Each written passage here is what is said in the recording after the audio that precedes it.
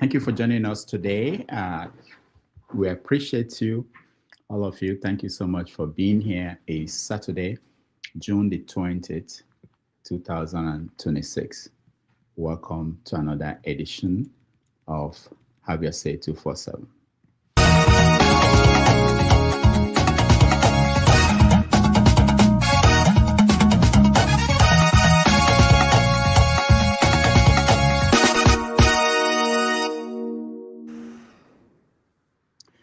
The people of Ekiti are electing a new governor or re-electing the old one. And the process started this morning. And as expected, everything that could go wrong went wrong.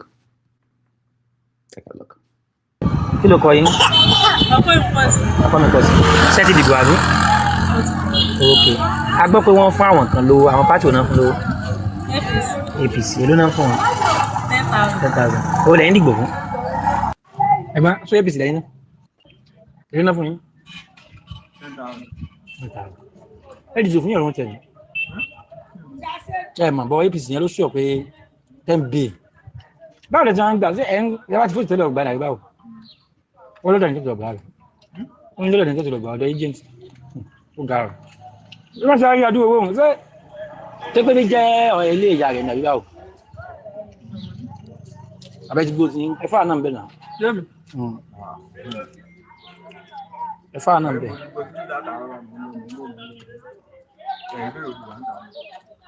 Ẹ̀fà náà ń ti wá. Àwọn yòókù nǹkan pàtì yòókù nǹkan. Àmọ́ APC gbogbo yín dìbò fún mi. Gbogbo àwọn èèyàn yín tó dìbò 10,000 náà fún wọn. Ẹ̀wọ̀n ṣẹ́ni kankan. Owó pọ̀ o.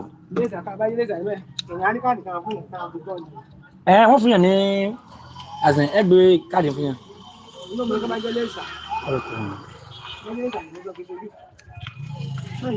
Ṣé báyìí owó yẹn pọ̀ ṣé torí pé ìyá rẹ̀ wà ń bí ni ìyá gómìnà wà ń bí ni. Ara náà dé ìlú náà. Èló ṣé APC nìkan ní fìyàn àbí ADC náà? Ṣé APC nìkan ní fìyàn lónìí àti ADC? Iṣẹ́ àmọ́ ẹgbẹ́ bó sáà pẹ́gbẹ́ fẹ́ bí ṣe lèmi ti gbowó. Iye tó ń fún yẹn náà ni. Èló ni ẹ wá. Wọ́n ń pè yẹn ni. A mọ̀ pé APC lẹ́sìn ìlú lè ní fún. Iye tó ń fún yẹn náà ni náà. Wọ́n ní 10,000 náà fún ẹnìkan. Àwọn yòókù sọ pé 10,000 náà fún ẹnìkan. Wọ́n máa sọ bẹ́ẹ̀. Wọ́n máa sọ bẹ́ẹ̀. Àti pé bẹ́ẹ̀ ló ṣe rí. Ẹni mo lè wọ́n ti gbọ́dọ̀ gbàdé kan. Tẹ́ bá ti di tán ẹ lọ ó débi tán ti ń lọ tẹ́ bá ẹ lọ jì náà. Níbo ni màá lọ? Ẹ lọ jì tẹ́ bá sì jì máa mú ibi tí wọ́n ti ń kọ́kọ́. Báwa kankan wà fún 10,000. Okay. Ṣé pàtì agent ni ìlú lọ báyìí? Pàtì agent lọ báyìí. All right, so this is what's going on. Political parties were buying votes. APC, they were spending 10,000 naira per vote. AD, they were spending 2,000 naira. Materials for the election came in late in several polling units, which is not something new. There were allegations of printed ballot papers that were brought to the polling units. We have videos of some of these atrocities happening in Ekiti. Let me show you some more videos.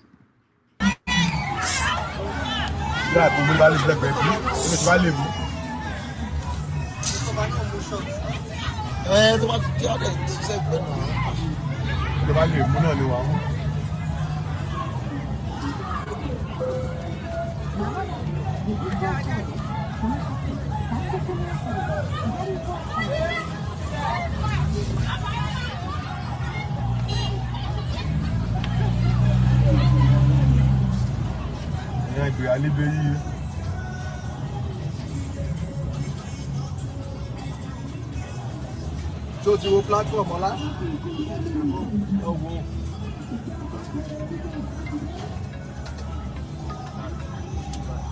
Hello sir.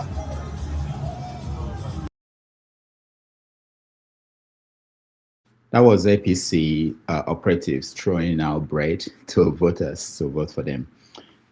Everything that could go wrong went wrong. There were underage voters. There were people receiving voters' card so that they could go and vote. This is just Ekiti State for governorship election, and all these things happened. Now imagine what will happen with the presidential election. Imagine what will happen when we get to the presidential election. All right. There was also election in Enugu North, by-election. At the same place, APC talks were suppressing votes, ordering supporters of other parties to leave polling units. That's the result. Nothing has changed. And if this small election in these small states could go this way, when the eyes of the media and the world is focused on them, imagine what will happen when we have election across the country. All right. The World Cup is still going on. There are games being played. United States, Canada, and Mexico. Yesterday, Brazil trashed Haiti 3-0. United States have qualified to go to the next stage, which is the playoffs or the knockout stage of the competition. I think they defeated Australia.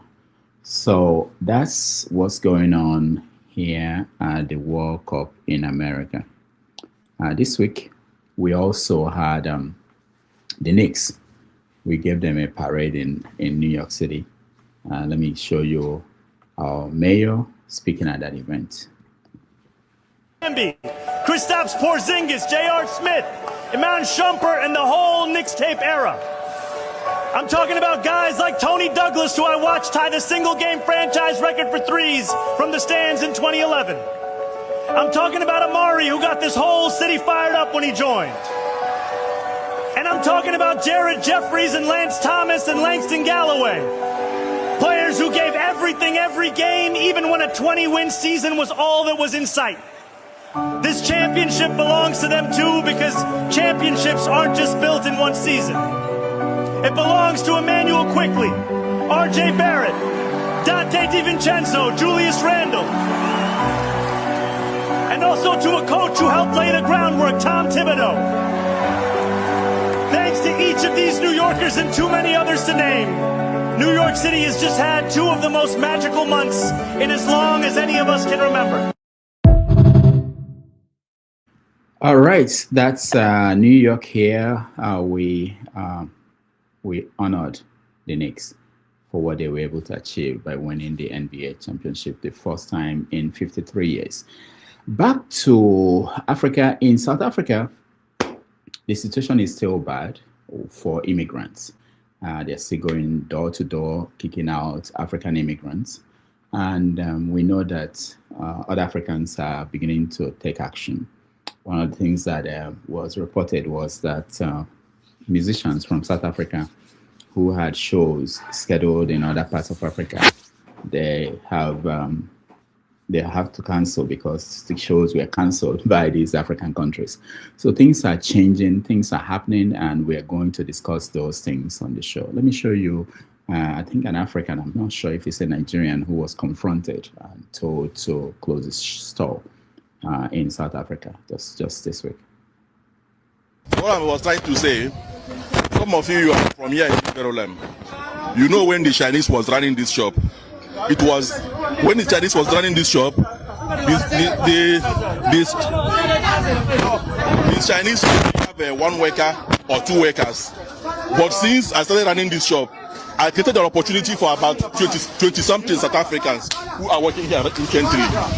You understand? I created the opportunity for about 30-something to 20-something South Africans who are working here recently. Am I lying? Am I lying what I'm saying? Am I lying? Am I lying? No, I have permits. Guys, just keep it short. Yes. We don't want any foreigner to run any business here, including you. So today you're closing. We've been telling you. Today we're closing. Closing. Okay, I have about 24 South Africans working inside here. What about them? No. The matter of fact, who are running the place? South African must run the place, not you. Not you. But I have the document. I have the right document. We don't care. Okay, guys. I'm not running a saloon. I'm not running a saloon. I'm giving the South Africans the saloon. I'm running a trade shop. The saloon is being run by South Africans, not me. Listen. I'm running the trade shop. At the back of the shop, I created a saloon for the South Africans. Did I do anything wrong? You must call your boss, but speak to your boss. So they've stated that you need to leave the country by the 30th of June. What's your take on that? When are you leaving? I'm a law-abiding citizen. I have all the necessary documents it takes to. I have run my business, paid tax for 18 years now. So I have the legal documents. I'm looking for the direction for the government. If the government insists that I should close my shop and go, it's coming from the government direction. I will close and go. So you are ignoring this organization? I'm not ignoring the organization, but at the end of the day, the organization stated that they are chasing illegal immigrants. I'm not illegal. I've run a business. I've had this company for more than 13 years, paying tax, paying taxes, employing workers, training workers by myself. How am I doing something illegal at that perspective? Yeah. Is that illegal? Not at all. So that's what I have my confidence. I'm ready to go. Yeah. What I'm telling them, I'm ready to go close. Even today. What I'm begging you guys is, get me a South African who is capable to manage this shop. I have 30-something workers here, South Africans, who, if you close this shop, they will be displaced. I want to make sure that while I'm going, they're in good hands. You give me money for my socks and everything, I will leave the shop for you. I'm even tired of all this harassment there and there. Everyone is tired. So I'm not arguing to go. My own problem is that I have trained workers over the years, for more than 13 years. It's a hard work to train good workers. They are here, a number of them. If I close and go, what about their fate? I told them several times, can you manage the shop? They said, no, the rent is expensive. Okay, calm down for me. I'm not going. I'm not leaving you guys behind. As long as I get somebody who is capable to manage this shop as South African, I will go. I'm ready to go. In short, you understand, boss? So what I'm saying is that you as a president can assignment, get me somebody who is capable to manage the shop. Let me explain something to you. All right, go. Okay. What we say, we don't want any foreigner to run any business. So if you close now, it's none of your business whether this shop is opening or not. It's none of your business. What about those South Africans who are working here? Who have the right? It's not your consent. It's not when you see No. It's not his consent. Who is his consent? Who is he? It's not your consent, brother. So you are like a criminal here. You are not allowed to run any shop. You are the criminal. Yeah. So we want all these people to leave here and close. Now, we've been telling you.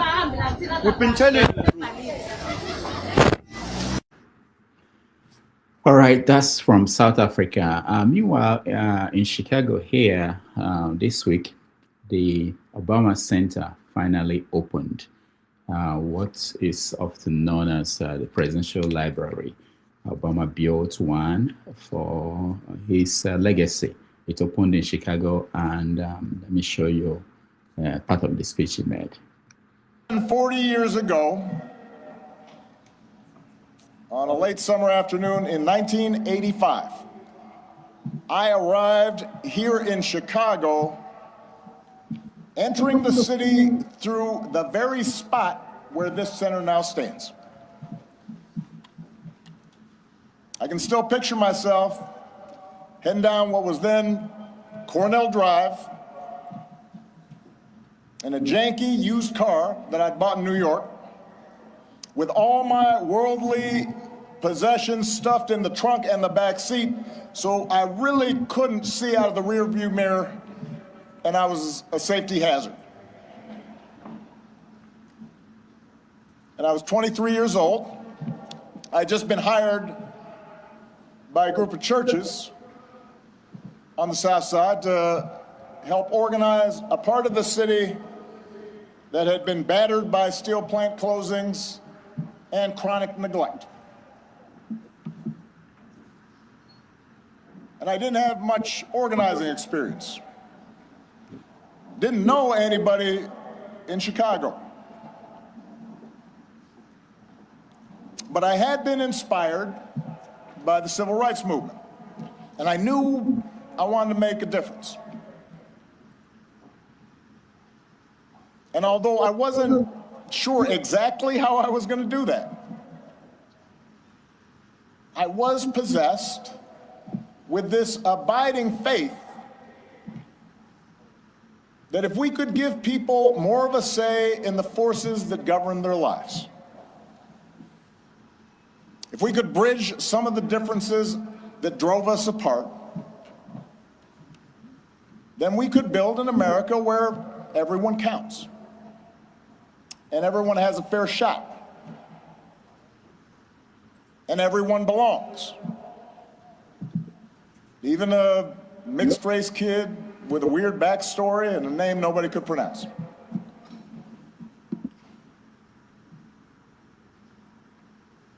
And it was here, in this city, a city of broad shoulders, that I found what I was looking for.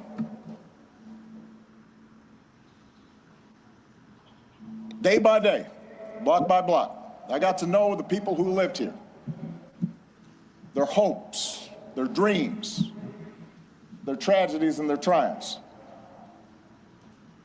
I witnessed their resilience in the face of hardship and the quiet heroism of a single mom raising her kids and sending them to college on a secretary's salary, or the priest electing to stay in the city and open his doors to at-risk youth, even as most of his flock had fled to the suburbs. I learned that leadership has less to do with titles or rank or chasing attention than with helping others find their voice, reaching their potential, and sitting around people's kitchen tables or on their back porches, spending time in church basements, in barbershops. I was reminded that everyone has a story to tell if you just care to listen. Sacred stories, full of courage and humor and grace, and that each of those stories in some way connected to my own. In other words, I found my purpose here, and I fortified my faith here, and I found my community here, friendships that would last a lifetime. And I found a girl from the South Side who has been my greatest blessing. Michelle and I, our wedding reception was over at South Shore Cultural Center. You could walk from here. Our daughters were born right down the street. This is where we bought our first home. This is where our kids took their first steps. This is where I launched my candidacy for the Illinois State Senate over at the Ramada Inn on Lakeshore Drive,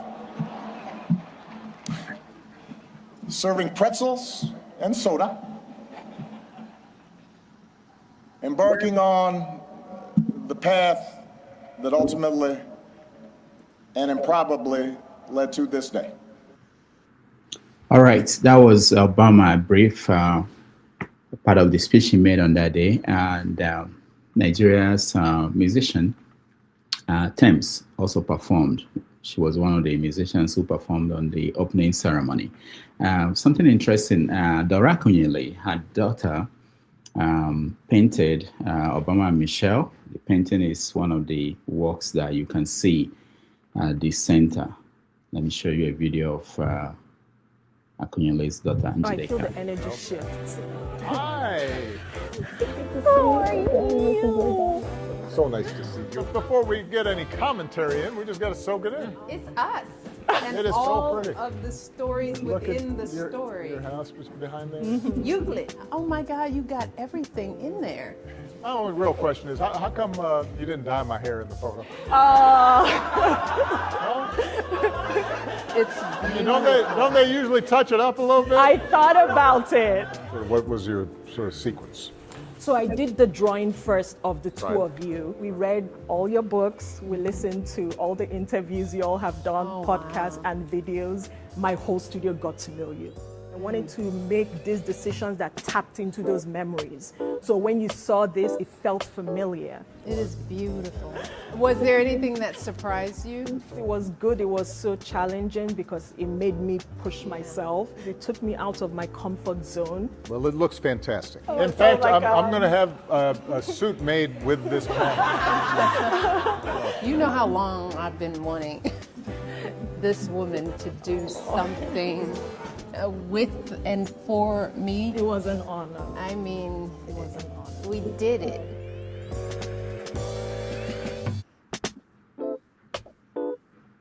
All right. Finally, let me point out that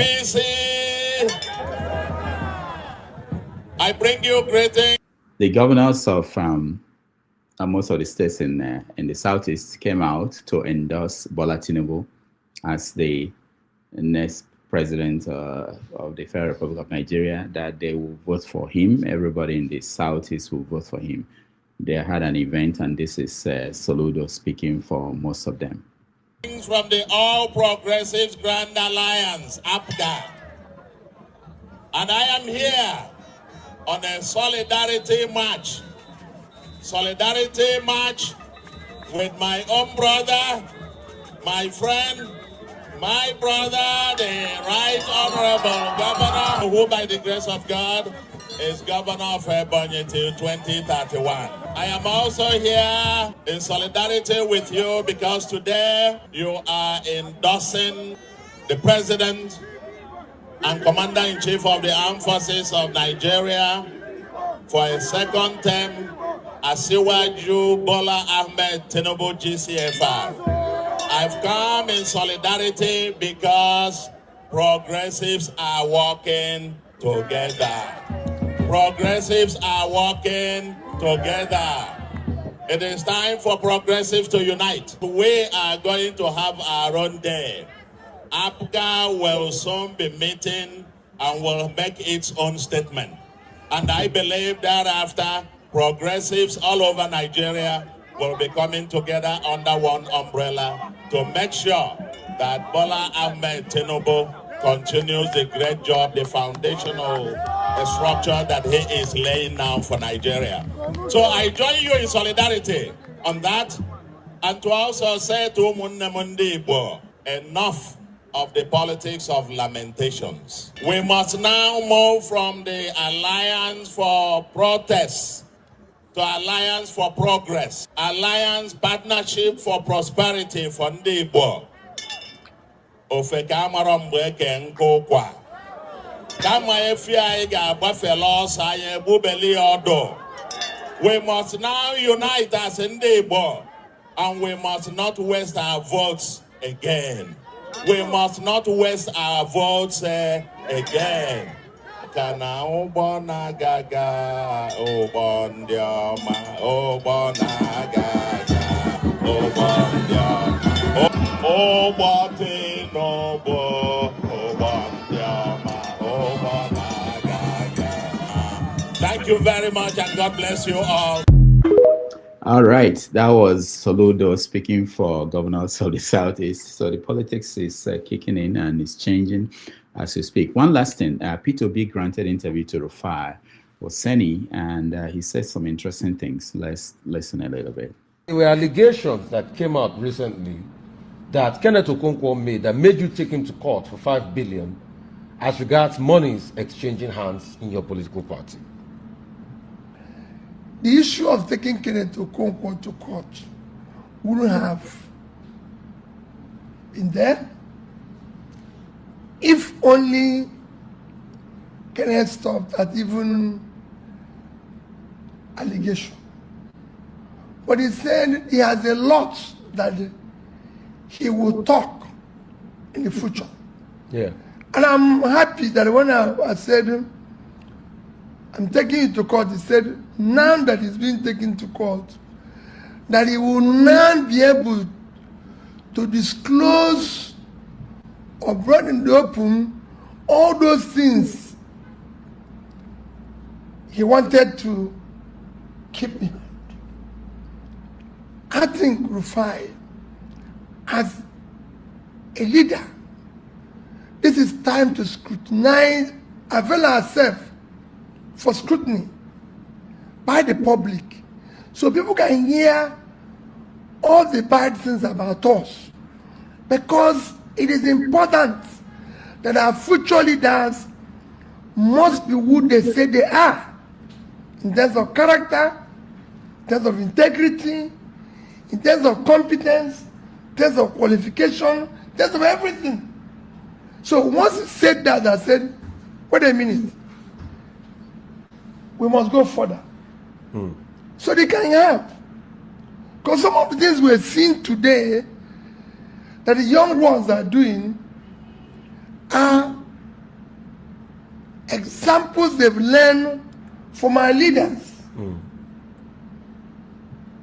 So this is time to ensure that those who are coming to lead us now must be people of character. Everything. No, don't. Because he threatened that it's not a good thing. Not just Kenneth. All right, that was P2B. So you want Kenneth to go and expose you? That's why you're taking everything. No, don't. Because he threatened that it's not a good thing. Not just Kenneth. Yeah. Everybody should not say those things they know that is bad about me or I did that is wrong, because it's good for the system. It's good for the society. So if you know that when we were in primary school, this man was cheating or didn't go to the primary school, didn't go to secondary school, didn't do, if you know this man has done something criminal somewhere, this is time to bring it up. We must not allow the next set of our leaders to have a record that is doubtful. Okay. All right. That's interesting. Just imagine what could happen in the next few weeks if people who knew things start coming out and start talking about what they know about some of the people who are running for office in Nigeria. But the most important thing for people to know is that election fever is on in Nigeria, and we're already seeing problems, just like the way they were in the past. And I want to show you, before the security thing started happening today, people have been going to polling INEC offices to pick up their voters card, and they've been having difficulties just getting their voters card. Let me show you a video. An INEC center. My chairman here, one of our rappel members, called my attention to it. See 5 girls, so after they will say the youth are not serious. They came, they would have been plenty with here. We plenty, people just left here just now. I even have a video also because it's so annoying. You send it for me. Now they'll say we don't want to get our PVC. See, the center that only 2 centers in Calabar. Sadly, this center is for Calabar municipality. The entire Calabar municipality is here, and the entire Calabar South is by the center at Etagbo.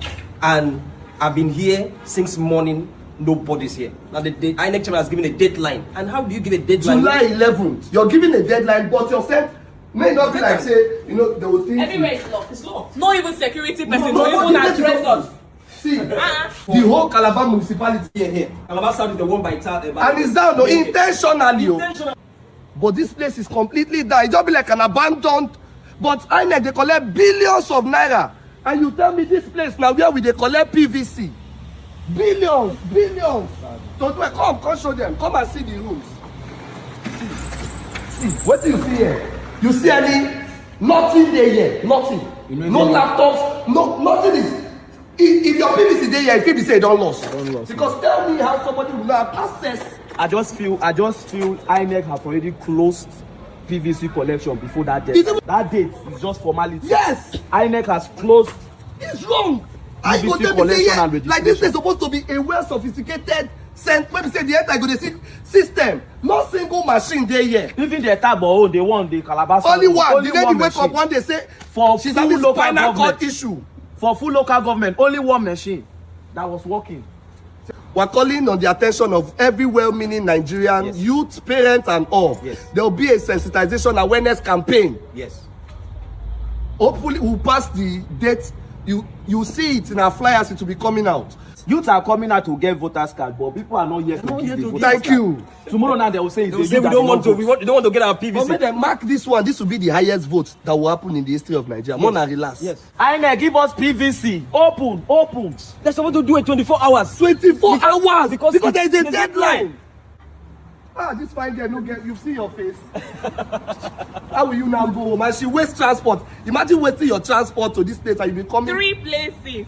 Can you imagine that? Highway, Etagbo. Highway through their headquarters on the highway. They say we should come back on Monday. That's how they've been turning. They'll be turning them every day until the deadline. They say no network. How does INEC office headquarters in Calabar? Don't have network. If you don't want to give us PVC, let us know, please. So we're leaving. If you're in Nigeria, share this video. Let it go to them. Let them know that we are aware of their plots, their plan.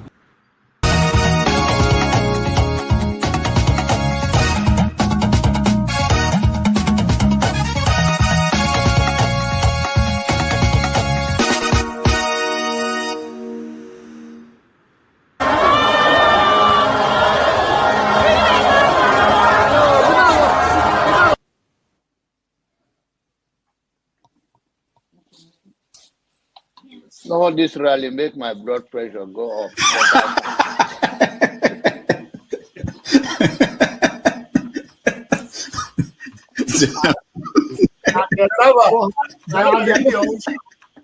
the people who are asking a platform for him, who are supporting him. So you should get a filter sometimes. Filter your thoughts before you say. I'll continue to take blood pressure medication. Why are you getting high blood pressure, Jonava? Now, I'm not taking medication for myself. I'm taking it for people like some of you guys that after the January, February something, and then people like Soludo that is a good spoiler. I thank God for his life. He's working for my. And I am ready to die defending Nigeria in whatever way. When it is God's time for us to go, it is you not took my time to talk. You are ready to defend Nigeria. I gave you my comment. No, I'm coming. Alexi, hold on. You already started. What I'm saying, defending Nigerians is this. I gave him my time and he's using it to defend Nigeria. No, sorry. I'm sorry. I hope that Nigeria wins. I'm never going to wish any president evil so that I can say I told you so. No, I won't wish them evil. I hope. You see, I'm not praying. There's no point. I can't pray for Nigeria to be fine. I only hope that Nigeria wins and Nigerians win. Because if you choose a dodgy doctor who has a dodgy record, who has, all sort of accusations leveled against him, to say this doctor, we think he's done this, or this doctor, this surgeon. Yes, he's a senior surgeon, he's the most whatever surgeon, but there are a lot of accusations leveled against him. If you choose him to operate on you, and you tell me to pray for you that it doesn't kill you surgery, what's the point? I can't pray. You might make it, you might not make it. My prayer won't change anything. So I hope Nigeria and Nigerians win during Tinubu's 4 years. Thank you. Thank you. Uncle, right? I have the right to address Showore the way I like. You don't know what Showore did to me. So learn to control your emotion, right? That is the only thing I'm going to tell you. But if you don't want to control your emotion and you insult me here, I'm going to insult you 100%. Okay. You understand? You cannot insult me on a normal ground. Fiscally, you can't insult me, right? I will treat you like a child. If you insult me physically, I will handle you like a child. I don't care your age. Do you understand? You are powerful over the camera, so you can say whatever you want to say, but you can't dare say it to me physically.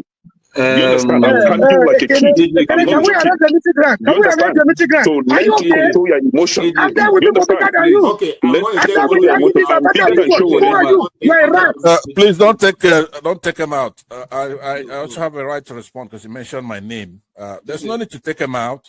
All you have to do is to meet them or something. And you're taking too long I to didn't call admonish you to them. make comment.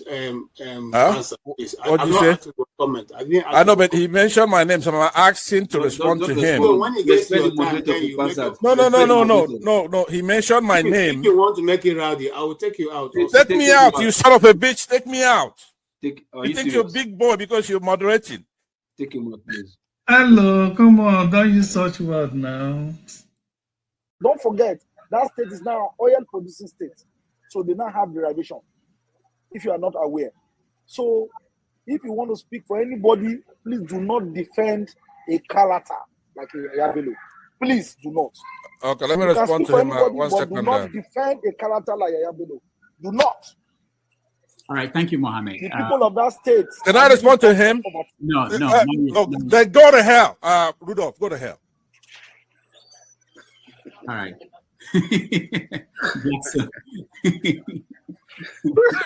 Rudolph, I've never seen this part of him before.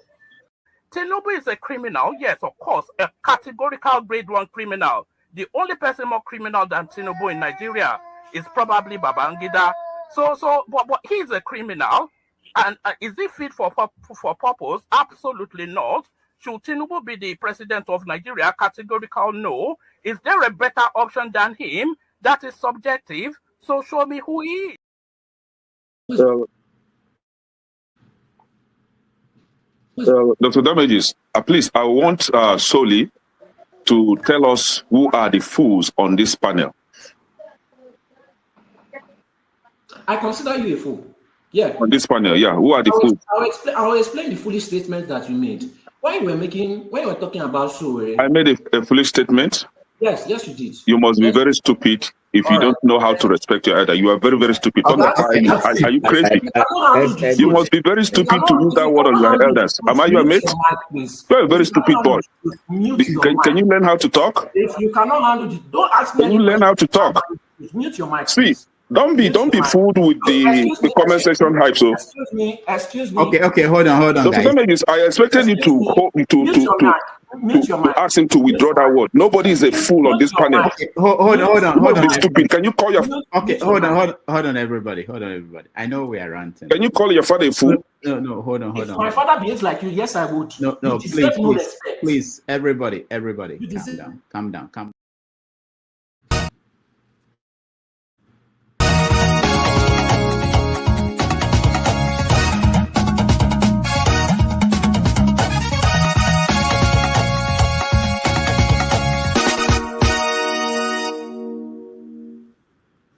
All right, welcome everybody. Thank you so much for joining us. And it's another Saturday. I know that people are busy. There are so many things going on.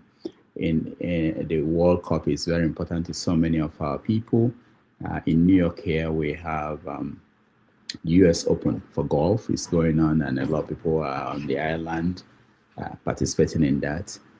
Of course, we know that in Nigeria, there's election in Ekiti and in Enugu, a by-election in Enugu, and people are interested in all those things.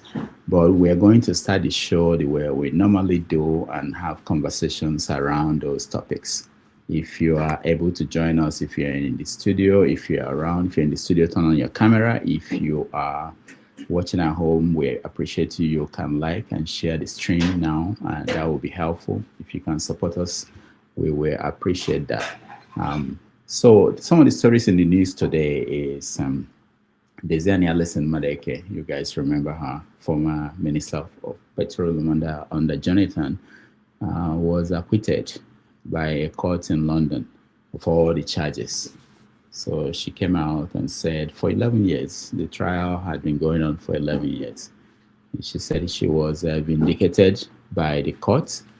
Some people in Nigeria are saying that that's not the end of the case. It shouldn't be the end of the case. Deziani, but it was a surprise to so many people who thought that there were so many evidence presented by the EFCC. Nigeria's EFCC was also in court presenting evidence to support the fact that she collected bribe. But those things didn't matter. The courts acquitted her, and we don't know what next she will do, whether she will come back to Nigeria to participate in in the process, electoral process. And meanwhile, we mentioned at the beginning of the show that in South Africa, a lot of Nigerians are stranded because the federal government initial attempts to remove them from South Africa, something happened and it's stalled. So there are some Nigerians in South Africa who are stranded and they are looking for a way to get out. They can't go back home because it's not safe for them wherever they lived in South Africa. And the Nigerian government is not able to take them out of the country. So we will be watching that story and getting your comment on that.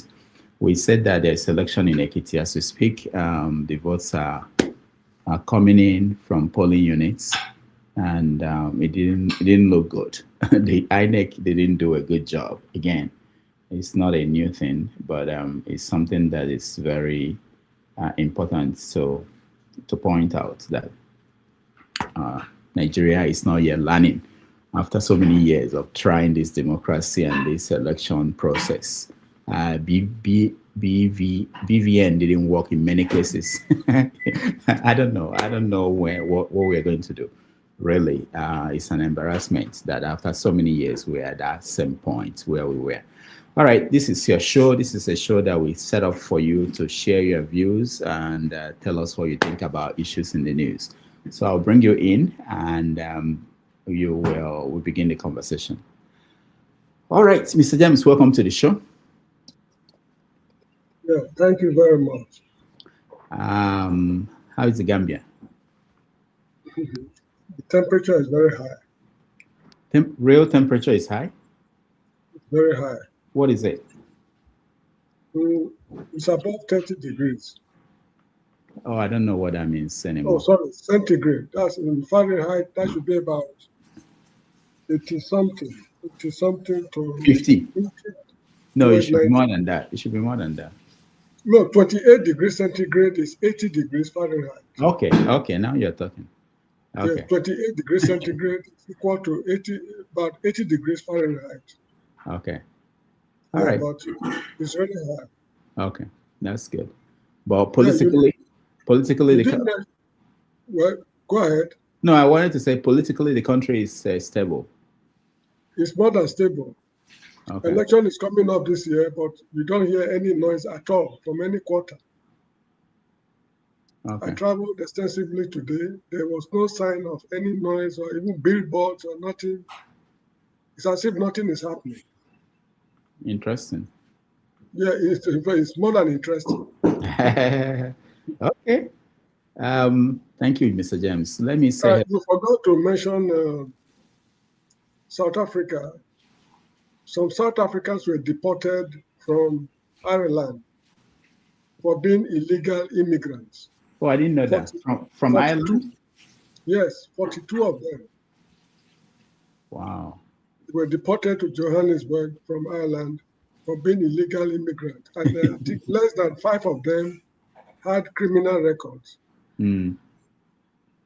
Check your WhatsApp. I sent it to you. Oh, okay. I'll check it. Thank you so much. I didn't know. Thank you. Okay. Jagun, welcome to the show. Good day. How are we all? Good. How are you? Very well. Very well indeed.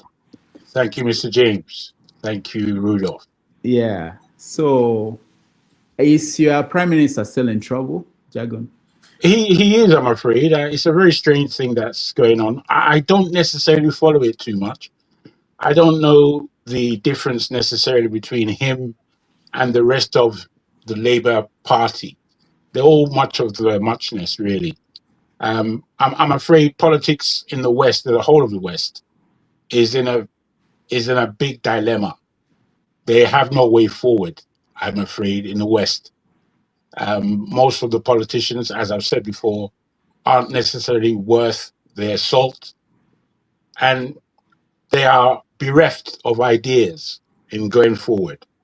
The only idea that allows them to go forward is the third world, is Africa, is the global South, where they would continue their oppression, and we, in our stupefying manner, would accept their oppression.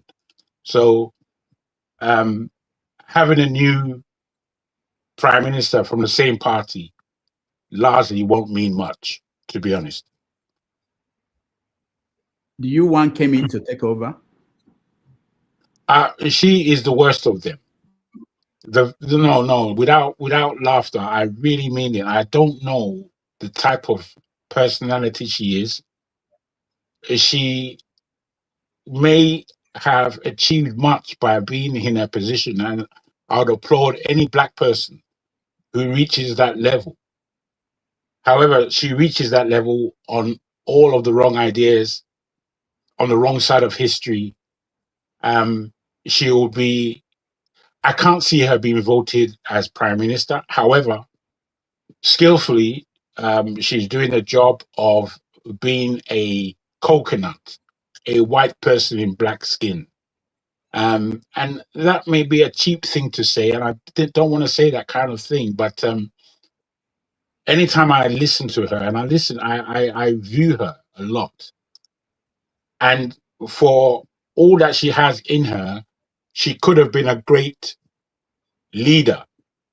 But unfortunately, again, she leads from the perspective of white supremacy. White is right.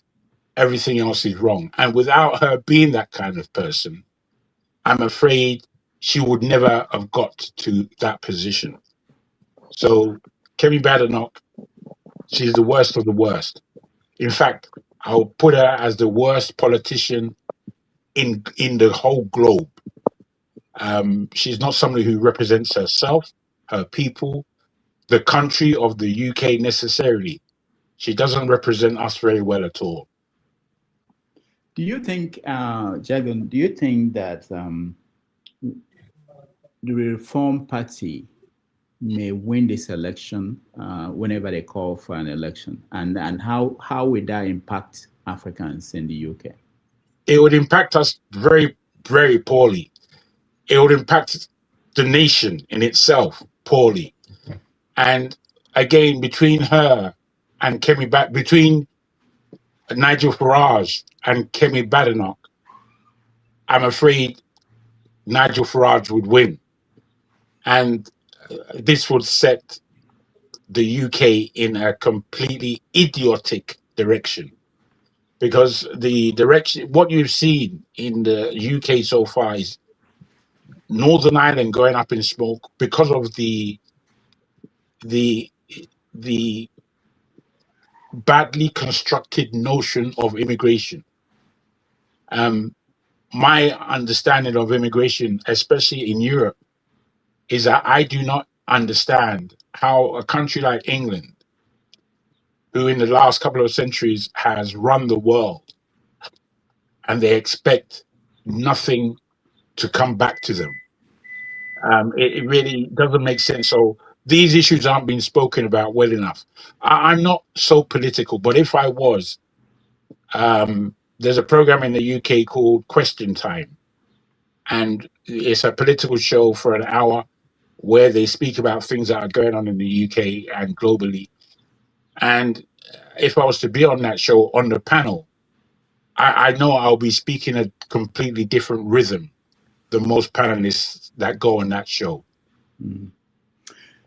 Thank you, Jagun. I was reading somewhere this week. I saw that the GDP of the UK will have grown by 6 to 8%, but it didn't happen. Let me reframe it. That what they lost for leaving EU was 6 to 8% of GDP, yeah, which is something interesting. All right, let's see. KJ, welcome to the show. KJ, you're muted. We can't hear you. Technology, they crucify that guy. KJ, can you hear me? I can hear you very well. I don't know what Jagun is saying, but good to be here. Thank you for hosting Dr. Damages. Nice to have you. Yeah, Mr. James and Polo for real. Thank you also for coming. Okay, do you want me to make a comment? Yeah. Just tell me what are you watching? What's going on? around you? Okay, in the US, one of my very cherished leader left office today. Yesterday was our final day. That's the director of the NS, Tosi Gabe, handed over her last and left us the bombshell of the files of what happened during the COVID-19. You can go watch the video. And then, of course, the US took a delivery of their new aeroplane, the Air Force One, which we are all excited about after 33 years of service. The other one is retiring. And that's what you call a nation. 33 years, even though they have all the money, they could have bought everything, but they used one plane for 33 years. And now that plane is retiring. I think that is very good stewardship of the people's money. And people can see what you are doing with the money. Having said that, yeah, in the Nigerian scene, many more people, the heroic action of the people of the Abia State people and the some part of I forgot the second state, where the kidnappers kidnapped and they surrounded their forest and got the people back. No ransom paid. Everybody was rescued alive. I think that's what the youths of Nigeria should now gear up for, because that is the time we have come to. And so no more, relying on government, because government is not going to come. And then on the issue of my dear sister, whom I've always maintained, though she may have, by the way, Rudolph, do you know that gift in Nigerian office is not known as bribe? So if you're in the office and I come and give you a gift, as long as it starts gift, it cannot be, you cannot be accused of taking bribe. I just discovered that yesterday, So for all those who came, if they gave her, millions of dollars and they call it bribe, they call it gift, probably in Nigerian content, you're not taking bribe, it's gift. Having said that, I am happy that she's been acquitted. I am happy that the court in England, when I say England, emphasize the word England, which I think is still very thorough. I think they try to go between, not necessarily trying to play behind the gallery, upheld, because she's not the first Nigerian leader to be tried in England.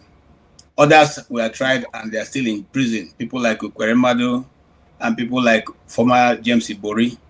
So for her to have come out clean on 6 counts means that there was nothing really to hold her to. I saw today that a senior advocate, Obani, is saying that she still have a case to answer in Nigeria. That's always the problem. The kokoro that eats the vegetable is always in the kokoro. I don't know why Obani have not been able to hold accountable those who are with him in Nigeria. He has not called them to order. He has not called the EFCC after them. It is Diezani Alison-Madueke that you are concerned about. After 11 years of grilling her and her lawyers, this is the result we get. And I'm glad about that. I am glad. I say that with my full chest. You understand what I'm saying? Okay. Why are you glad? Why am I glad? Because just like she said, one of the things I realized in Nigeria is that they try to make somebody else the scapegoat, even though other people may have committed that crime. Majority of them who played alongside with her, who were urging her, who were directing what to do. You see, Jago, let me shock you how the Nigerian corrupt system is. You are a minister. It is your subordinates that come and tell you, "Oga, don't worry, approve it. We know how to cover it." I don't know if you understand what I'm saying, Jago. It's not necessarily you making the move, and I'm talking from place of high, experience. They tell you to go ahead. We know how to. Oga, we have been here, now we're here. Nothing they happen, and then you go ahead foolishly, and then you find out that at the end of the day, it is you who answer for it. So I don't take too much time. I think that is, what I have followed, apart from the football that has become not what we used to know. It has become a no man's land. It doesn't matter whether you think the team is small or big. Cape Verde surprised the whole world by creating a new history, beating Spain, who have They happened to didn't be. win. They didn't beat Spain. Be accurate. What they do? They drew. Okay, so they drew. Imagine a country that's less than how many million people, and drawing with a 6-time world champion. I think that's a feat. And whether Jago likes or not, the world causes a history that has upset football history. And Spain has won the World Cup once. Who? Spain. Is it once? Your knowledge on this is not very good, but please continue. Okay, yeah, maybe it's a bit. Don't look at me. I have no idea. Okay. It's okay. I will check, but I know. Okay, maybe I'm confusing Spain with another country. All right. So, but that's where it is, and I take correction if that's what it is. Jagun, I'm not there. I'm not there. I only watch national match. I don't watch all the other nonsense goes on. All right. Thank you. All right. Thank you so much, KJ. And you mentioned Alison-Madueke. I know at the beginning I wanted to play a video of her reacting to the judgment. Unfortunately, I don't have it still. I had it a few moments ago, but I don't have it now. But I will get back to that. I will get back to that and play that video. Pulo, for real, welcome. It's been a while. I've not seen you. How are you? Pulo, for real. Can you hear me? Yeah. How are you doing? Unmute yourself. Yeah. Okay. Hello. Yeah. Hello. I hope I'm audible. Am I audible? Yes, we can hear you. Oh, great. Well, thank you for the opportunity. Yeah. Once again, I'm back. Yeah, you're back. What's going on in your part of the world? I'm not sure. You are still in Maiduguri? What is dominating the northern political sphere is the famous singer Rarara. Okay, just to put in context, hold on, KJ. Hold on. Polo, go ahead. Polo, go ahead. Yes. What is dominating the political landscape in the north generally is Rarara, a famous singer, very influential in the north. Yeah. Accusing Davido of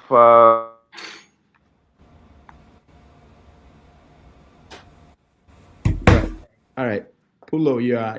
Am I audible? We lost you. You said accusing Davido of what? Yes, accusing Davido of embarrassing Nigeria at the world stage because Davido wore a garment that shows the name of the kidnapped kids. It's like, why is Davido exposing Nigerian secret? So the backlash from the north is enormous. Like, if you celebrate celebrities from the north who are actually suffering more from the kidnapping cases, you cannot come out and condemn these things. You have direct access to the president, by the way. You cannot come out directly and go against this thing, campaign against it. Davido have the balls to do that, to say the government should step up and rescue those kids and rescue everybody and provide security. You that have it, you are trying to say Davido, he's even threatening to sue Davido for doing that, writing the name of the kids at the world stage, the Nigerian government to do something about it. He thought, anyway, he has been defending APC since the inception of Warrior up till date. It's not unusual, but the backlash is very, very, very huge. Like it exposes the northerners. You have celebrities, you have singers, you have actors, you have everything, but you are not using your platform and your audience to tell the government what it is supposed to do. In the South, it is not like that.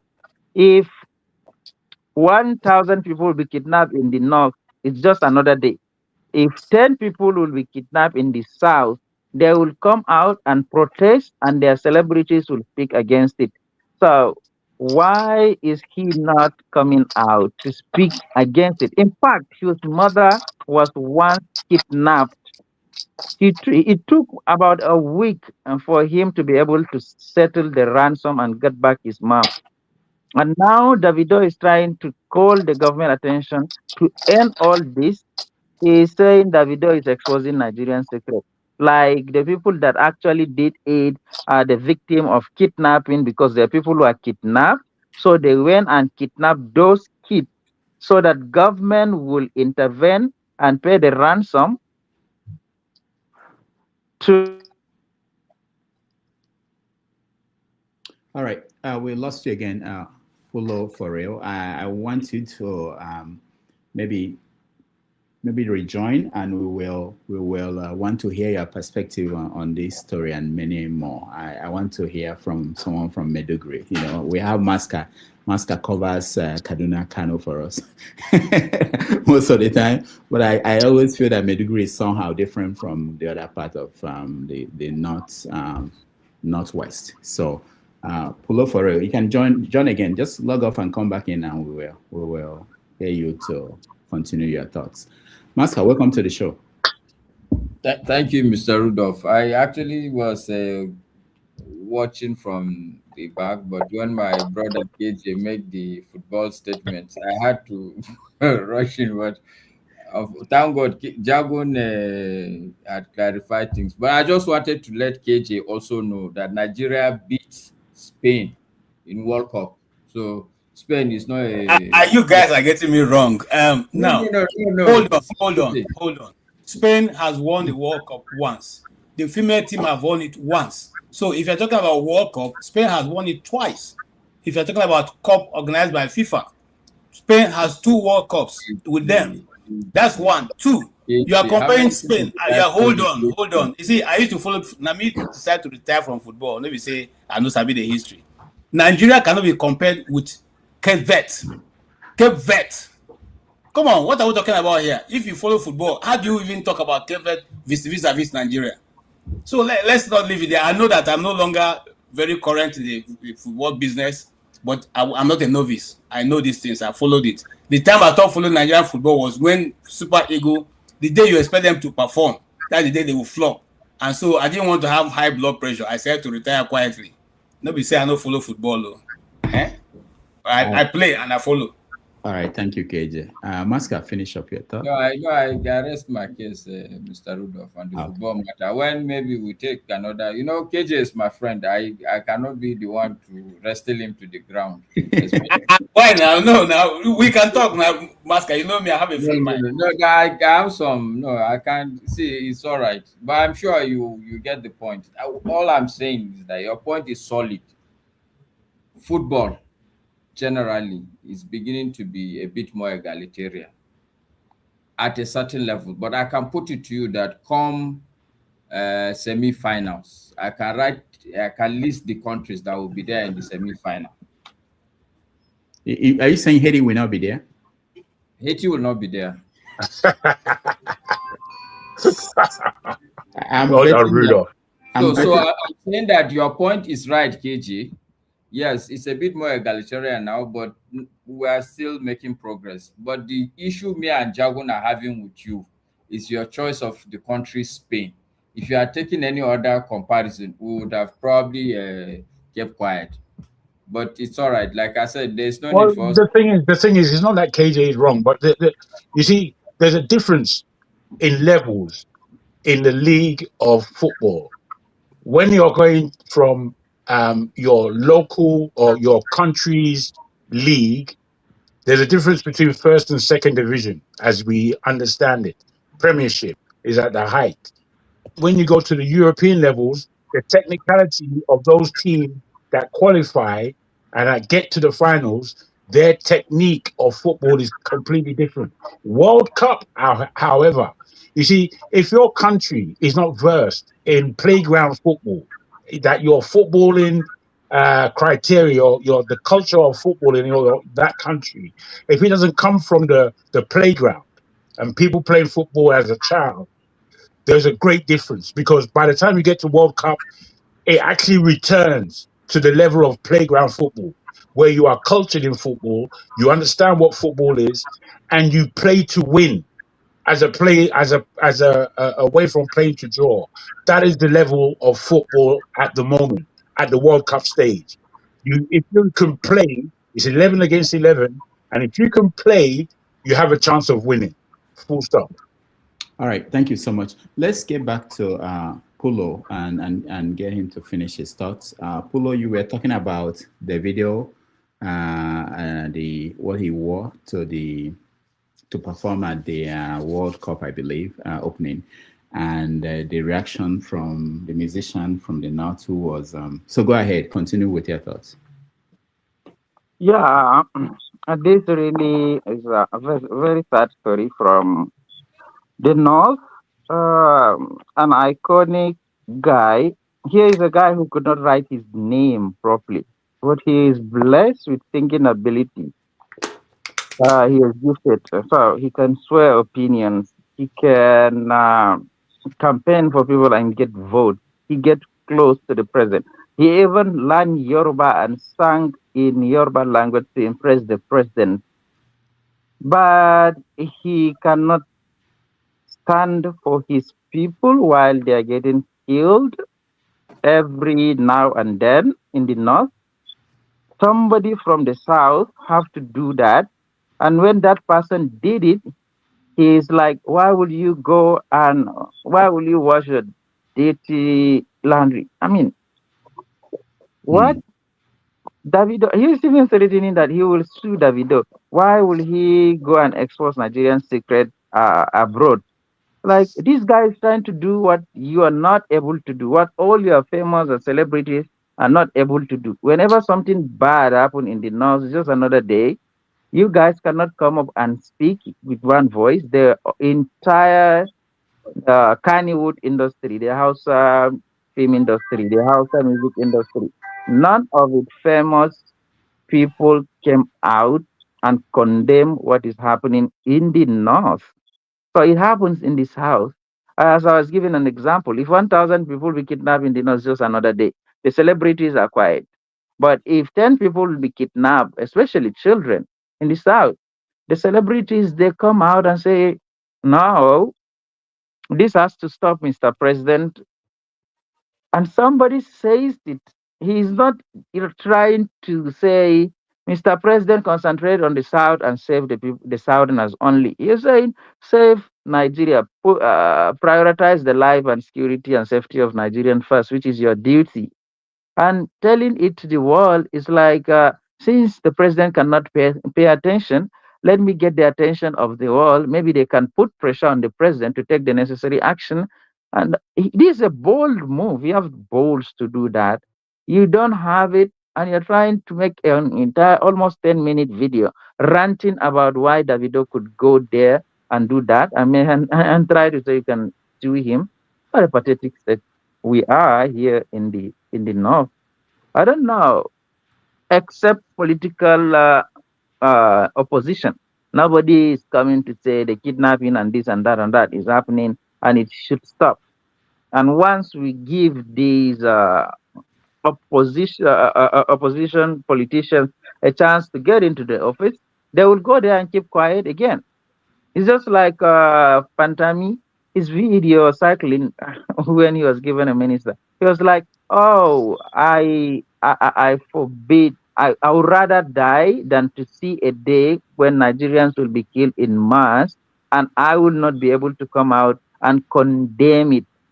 That was when Jonathan was the president. Buhari came into power and gave him a minister.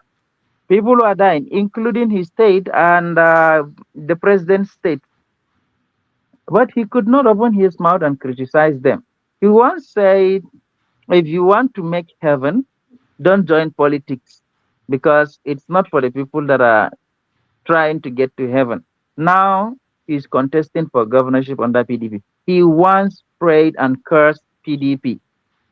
Entire sermon, Friday sermon, cursing PDP alone. Now he is the PDP flag bearer. So I don't know how this religion stuff plays out in Nigerian politics, and why is it that somebody that could not write his name, the Rarara that I'm talking about, because he is famous in singing and he can meet the president, Somebody that is well educated and is reasoning very well came out and did the right thing, then you're trying to condemn him. He's not trying only to save his people, he's trying to save the entire nation. Get rid of this insecurity. It doesn't matter who is committing it. It's Fulani, is Hausa, is whoever, Kanuri, whoever is doing it. Tackle it. All right. But you have access to the president, you're just dumb. And this is pathetic. And you can see the pattern all the way down. Nobody that is famous from either Hausa film industry or Hausa music industry from the north that is coming out and doing the same thing that the Southerners are doing, using their platform to say the right thing and challenge the government without fear. I hope the North will wake up one day and start reasoning with their senses and not being just selfish to just get money and keep quiet while others are dying. Thank you. All right, thank you, Polo. Let me just point out that Reno Mockery also challenged Davido for that, and he wrote a piece on his social media where he criticized him, almost saying the same thing, that you don't go out in public and do this, and So, but the good thing is that from what I'm hearing from you, the reaction of regular people, because that's what matters. Maybe some people you were expecting to speak up in the north might be afraid how people will react. But when they see that people don't support the kind of politics that Dauda, I think the guy you're talking about is Dauda, that's his first name. Yes, Dauda Rarara. The kind of politics he plays, that people don't support it, then maybe more people will want to get into that activism. Okay, but thank you so much. We'll come back to you on another. Yeah, I only know 2 people. There is one soldier boy. He participated in. He's more exposed to the ways, and he's very intelligent too. He opposed it as well. He's the one that he's the only one that I know that speaks out without fear. But he's not in Nigeria now. He's in the US. I don't know. But nobody is even chasing him. But he's saying the truth. There's certain people are even calling him an apostate because he posted a video where he says prayers alone cannot save the country. There are countries that are considered atheistic, communists. They don't believe in God. They believe in work. Work first and then pray second. Start with the work and then pray. People started calling him an apostate. Why will he say prayer will not save? So if you want to make money, you cannot just sit and pray for it and it will come. You have to go out and work and get the money. So why would you be in an appalling situation? Your people are dying and then all you can do is pray, and all your imams, what they do in the sermon is just, oh, this is a trial from God. Just pray for it to go away. How will it go away? He's very pragmatic. You have to take initiative to stop this thing. But people are calling him an apostate. And he have to, he didn't retract. He is still adamant that what he said is true and he stand by that. And I like, as you said, maybe they are opening our eyes. Maybe more people will start coming out and speaking against it, since the backlash from Rarara's video, Dauda Kahuta Rarara's video, is enormous. Maybe people will start coming out and expressing the dissatisfaction from what the government is doing. Thank you. All right, thank you so much. Let me just point out that the video responded to Reno Mockery. I think he's posted Umu Bingo. That was his one-line response to Reno Mockery. Maybe KJ will interpret what that means. But let me go to Mazapara first. Mazapara, welcome to the show. Yeah, good evening, doctor. How are you? Good evening, my friends. Long time no see. Yeah. I don't know whether you saw Wike last week or this week, sorry, in Abuja, dashing the judges their new duplexes. Did you see that? Yes. We have that video and the reaction to that. That was a match. It was shown in March. Was it commissioned in March? No, I think this happened this week, I think so. This week? Okay, hold on, let me see. Are you talking about this one? Let me see. And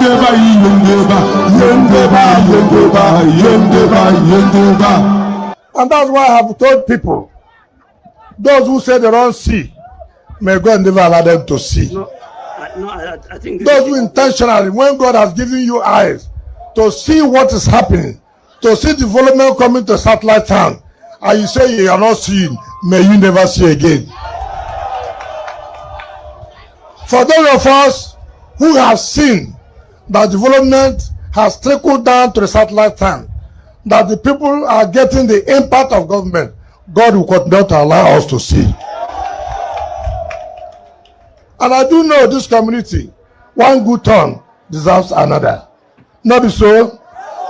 If you do for me, if you fall for me, if you push me, if you hate me,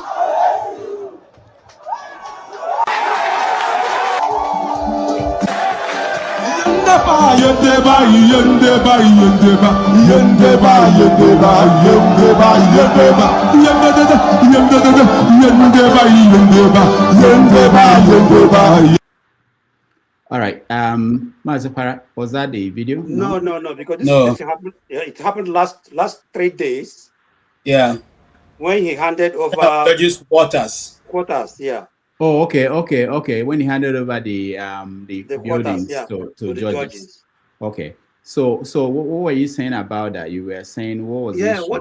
I mean, because I don't know how it functions in America, but over here, judges are civil servants. They are paid salaries. If they want to have have their private houses, or they will go for mortgage. They will approach mortgage banks and get loans from those mortgage banks. So I don't know why should a minister should build such mansions, duplexes. Okay, Mazi, hold on, Mazapara, hold on. Make sure that So these are the houses. They are people judges. Wow, you can see they are glorious. And I think they also have some for the Federal High Court judges. Well, people are saying that it's a way of shutting down the judges, but I think that's the responsibility of the executive. They build out this for lawmakers. So what is wrong with building for the other arms of government? I don't see it so. And recently we have seen cases also being won, even by the opposition. The same appeal court just yesterday overruled Justice Peter. So, and INEC, that people have also complained about, is also making a case for the parties that were asked to be registered. So I do not think, but whatever it is, the bottom line is, let the judiciary be strengthened. If providing this type of houses to help them to get their job done well, they should do it, because we must save this democracy and we must save Nigeria. So far, I can tell you that Tinubu has done well in the FCT courtesy of Yeso Wike. You may not like it, but you cannot hate what he has done in the FCT.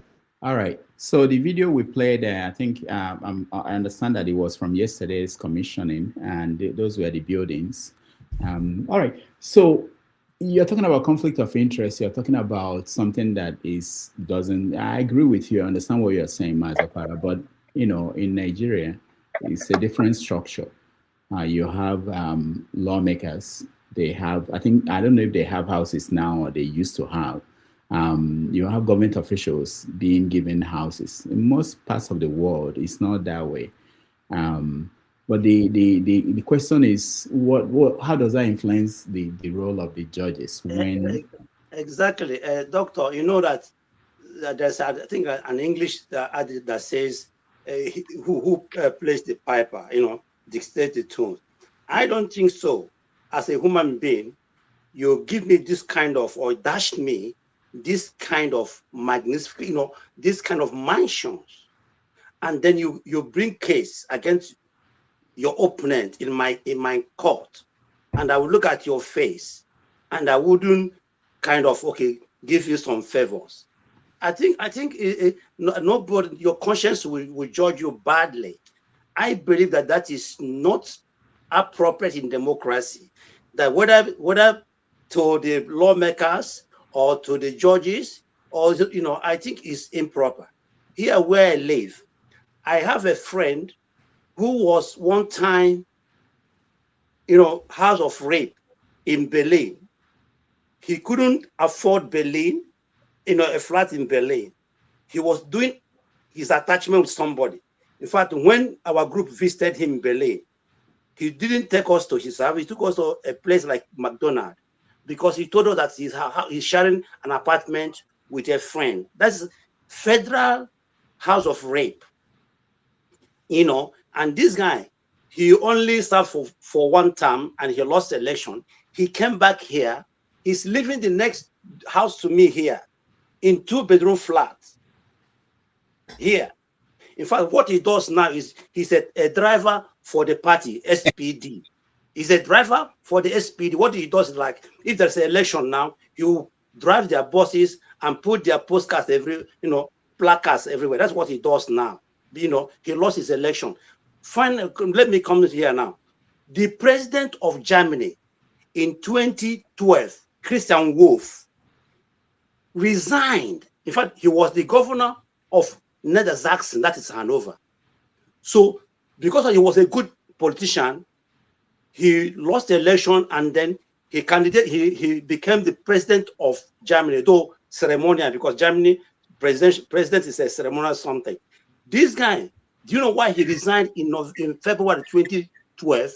Because his house, the mortgage on his house, he got a lower mortgage interest because of his influence, and the bank manager was his friend.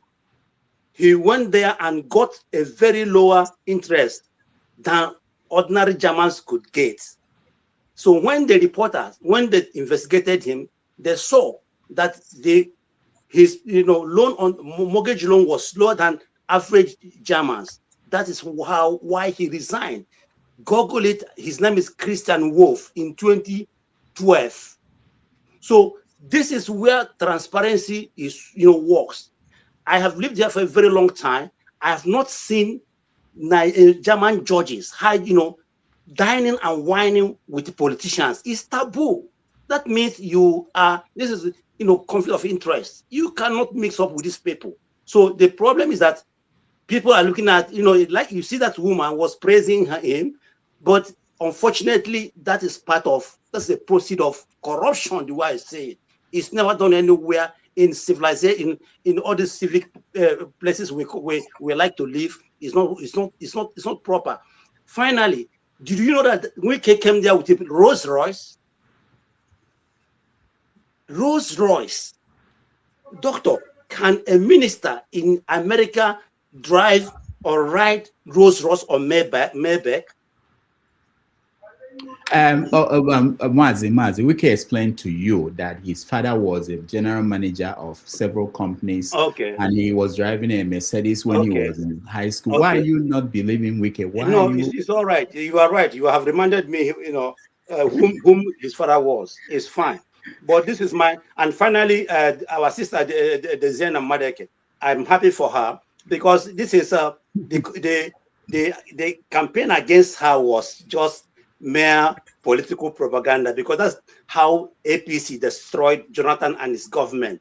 That is how they started. He looted. In fact, they even seized a diamond bra from her, a diamond pant from her. All these were just to tarnish the woman's image. Today, the woman is free. The same court that jailed Ibori freed her. But if you come to Nigeria, they will say, no. That is a corruption. Maybe she bribed the judge and this and that. This is Nigeria. When it goes, other way, they will be happy. When it goes other way, they will be unhappy. That this woman was destroyed because of she's Ijo, Two, she married to an Igbo woman, Igbo man. Secondly or thirdly, she was the first petroleum minister in Nigeria, a woman. That's why they destroyed her. Okay, for example, my question is this woman, was it the first petroleum minister? Because since I was... Mazi, we'll get to this topic. We'll discuss it in general. Okay. We're just saying hello now. So Okay. thank you so much. Yeah. Thank you for that. So thank you. I appreciate everybody who weighed in and giving me an idea of what they've been looking at. We are going to also, we have this situation where ADC was a court, the registered ADC. It would have been a serious situation in the country, and appeals court, I think, reversed that. I'm not really sure, but they reversed that. So that was something also that was very important that happened. But let me tell you, Maz, before we continue, Uputa, the old judges we had, after we got independence, they wouldn't do these things. They wouldn't hang out with politicians. So it wasn't as if we didn't have that foundation. But just like everything in most countries in Africa, gradually we started going down the path of that led us to where we are now. So. But we touch on all those things. But let's start the show properly and pick a topic, and we will use that topic to be our beginning topic for the day. Thank you, everyone.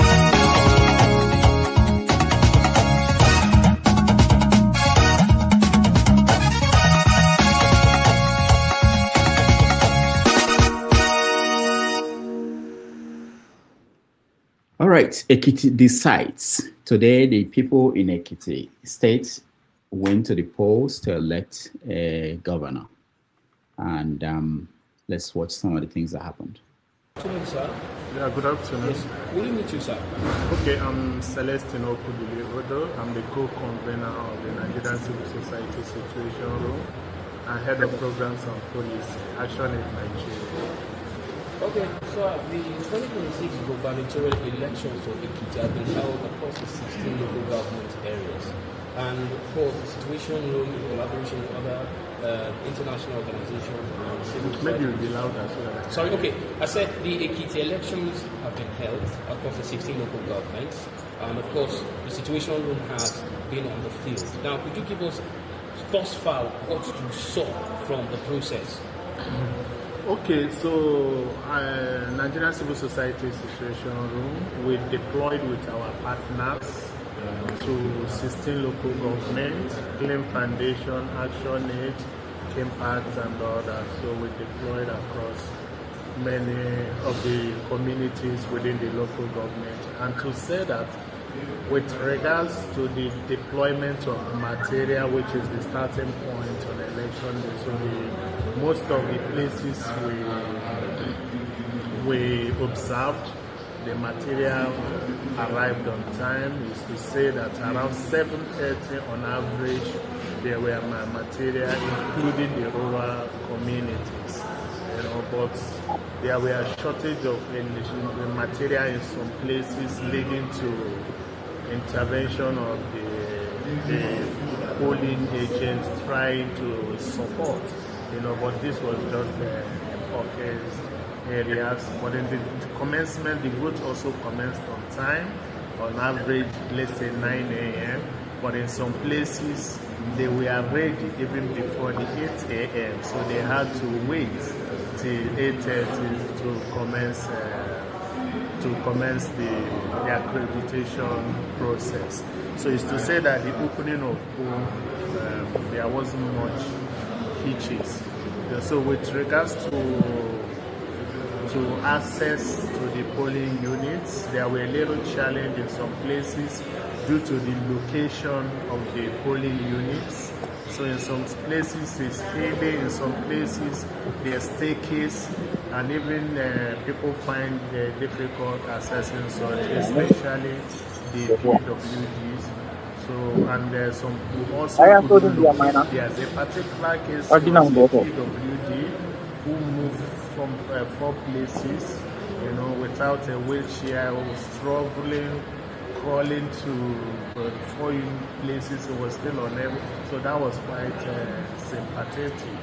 So I think it's also to factor these PWDs while planning this, in terms of assets, in terms of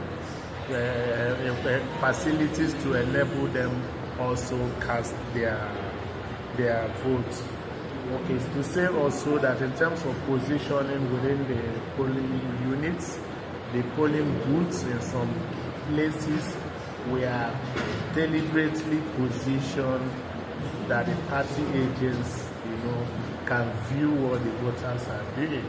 So in some of those places, we had to call the attention of the INEC officials and the security agents, to be able to intervene and reposition, such polling booths. So, but that was pronounced, especially, when you leave the metropolis towards the rural community. Okay. In some communities, we got full reports of vote buying. So we just want to confirm if you also got that particular information while you were carrying on. Okay, so yeah, in terms of vote buying, there's a paradigm shift in vote buying. To put it. There were reports of vote buying during the election. I will show you somebody who was reporting that. Okay. A gbọ́ pé wọ́n fún àwọn kan lówó, àwọn pátì náà fún lówó. APC èló náà fún wọn. 10,000. Owó lẹ́yìn dìgbò fún. Ẹ̀gbọ́n sọ APC lẹ́yìn náà. Èló náà fún yín. 10,000. Ẹ dìjọ fún yàrá wọn tẹ̀lé. Ẹ mọ̀ bọ́ APC yẹn ló sọ pé 10 bill. Báwo lè jẹun gbà sí ẹ̀ ń yàrá tí fún ìtẹ́lẹ̀ ọ̀gbà náà báwo? Wọ́n ló dà ní tó ọ̀gbà rẹ̀. Wọ́n ló dà ní tó. All right, so those ones are reporting that APC, they were sharing 10,000, while ADC, they were sharing 2,000.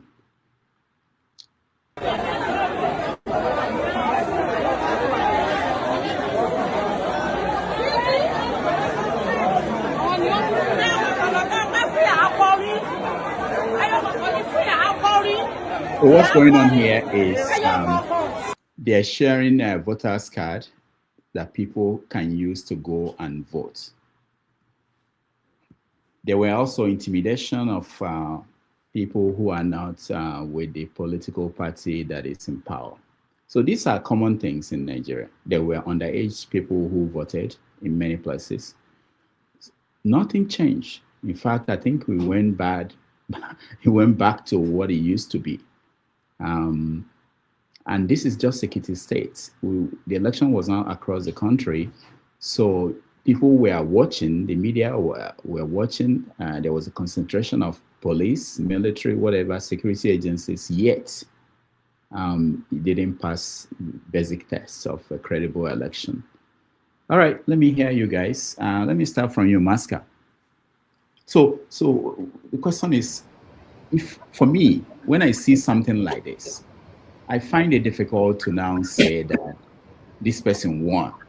This person is the governor-elect of this state, because obviously it didn't pass the basic test of a credible election. What do you think? Well, my position would remains the same.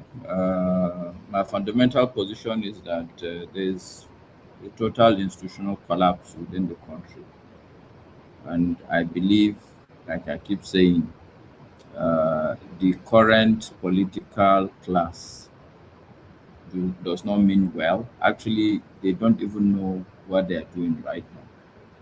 So for us to look up to them is a waste of time.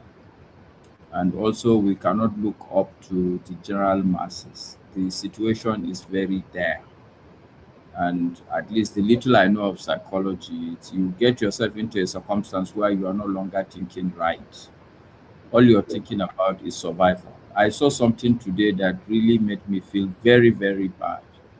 There are these people, you see a lot of people now are just struggling in the country. They look for any way to survive. So you see a lot of people roasting corn by the roadside. And it rained heavily today in Abuja. What really tore my heart apart is I saw almost like 20 rows of people, the stance of these people doing the corn. The rain, I'm sure, was so sudden that you see the corn, they've roasted it, it's there, rain is falling on it, they've gone to look for shelter. And for me, it's very clear that these people, the corn will be wet. Who will stop and buy a wet corn? The rain will be long. Most likely, I'm sure the rain stopped probably around 6 or 7. So these people that have struggled to even find what they will just be living from hand to mouth, they will be wiped out.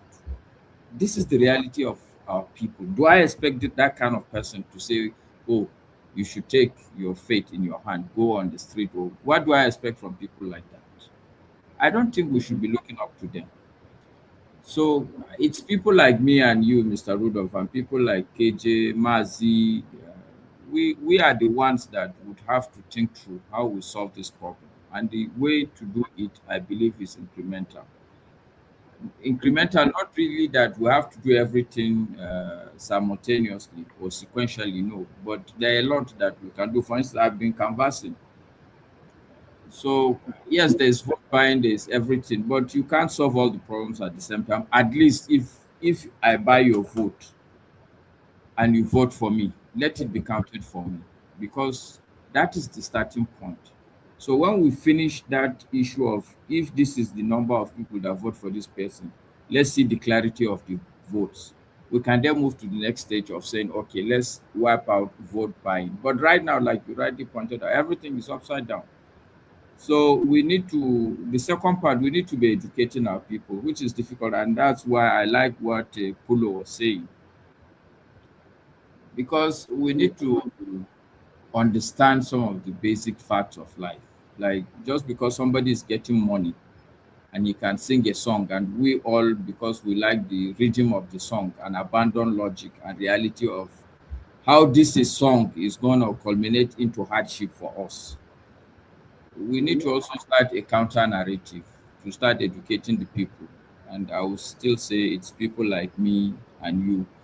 But yes, I don't see an Uhuru anytime soon.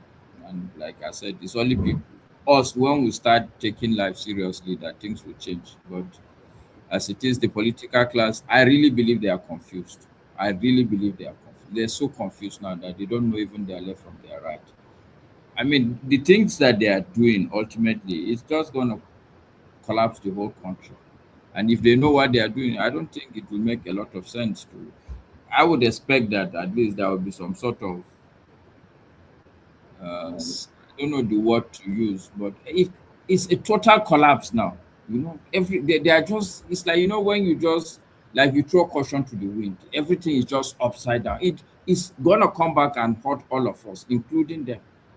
But when this is like, the insecurity is there. Look at what we are doing in terms of the political scene. Everything is upside down. It's just not, it's not a good story. But I'm very clear that if we look at the political class or the masses, there is no solution from these two places. We would have to, those of us that I believe God had made us who we are so that we can at least provide salvation. I raise my case. Thank you, Mr. All right. Thank you so much. Pulo, go ahead. Oh, right. I don't know what happened in Iki, but I will tell you a similar story that happened here in Adamawa State when they were conducting the primary elections, which is supposed to be which is supposed to be done by the party members, right? Not agents again. So I am a witness. I have a friend. He's more than a friend, but he's a very accomplished guy in the political sphere. So what he told me was, when they were conducting the primaries, when he went there as a returning officer to collect the electoral materials, he was not given any. He was just given the list of the people that are going to be at each polling unit, and he was given an instruction that Tinubu, by all means, should win by large margin, nothing less than 80%. No electoral material was sent to any polling unit.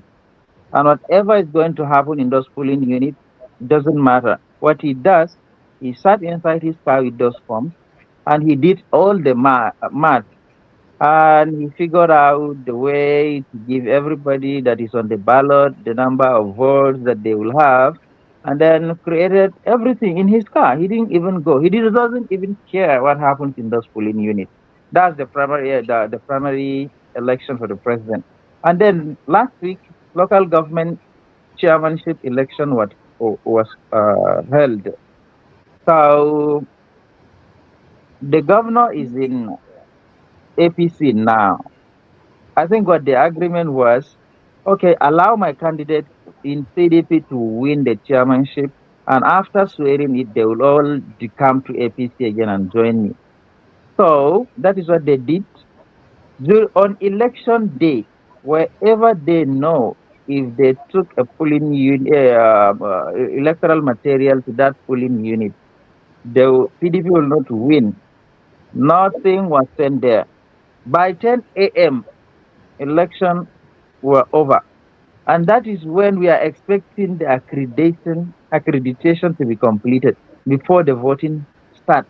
But by that time, it's done. Imagine a complete ward with more than 11 polling units having only 2 functional polling units where people can go and vote.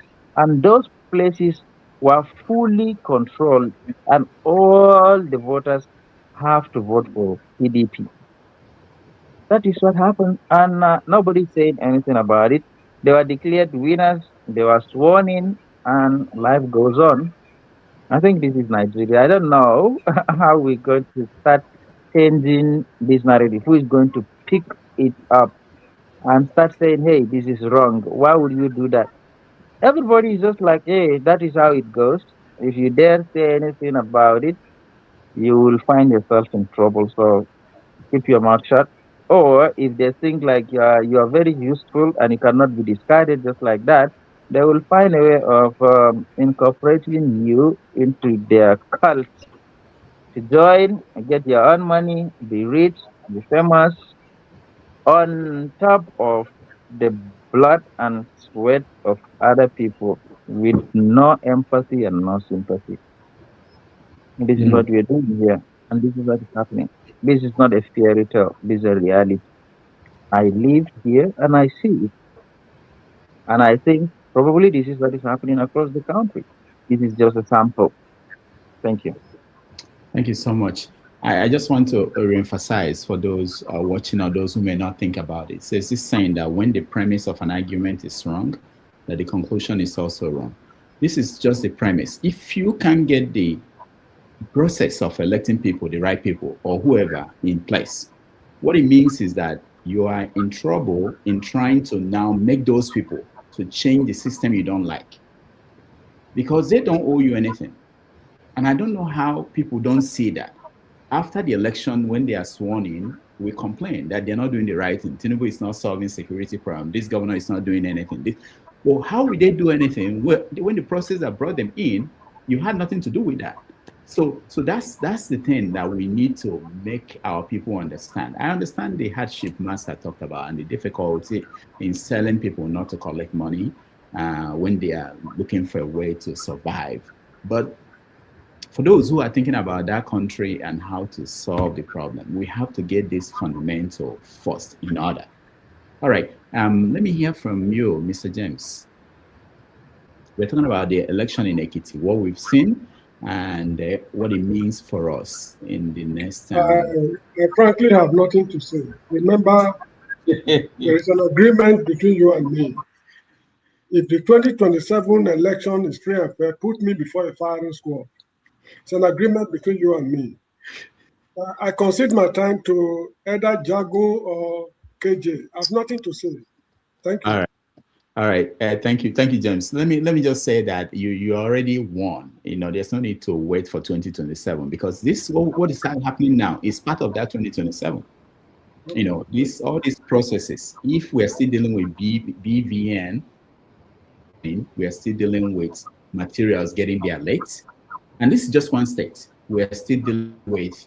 I'm hearing now there are inconsistency in what was announced and what was written on the forms that they sent to INEC, everything went back to where it was. Since the days of Simon Bakwe during Shagari's time, this man has been crying physically for us to see. He said it is better for the British to come back again and colonize us than for us to continue with the system. So I have nothing to say. Let them do whatever they want. Thank you so much. All right. Thank you. Okay, Jagun, go ahead. Thank you very much.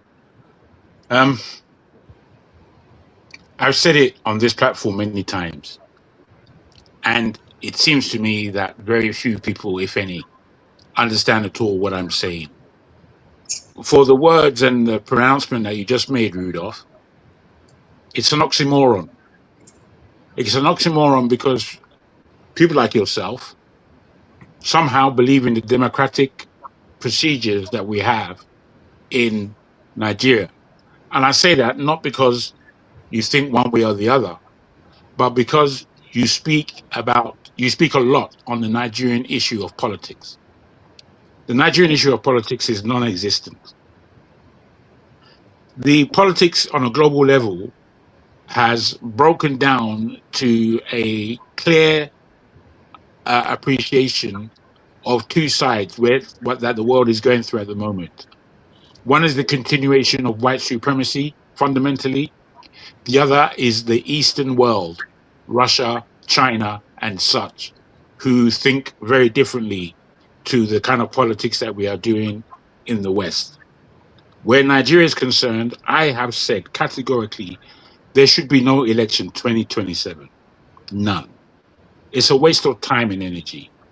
It's a full lack of appreciation of what we have been going through since 1999 and really, frankly, before. Now, I say that the people, if they really want power, they should take it back. And part of taking it back is nobody should go and vote for anything or anybody. I know the stupefaction of Nigerian politics says that if 10,000 people come out to vote and APC win again, that's sufficient to go ahead. It's not really sufficient, is it? Because it says that the sycophants have gotten their way.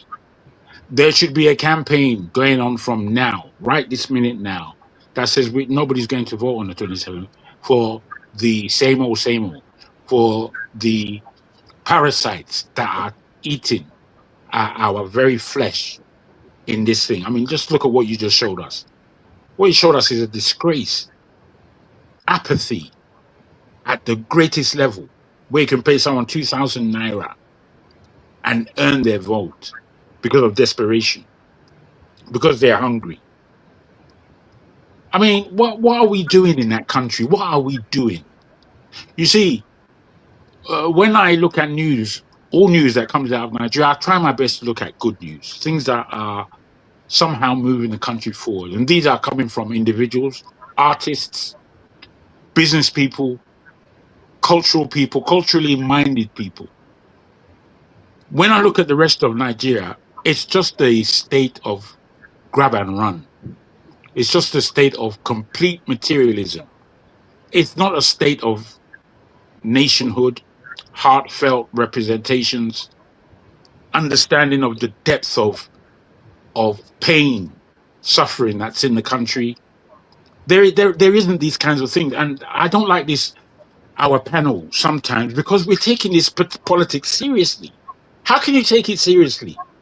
How? I would like someone to, the next man will come on and start explaining APC, PDP, what this one did, what the other one did. And it's just rubbish. It's pathetic. What are you talking about? Because to me, it's all rubbish. All of it. There's no sense coming out of Nigeria in terms of the politics it's making. The politics Nigeria should be making is one of African appreciation. It's one that says that we have been colonized, but that does not stop us from rising. The politics of the fact that we have so much raw materials in our country and we also have the intelligence to bring those raw materials to fully galvanize our economy into being an economic power in this world. That should be our politics. But none of that rises. None of it. And nobody complains about that. People now talking about Tinubu like he's done something wonderful. Or Peter Obi like he can change anything. There's nothing that Peter Obi is going to change. I can guarantee you. I can guarantee you. The whole swathe of the Nigerian backwardness, he would have to join in with the rubbish. He would have to. There is no way that he will come in and change anything. Okay, Jagan. So hold on. Let me challenge you a little bit. So if there's no need to go for an election, what can we do? What can happen? What? Yes, I've explained this as well. Yeah. I understand your question, and it goes like this. Because I've been thinking about it, but I almost do not want to. Myself and Masca have spoken about this issue, and we've looked at who can join us in raising the game, and very little people really care about changing things in Nigeria. On this platform, they will talk all they want to talk, but nobody would raise a pen or their consciousness to really saying, okay, let's do this. What I would like to say is, in taking back power, it's a campaign. And that campaign says where we are going to begin. And we are going to begin by nobody going to vote. Then we would raise a what would I call it? An institution. No, that's the wrong. An administration of like-minded people who would present over a 3-year period how we are going to run this country called Nigeria. And we will do it. You see, it will be very easy to prove within 3 years that the people can actually run this country. What I mean by that is, firstly, all those individuals, and when I say 3 years, is that by that 3 years, within that 3 years, we would now be able to raise a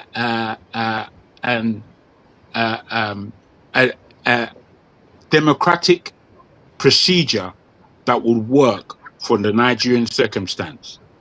Now, in that time, people like Dangote, people like Dele Farotimi, and so many other individuals who have wisdom would come together and propagate a correct constitution, and how it is that we are going to run this new economy, how it is that we are going to run this new politics, how it is that we are never going to allow criminals to be ruling over us. And it will be blatantly stated, whereby those who are criminal and criminal-minded as politicians would be afraid of coming back to the stage, because if they come back to the stage, death would be looking for them. Death. Because you see, there's no time. What we don't understand on this platform, I'm afraid, is that there isn't any time for mucking around. And Nigeria is in a constant frame of complete messing around. Nobody's serious. Who's serious on this platform? Who's serious in the government? Who's serious? Wike. I mean, just listening to him, it's pathetic. How can we have somebody like that there? How can we have Tinubu there? How can we have that other idiot, Papio, whatever his blasted name is? How can we have these people there? These people are nothing. To me, they're nothing. I allow you to continue. That's my level of understanding. There should be no 2020. What for? If you can tell me what are we going to oppose for next year, let me see how I can agree with you. Because I doubt if I... No, I agree with what you're saying in terms of the hopelessness. But even to stop the election, you know what's against that election? There are trillions of naira already stockpiled for this election. What we're seeing in Ekiti is a small thing, 10,000 for one vote. Okay, so there's money there ready to be deployed. The INEC, they got their money, they are ready to do their thing. How do you stop the election?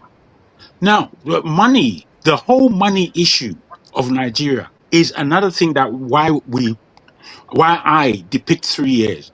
because money needs to be taken out of politics. It needs to be taken out. You can't because you're richer than me have all the say. Why? That's rubbish American politics. I don't know why we're so innate. We're stupid. I can't help it but to curse.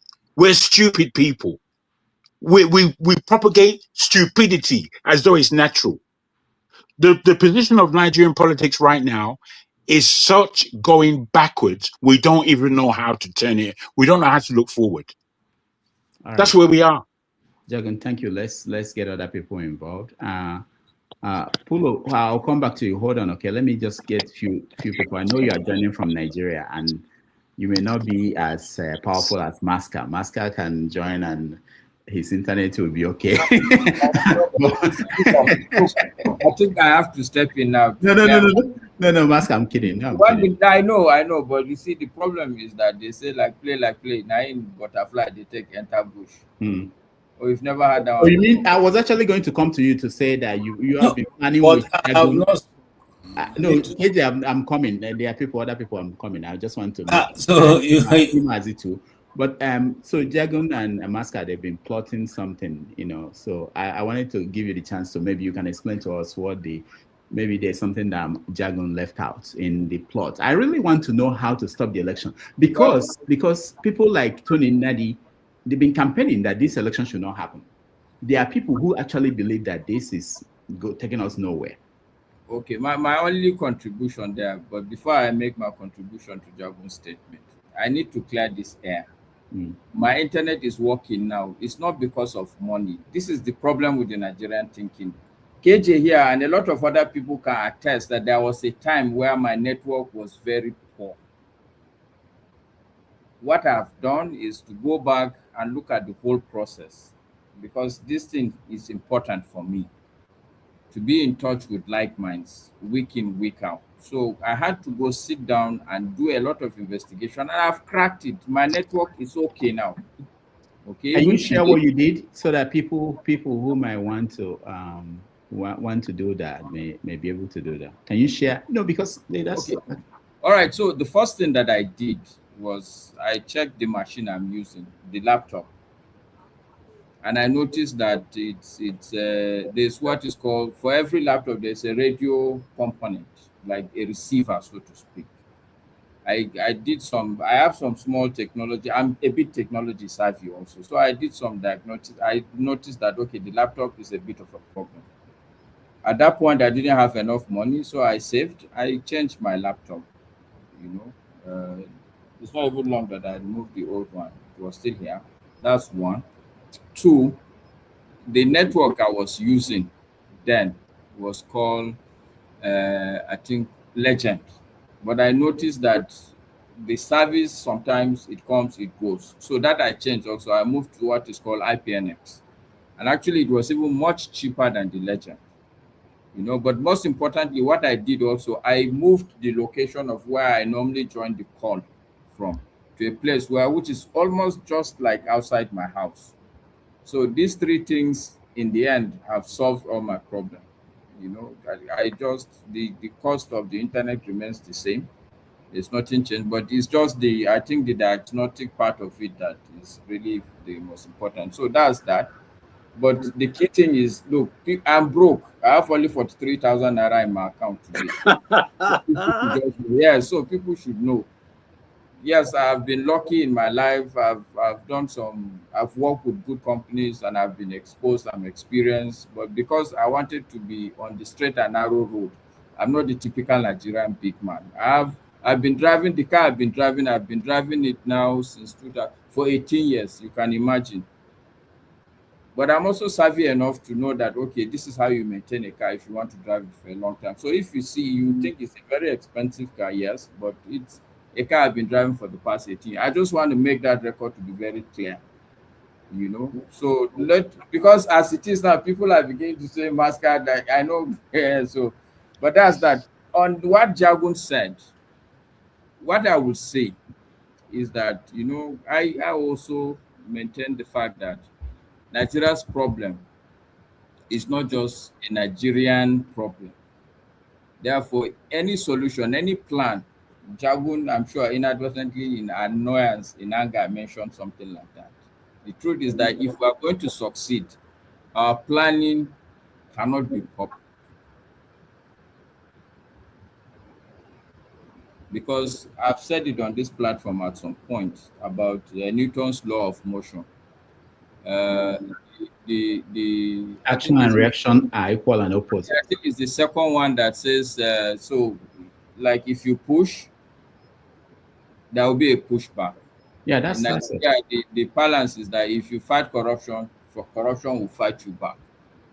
So it's always better for you to be very circumspect, even in the kind of people you discuss with. But I'm saying that the last thing we would want to do is to come publicly and say, oh, this is the plan. All I would say is that we at this caliber must work together, put our differences aside, work together and decide, okay, what is the right solution? We haven't even agreed on the, I'm sure me and Jagun, we disagree on certain things.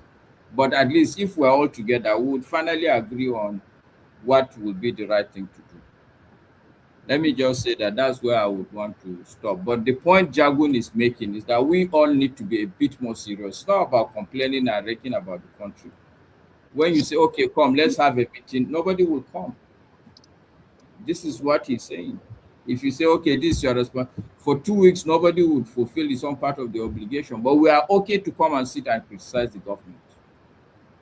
When we as individuals, we cannot even meet ordinary basic tasks assigned to us as a group. That is the point he is making. All right. Thank you. Thank you, Maska. Okay, let me give KJ. Where is KJ? Okay. I'm hearing noise from somewhere. Polo, hold on. Okay, I'll come to you. Let me at least get 2 people in who are here to say something before. Ovie, go ahead. Where are we going? Oh, you don't know where you're going? All right. Hold on. If you are thinking, go ahead. Yeah, go ahead and your view on the Ekiti election, how it's going, and have you seen it? What is your take on how it's going? No, nothing surprising, nothing unusual. Are you satisfied with what you saw? Does that give you hope about 2027? Are you going to? Oh, 2027 is done and it's been done. It's been over even before now. No, that's not the question I'm asking you. If what is happening today in Ekiti should happen in 2027, will you be able to say that this person was elected governor of this state, president of this country, or senator representing these people? It's not if it should. That's what is going to happen. Okay. And it's not for me to say. And hold on. Yeah. And you'll be glad to have their pictures behind you as people who were elected in your country, in your state. Yeah, going by the system we are practicing and how we have come to accept our settlement, yes. Okay. We are practicing a system that few people will be selected and they will give us to elect. In that case, it doesn't matter who we actually cast the vote for. But again, I think what you're asking me, it's not up to me to say that I accept it or not. But I think at this point, I have come to understand that we are a negotiated settlement, not a country, nor a nation. And that is my own personal view and understanding. But if I want to view it from a different angle, from the lens of Bola Tinubu, Peter Obi, and Sowore, I mentioned these 3 people because what they are selling to us is 3 distinct ideology. Tinubu want to maintain the system as it is, because as a colony, people have to be selected or elected to maintain the colony for those who want it. So he wants to maintain the system, and rightly so, because that is the oath he took when he was taking this job, to maintain the system. Why Obi, on the other hand, believe in the system, but believe that it's not efficient enough.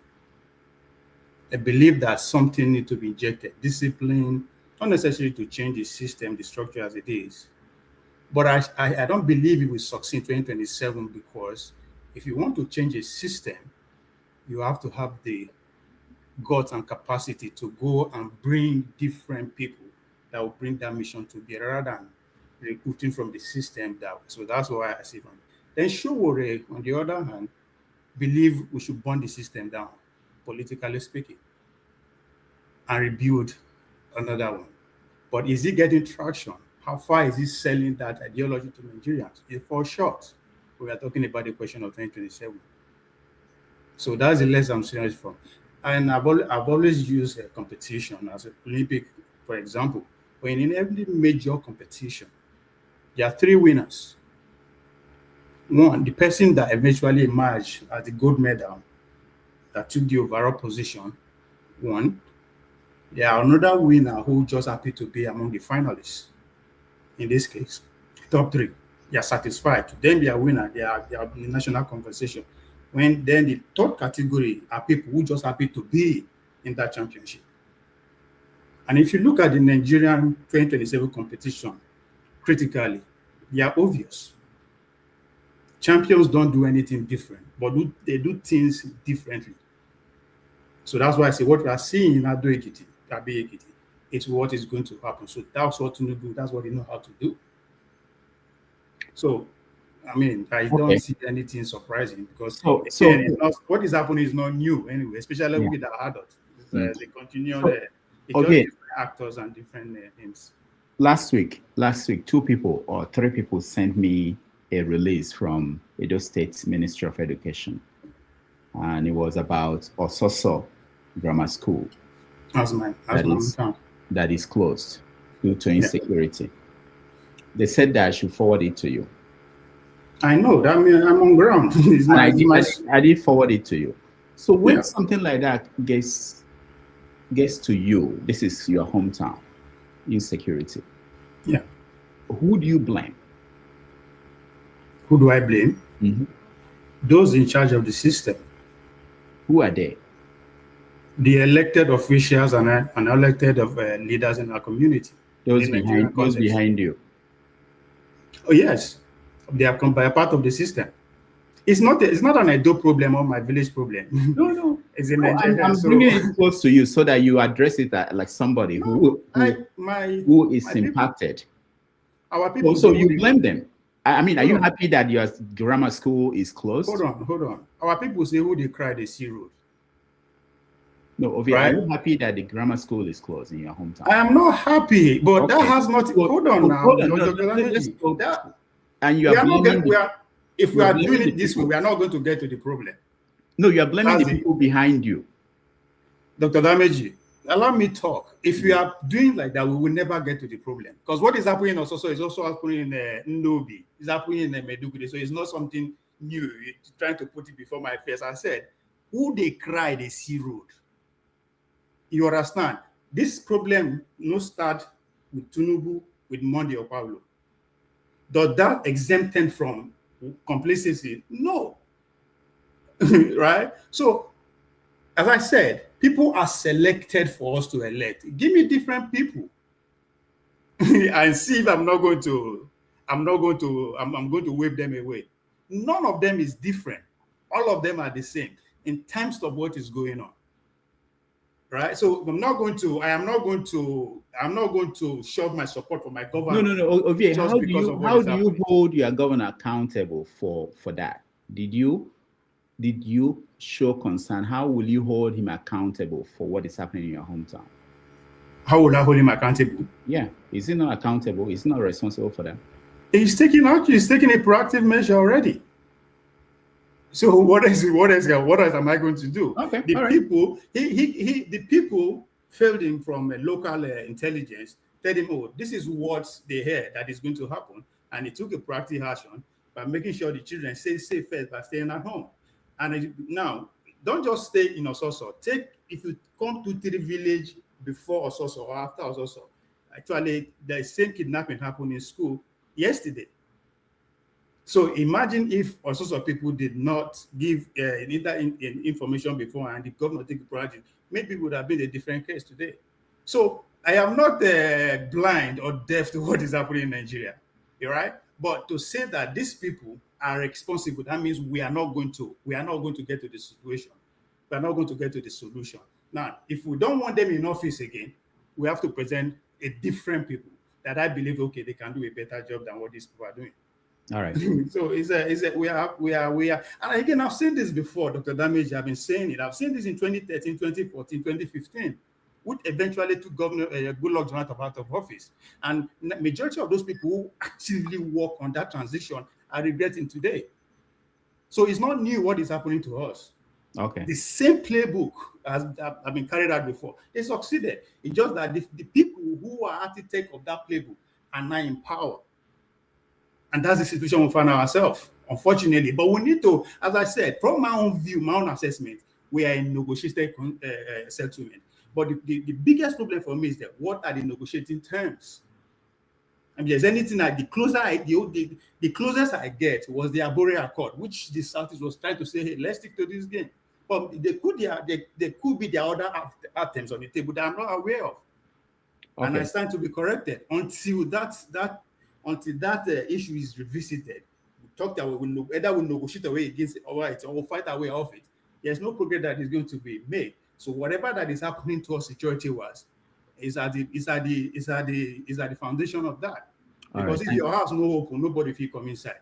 The same. That's why what is happening in Ososo today, I have been saying it for the past 10 years, because of the boundary and the kind of activity that is going on there. So it's not new. And I say that, as I said it here before, the only politician in Ososo now we build down. I use the word because my senior brother build down, right? But I challenged him as at that time privately that I don't think this is what we need, because if we are going to have insecurity in Ososo, now we go bring her. Means the youth and general people of Ososo, because now they go make friends. What it go make them go make that kind of friends? Because the infrastructure that was in place has been dilapidated. All right. Some of those people were doing before I was born. So, and again, I'm not saying anything unique. This is a Nigerian phenomenon. Thank you. Sola, welcome to the show. Yeah, thank you, Doctor. So we are discussing Ekiti election, the implications of that, what is happening there, especially as we go towards 2027. What is your take on what you've seen so far? Okay, number one, I don't know, maybe you saw, I saw the video on Instagram yesterday where they were sharing bread. Oh, we played that one. We played that one where they were throwing, not a sharing, throwing bread. Sorry, throwing bread. That's you know. Sorry, go ahead. And we've come as Nigerians. I don't know. I was looking at the budget of Nigeria, the breakdown of the capital expenditure. And I see education as 2.3 trillion, which is about 8.8% given to allocated. And it doesn't mean that that's the whole money that was released. And when I checked it with Ghana, because I'm using ChatGPT for those people who would like to also fact check, when I cross-checked it with Ghana, they merged it together. So education plus health, the ChatGPT said is between 17 to 20%. Why am I bringing this fact out? Is because, see, deliberately, I think these people are deliberately, killing our education system. And, you can go to school and still be an illiterate,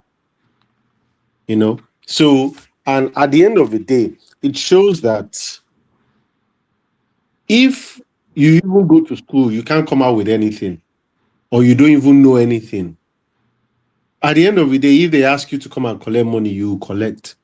How many of our graduates, and that's just the honest truth, how many graduates Nigerian graduates at the moment that can boast and say, okay, when I finish, I'm going to get this so job. Even those that came out with, for class or something, there is no job. There are no jobs. And it's not simply because also there are no jobs. It's simply because things have, there is an upgrade. Go to UK. I mean, in the UK here, there is a lot of upgrade. AI is more or less coming to stay. They're merging a lot of things. People are upgrading. University, I heard this week, 1 or 2 universities are planning to merge. Some University of Nottingham cancelled at least nothing less than 10 courses because there's no funding. Some people are even thinking, does education worth it anymore? You can just go and do apprenticeship and be earning money and, gain the experience. What am I saying?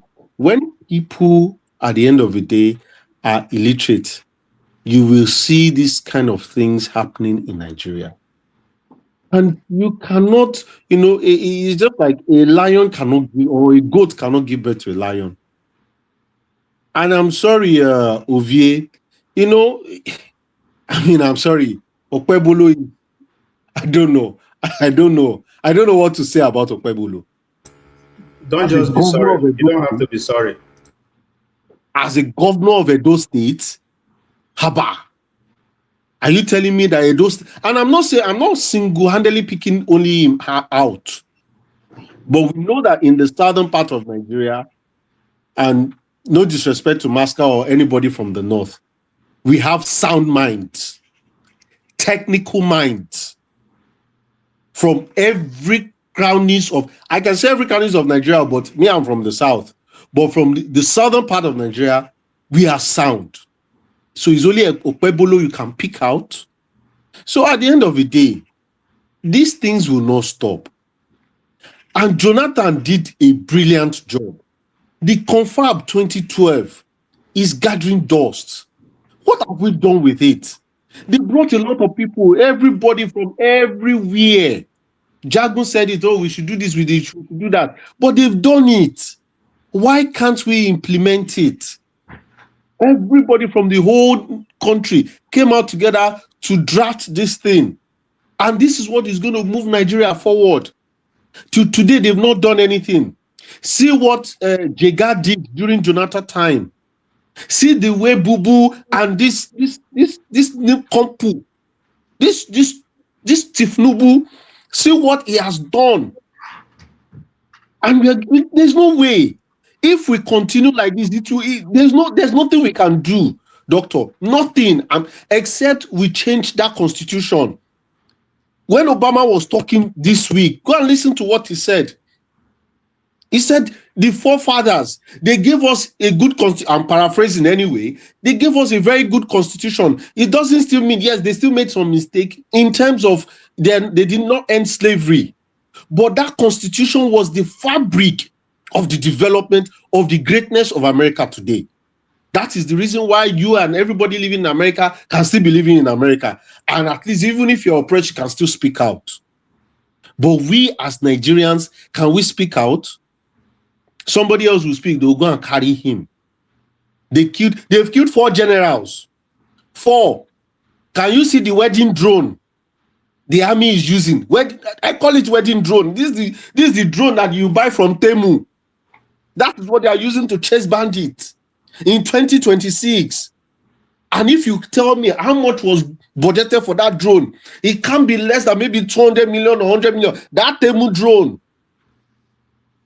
So what are we saying?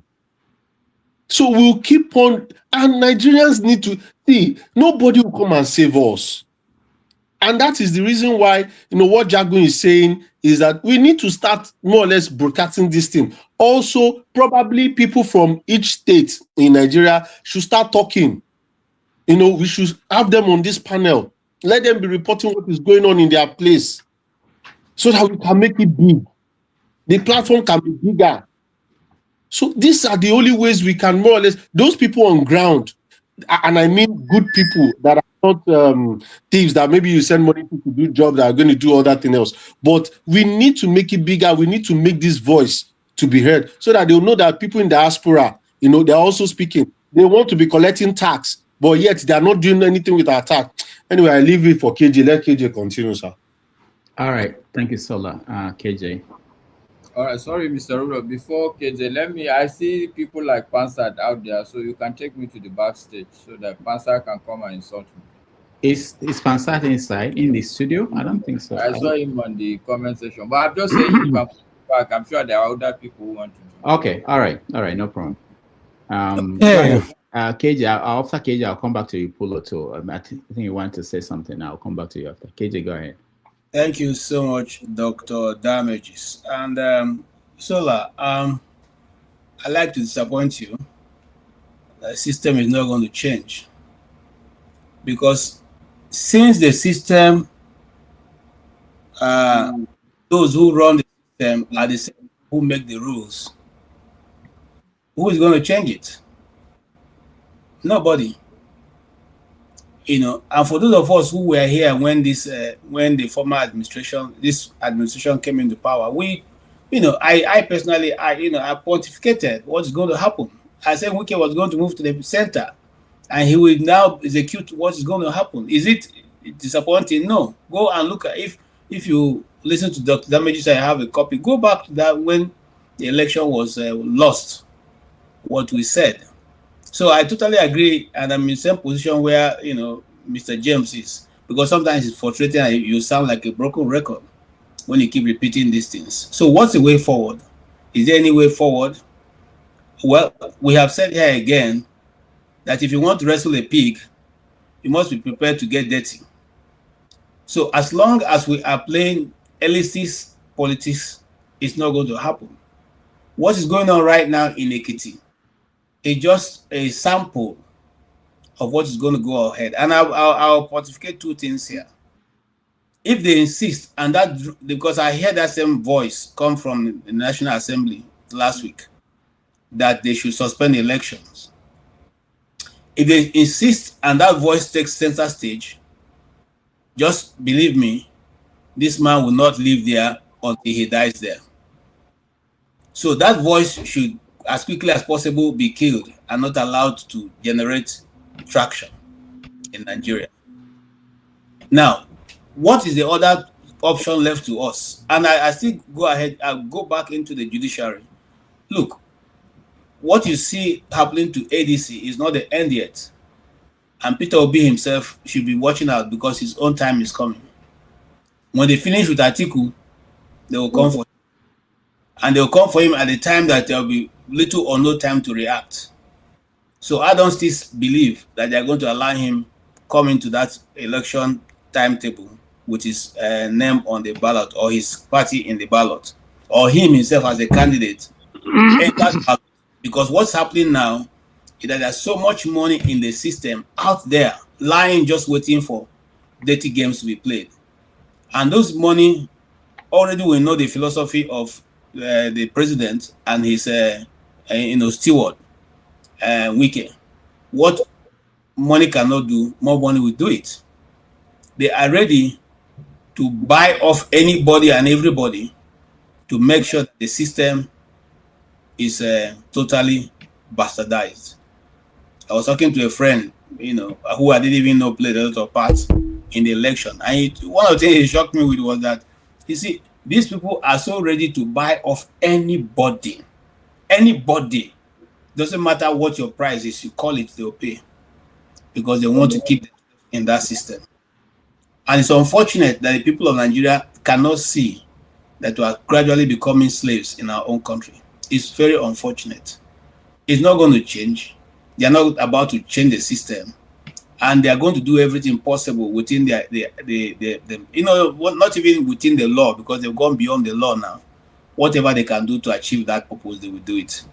Now, if you look at also if we talk about, you talked a little bit about the Jonathan Constitutional Conference. My question I always asked at that time was, what stopped Jonathan from implementing it? You see, that's why sometimes I am a bit skeptical about Igbo presidency or the South presidency. Except for Tinubu now, majority of the people who have come into the presidency, especially Goodluck Jonathan, didn't understand what power is. He failed to see that authority rests with him. And consequently, if he had instituted a constitutional conference, he should go ahead and implement it before leaving the office. But he left it. The man who couldn't even build... KJ, hold on. I'm not defending Jonathan, but I think what he did was exactly what Tinubu is doing now. Tinubu passed a tax law. Yes. And he's not implementing it. Yes. He knows that he will lose the election if he tries to implement that. Yes. He's putting it in the cooler. After the election, if he wins, he will implement it. So Jonathan's calculation that time was the same thing. He knew that the outcome of that conference was not acceptable to so many people in so many parts of the country. So he was worried that if he should push for that, he will lose the election. So he was advised, and he didn't implement that. So sometimes it works, sometimes it doesn't. But that's exactly what happened that time. Okay, let me concede to what you have said. A friend of mine was the secretary of the Middle Belt, who was representing the Middle Belt in that that conference. So I have a little bit of insider. But that's the thing. When people who were there were telling, let's not go there. Let me not digress. I'm simply saying that the people who you must have the desire to implement what you think will help the country. And I totally agree. I mean, if somebody's asking Ovie, what does it mean? What Ovie simply says that the system that we are running is not being controlled by those who are operating it. And those who are able to change it have not been given the opportunity to change it. And consequently, instead of our people to come out, they are going for bread to be thrown to them, 2,000 naira to be given to them, 10,000 naira to be given to them. If you keep collecting it, when will the change come? And Rudolph, I want to shock you. Even for this program, I don't tie. See, and they always sit down at the look now. Nothing will change. You see this thing? Yes, so Obi may even have all the master. In fact, if we all know Obi very well, he has already planned out his program or how he's going to go about to effect a change. But is he going to be given a chance? These people are not there for games. They are there to make sure they perpetuate themselves and their children in the system.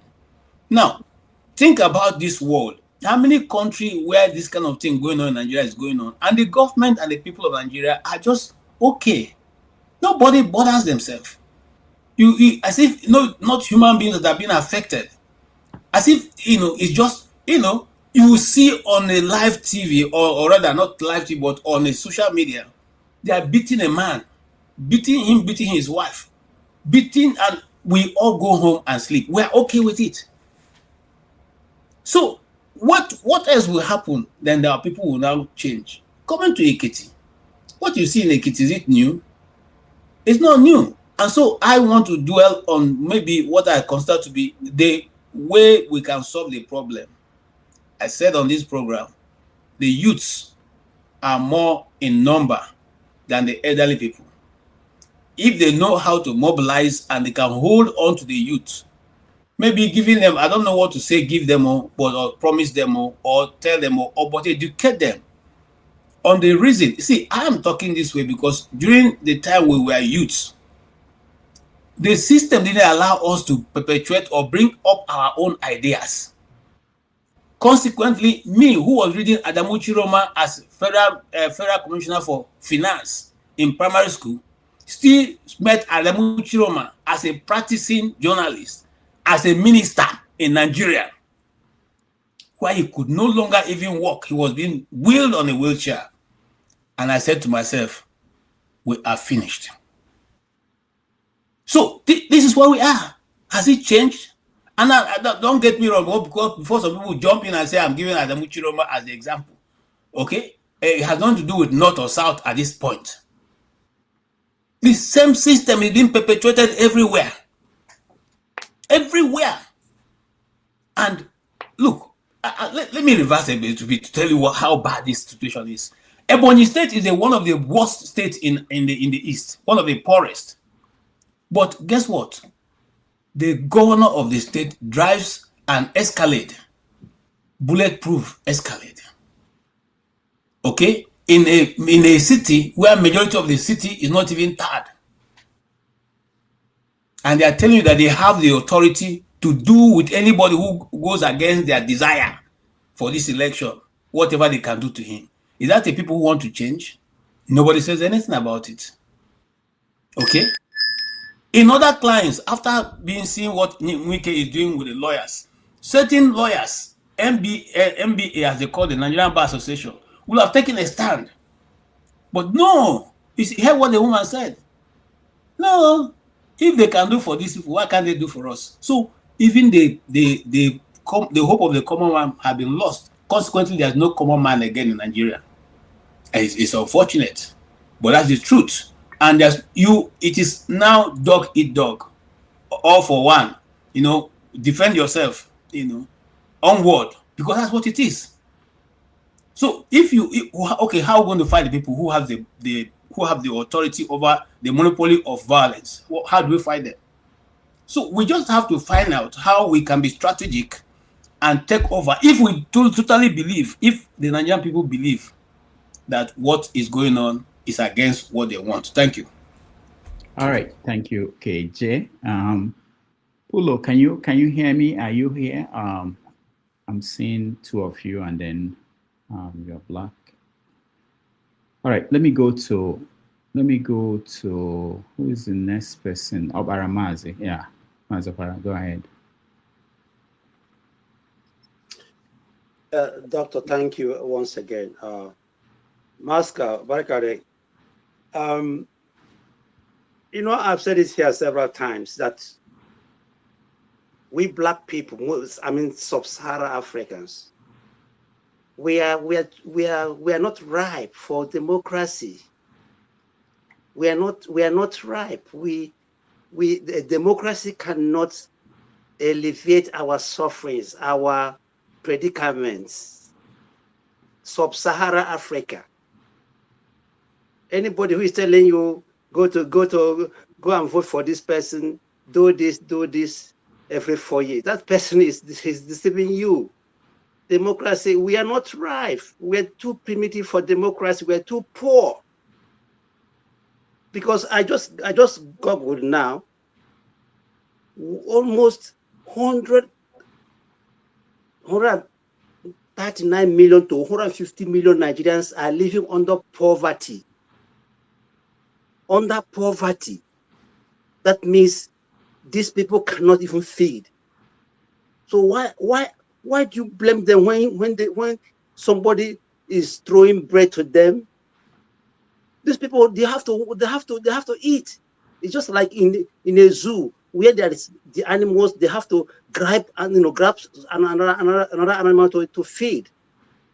So there was a time I was blaming these people. I don't blame them anymore, because this is the survive. They have to survive, no matter how. The woman you just showed that collected 10,000 naira. Do you know what 10,000 naira could mean to her? Maybe since how many months she has not seen 10,000 naira, and you ask her not to take it. These people have deliberately reduced Nigerian store to pigs. There's nothing else. In fact, when you see in Nigeria now, look at the food they eat, that even a German cannot give to his or her dog. That is how these people have reduced their fellow human beings to. People are just like, look at how, in fact, if you see them, very, very, horrific looking people, because they have no food to eat, they have no water to drink, because of bad leadership, because of corruption. You cannot practice democracy in a country that has 150 million of its citizens under poverty.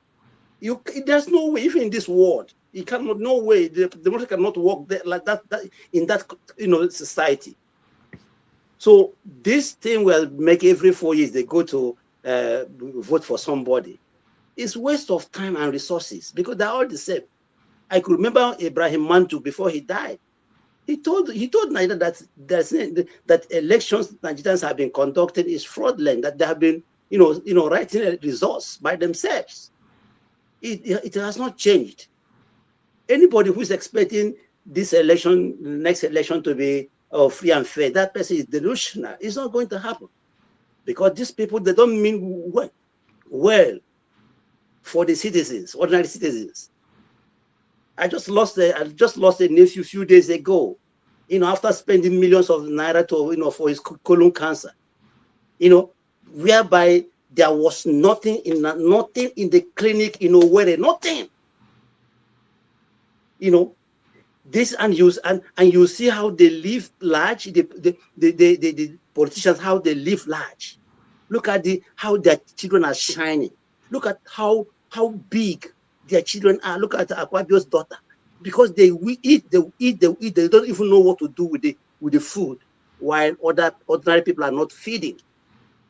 This is the wicked. That's how wicked they are. So anybody who is talking about Ekiti election, Adamawa election, it's all the same. From the north to the south, it's all the same. These people, they have no conscience. They are not human beings like you and others that have that kind of sympathy, that will look at people and say, oh, this person is suffering, let me help. No, it's not going to happen. I'm sorry, it's waste of time, it's waste of resources. Okay, for example, look at some people are asking them, where's your manifesto? How many Nigerians can read manifesto?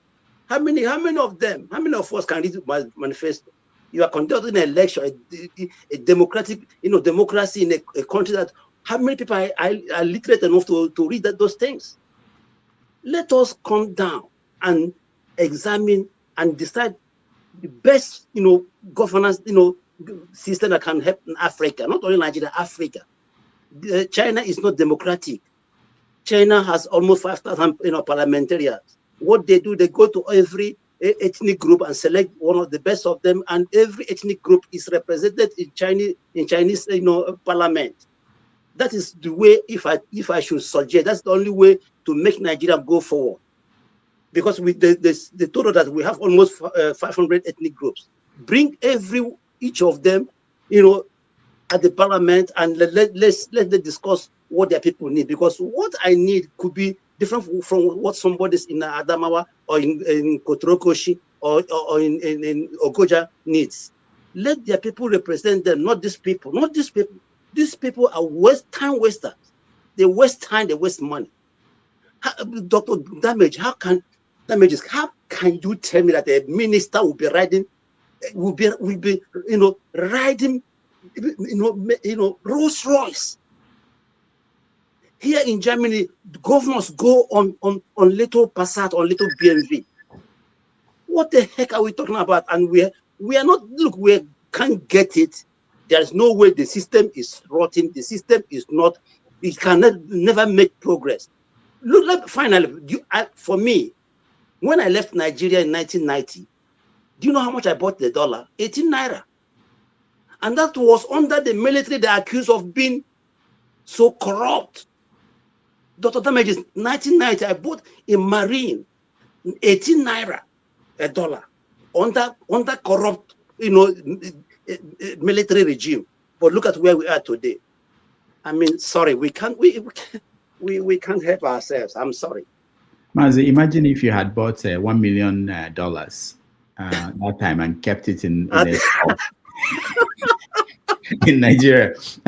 All right, but let me correct a few things before I come to you, Polo. I'll come to you, and Desta, I'll come to you. Starting with KJ. KJ was talking about losing hope. That you are just looking and laughing. It made me to think, and I remember that it was 40 years ago, in 1986, that I started writing about Nigeria consistently on a weekly basis. So I estimated that I've probably written 2,000 articles about Nigeria. Oh, what am I saying? Not 2,000, maybe more than 2,000. I can't even do the math. But something like that, something outrageous number. But I'm still doing it. You still have to contribute, because the goal is not that it should happen in your lifetime. It may be in the lifetime of your children or your grandchildren. So we're not saying that we have to win this. And then, Amazi, you always talk about Sub-Saharan Africa. We're not good at democracy, or that we are not ripe for democracy, something like that. Remember, before the Europeans came, there were parts of Africa that had good democratic system. And one of the, different groups, different ethnic groups, different structures that worked. So it's not that we are not good. There's nothing missing. There's nothing deficient in us. Is even when the Europeans were here, were in Africa before they left, and immediately after they left, most African societies were running their democratic system in a good way. But gradually, we started dropping, losing all the guardrails, and then we have what we have now. So I don't want you to keep saying, because I'm worried about what it will do to younger people listening to you. They might think that, oh, we are deficient. There's something missing in us as black Doctor, people. we are deficient. Honestly, we are. Please, doctor, please, we are deficient, please. All right. We are not debating that today. Yeah. Pulo, go ahead. I know your internet is challenging. Go ahead. Yeah, my internet is very challenging. That's why I'm saying. Well, democracy itself, Jagan was advocating for boycotting the election entirely. And what are you coming up with again if you get rid of, if you boycott the election? You want anarchy, or you just want to hand them power for free without even wasting their money on buying bread and indomie and giving it to other people? What are you replacing it? Anarchy or what? You still have to I go back. answered that, my friend. I don't think your system allowed you to hear. Sorry. What I'm trying to say Don't here be is you sorry, still be have to go accurate. back to democracy. It is the worst, at least the least worst form of government. That's how they describe it. Imagine a country of 10,000 people, and then there are 4 contestants. One contestant got 3,000 votes. All the others shared the remaining votes, but none of them could get 3,000 votes. So the person that got 3,000 votes will eventually become the leader. So it means he is representing only, it's like out of 10,000 people, only 3,000 people voted for you. Then if the candidates are 4, only 3,000 people voted for you to become the leader. The rest, the 7,000 people that voted for different candidates, but they could not match your number of votes, are all gone. Which means, so how will you just say, Buhari said it bluntly. He was like, okay, don't expect me to be fair to everybody. This state gives me this number of votes. I have to do it. I could remember also about the national conference. Buhari campaigned with that. He said they came and the government wasted all the money. And where is the report of the national conference, sovereign national conference? It was there collecting dust, as he said it on a CNN interview. When he comes to power, what did he do? He didn't even mention about the national conference. Talk about implementing it. What are we going to do to change it? It's the mindset that we are going to change of the individual. The education system is broken. The mindset of individual, we are too poor, as this guy, as the previous guy just says. We are too poor. We are thinking about what to eat first before we think about what to read and how to think properly. If they intentionally make education system broken and kept us underdeveloped and poor, how can we reason very well? Okay, the few of us here, let's assume we are the same one, and we are the one that are going to be. How are we going to do that? We need money, we need this and that, and we need to put all these things in place before the people will start thinking properly. How long will it take us?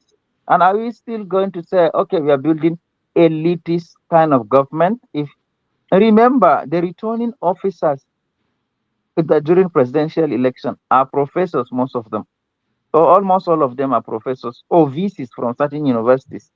If you say you're judging by the certificate or academic achievement or prowess, they are qualified to be there. But they are also part of the problem. They collect money.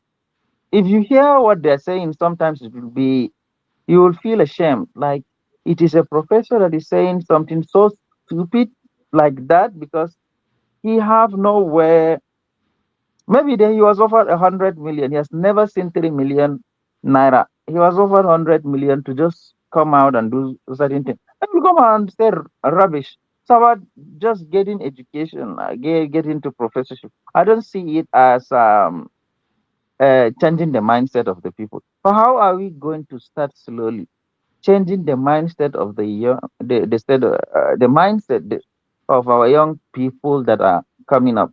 There are people that actually are coming up and they are like, we don't want this system, we want to get rid of it. But how do you start getting rid of it if poverty has been institutionalized? Corruption is being seen as a kind of motivation.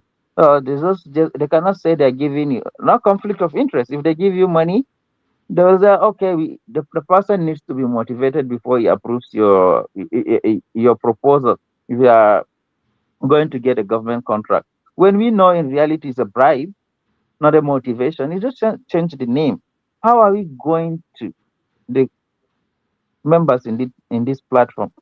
How are we going to start changing the mindset of people that are intentionally kept poor, uneducated, less exposed, and most importantly, they ensure that they use religion, institution, and appeal to our tribal sentiment to get away with a lot of things. Somebody will do something wrong that all of us know this thing is wrong. But once he said, they did this to me because I am Fulani or because I am Yoruba, all his people will rally about it, or because I am Muslim or because I am a Christian.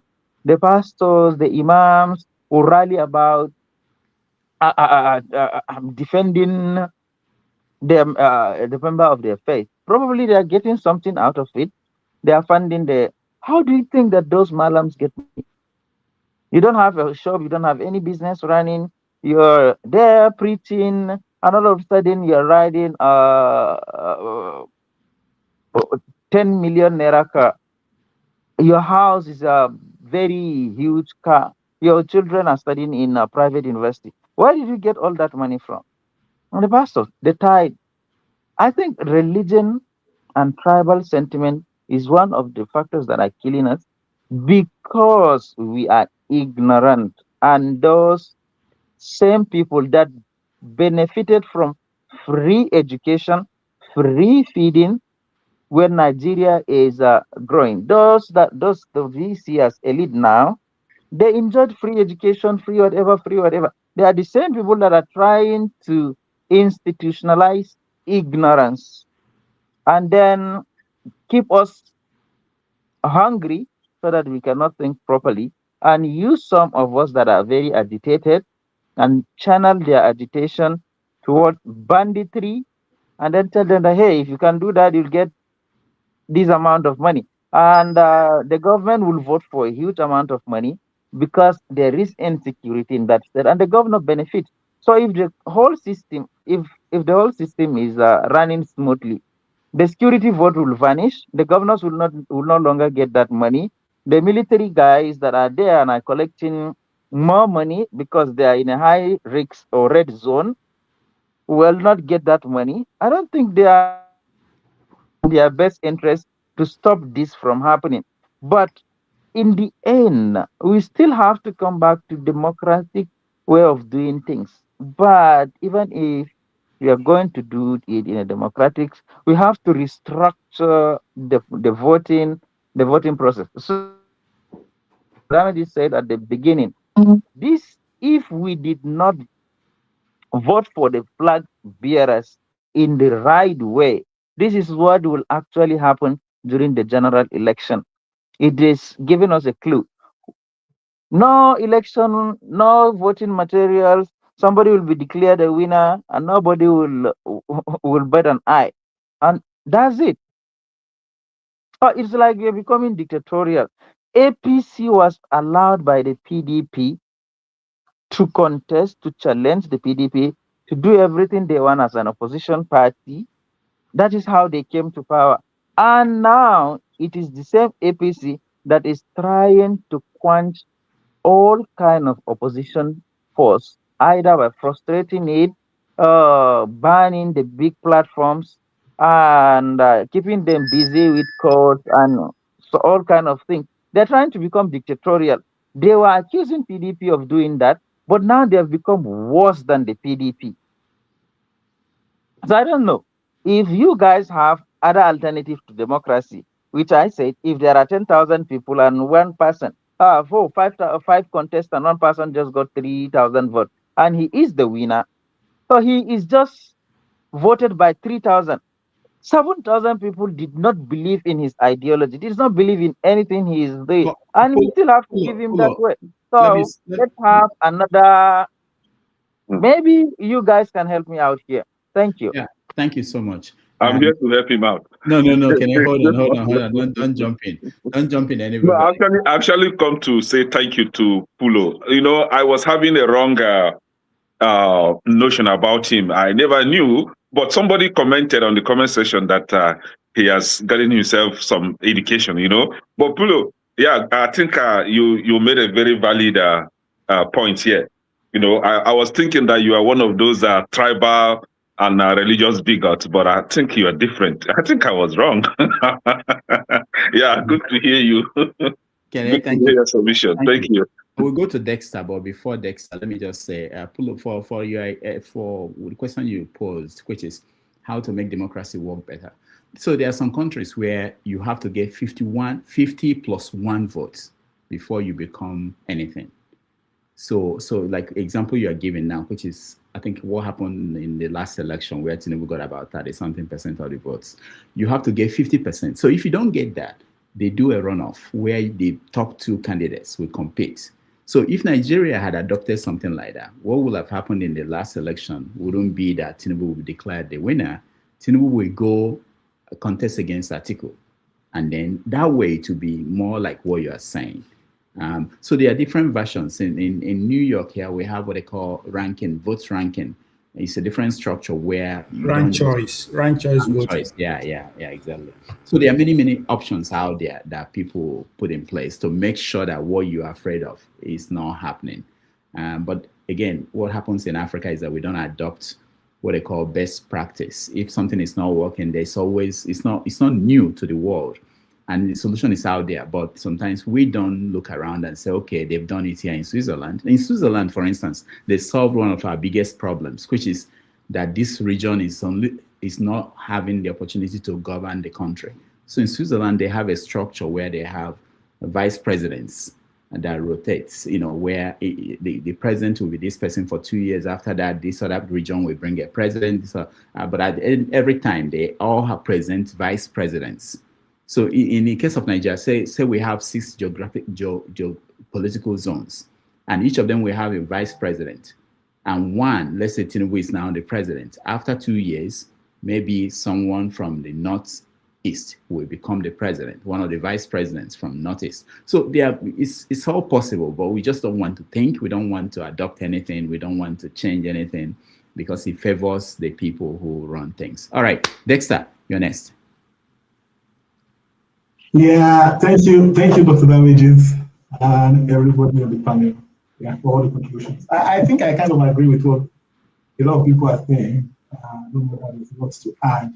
But there's a narrative which I think we should not drive here, which is that everybody is the same. You know, this generalization of everybody. I think that's very disingenuous because when we do that, it means we're not even ready to. I'm not ready to make progress. Not all the politicians. Okay. So even among as bad as the field is, it doesn't mean all of them are the same. Okay, so we should stop driving that narrative here. You know, and I think it's not good for us to drive that kind of narrative. There are different people there. The people among the people that contest today that want Nigeria to work. I want to see a country that works. The people that genuinely want to see a country that works. So we shouldn't kind of put that, yeah, they're all the same. And I think I also agree, you know, with what the last person was saying. You know, one of the ways, in fact, Nigeria is being set for backwardness for another 15 years. All you need to do to know a country that will make progress, you need to look at the educational system of the country.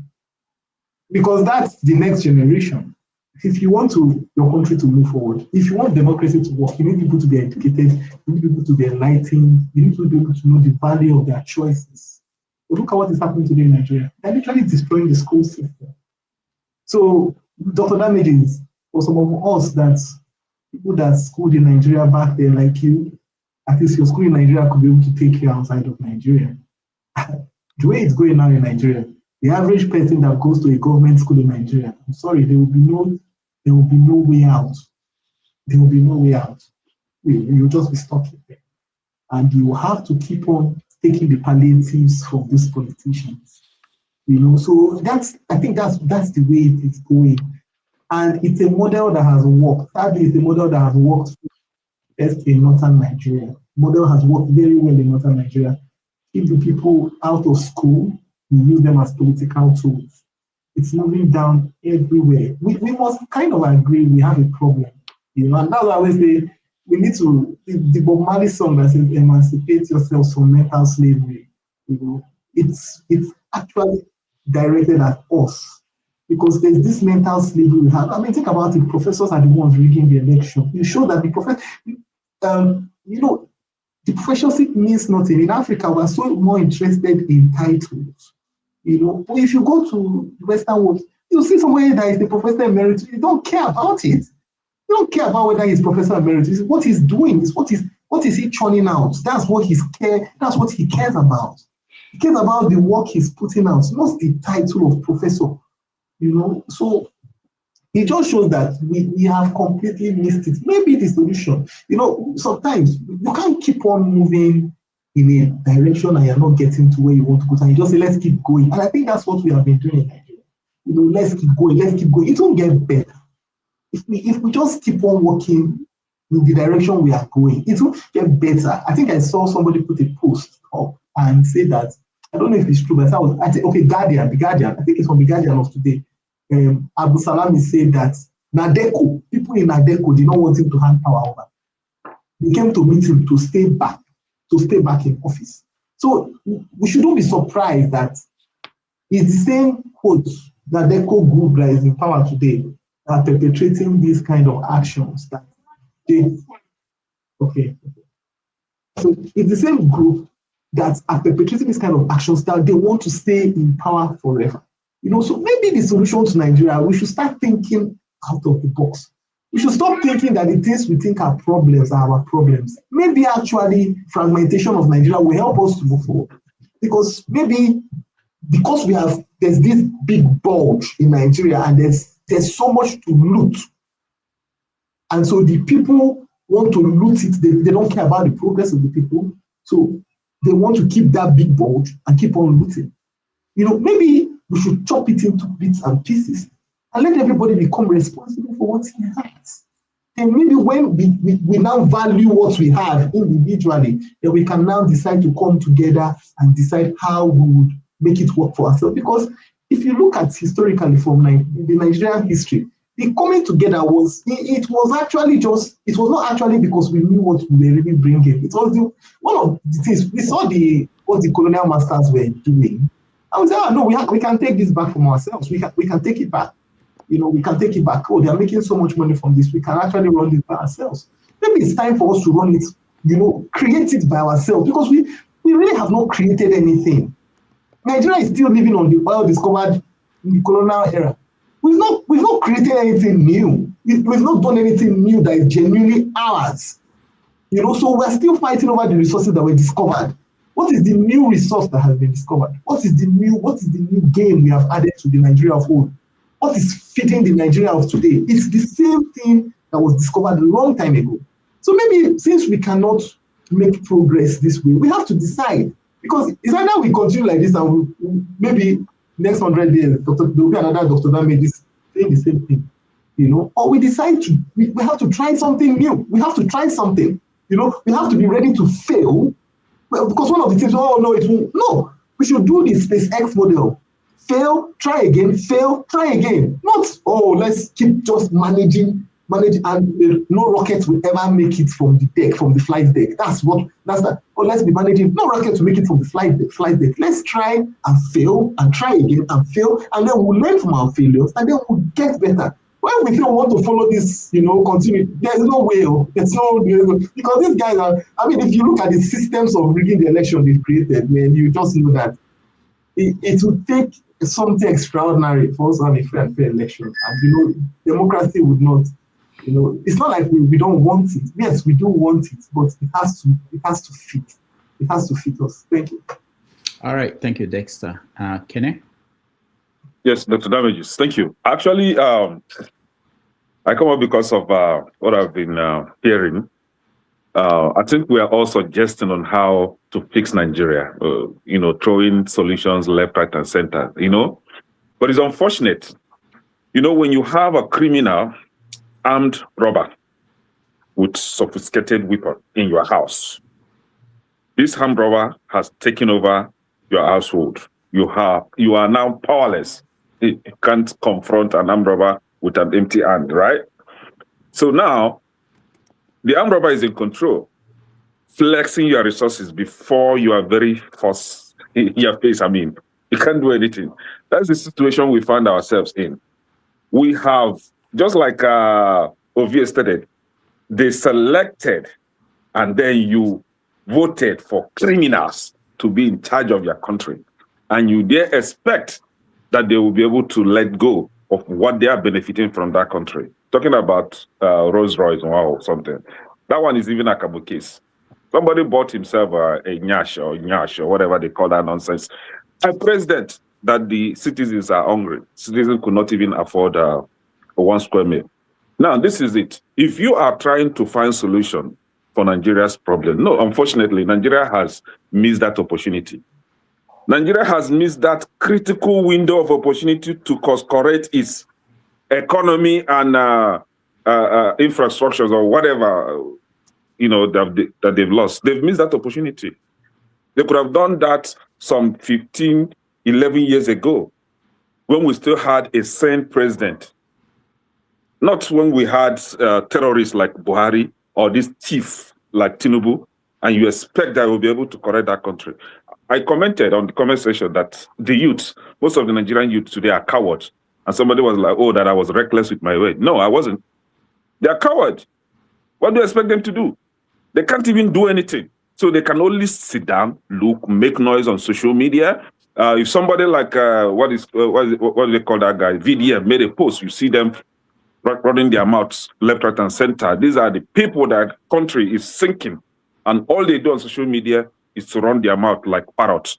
Now, let me tell you, there will never be solution for Nigeria's problem until either of these two things must be done. It's either you see, the Nigerian army that we have today, the Nigerian army, the security forces, are the real problem. So try to find a way to either overhaul that security agencies or just take them out completely because they have been infiltrated by terrorists. When you have terrorists and you call them repentant terrorists and you absorb them into Nigerian security forces, what do you expect? Oh, somebody, I think it was Dr. Damages was asking me the other time, that the US, I can't remember vividly what he asked, but it's in this line, that the US, they are not that active as they, as they made us to believe that they will be able to confront the terrorism. No, how would they?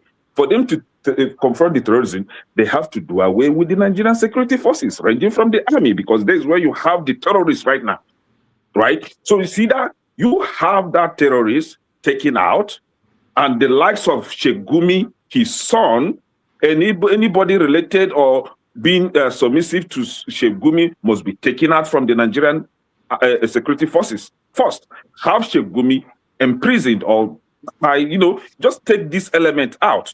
Now, the solution, like I said, two solutions. You must take one. It's either you fragment that country, just like Dexter, say, divide that country, everybody be on his own. By doing so, you've weakened that security forces. Now, in your individual countries, you can now form your own security forces the way you want. Or you have the Oyibo people come back and recolonize us. We need to be recognized. And I think this time, I don't think it should be UK. I think China should come and I think China should come and do the job this time, so that we'll be able to have some senses in our head. But the thing is, Nigeria is gone. Nigeria is finished. We can always wish for a better Nigeria. Our parents, that is how they've been wishing, and this is how we are wishing today. And our children will come up and be wishing, and Nigeria will keep sinking. We must do something, and that is it.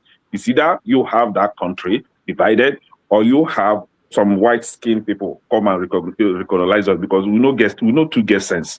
That's just the truth. That's just the truth. We're talking about youth. Which youth? The same youth that they will call behind closed doors and give them 2,000 naira or 20,000 naira max, and they will be on social media blasting the suffering citizens and while protecting the criminals. The same youth.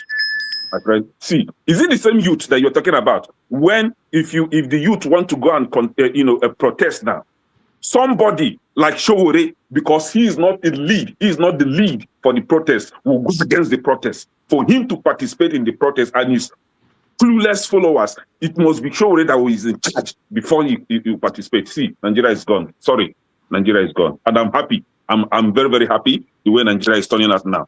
Everybody gone. Dr. Damages, sorry. Thank you. All right. Akudike, you're welcome. Yeah, thank you, Dr. Damages. Yeah. Hello, everyone. So, I want to talk about the insecurity in Nigeria. So, but we're talking about the election in Ekiti. We're rounding up. Yeah, now that's the thing, because that's exactly why I came in, because I'm really busy tonight. I want to pen down something for someone, but if you will allow me to do it a little. Okay, right? go ahead. So recently there have been videos emerging of empty communities in Nigeria, especially in Kwara, and it didn't start today. This has been going on for almost a decade or over a decade now, and nothing serious have been done about it. So I bring an information for the Nigerian people, those that are in Nigeria right now. Don't listen to clowns that come here to tell you trash.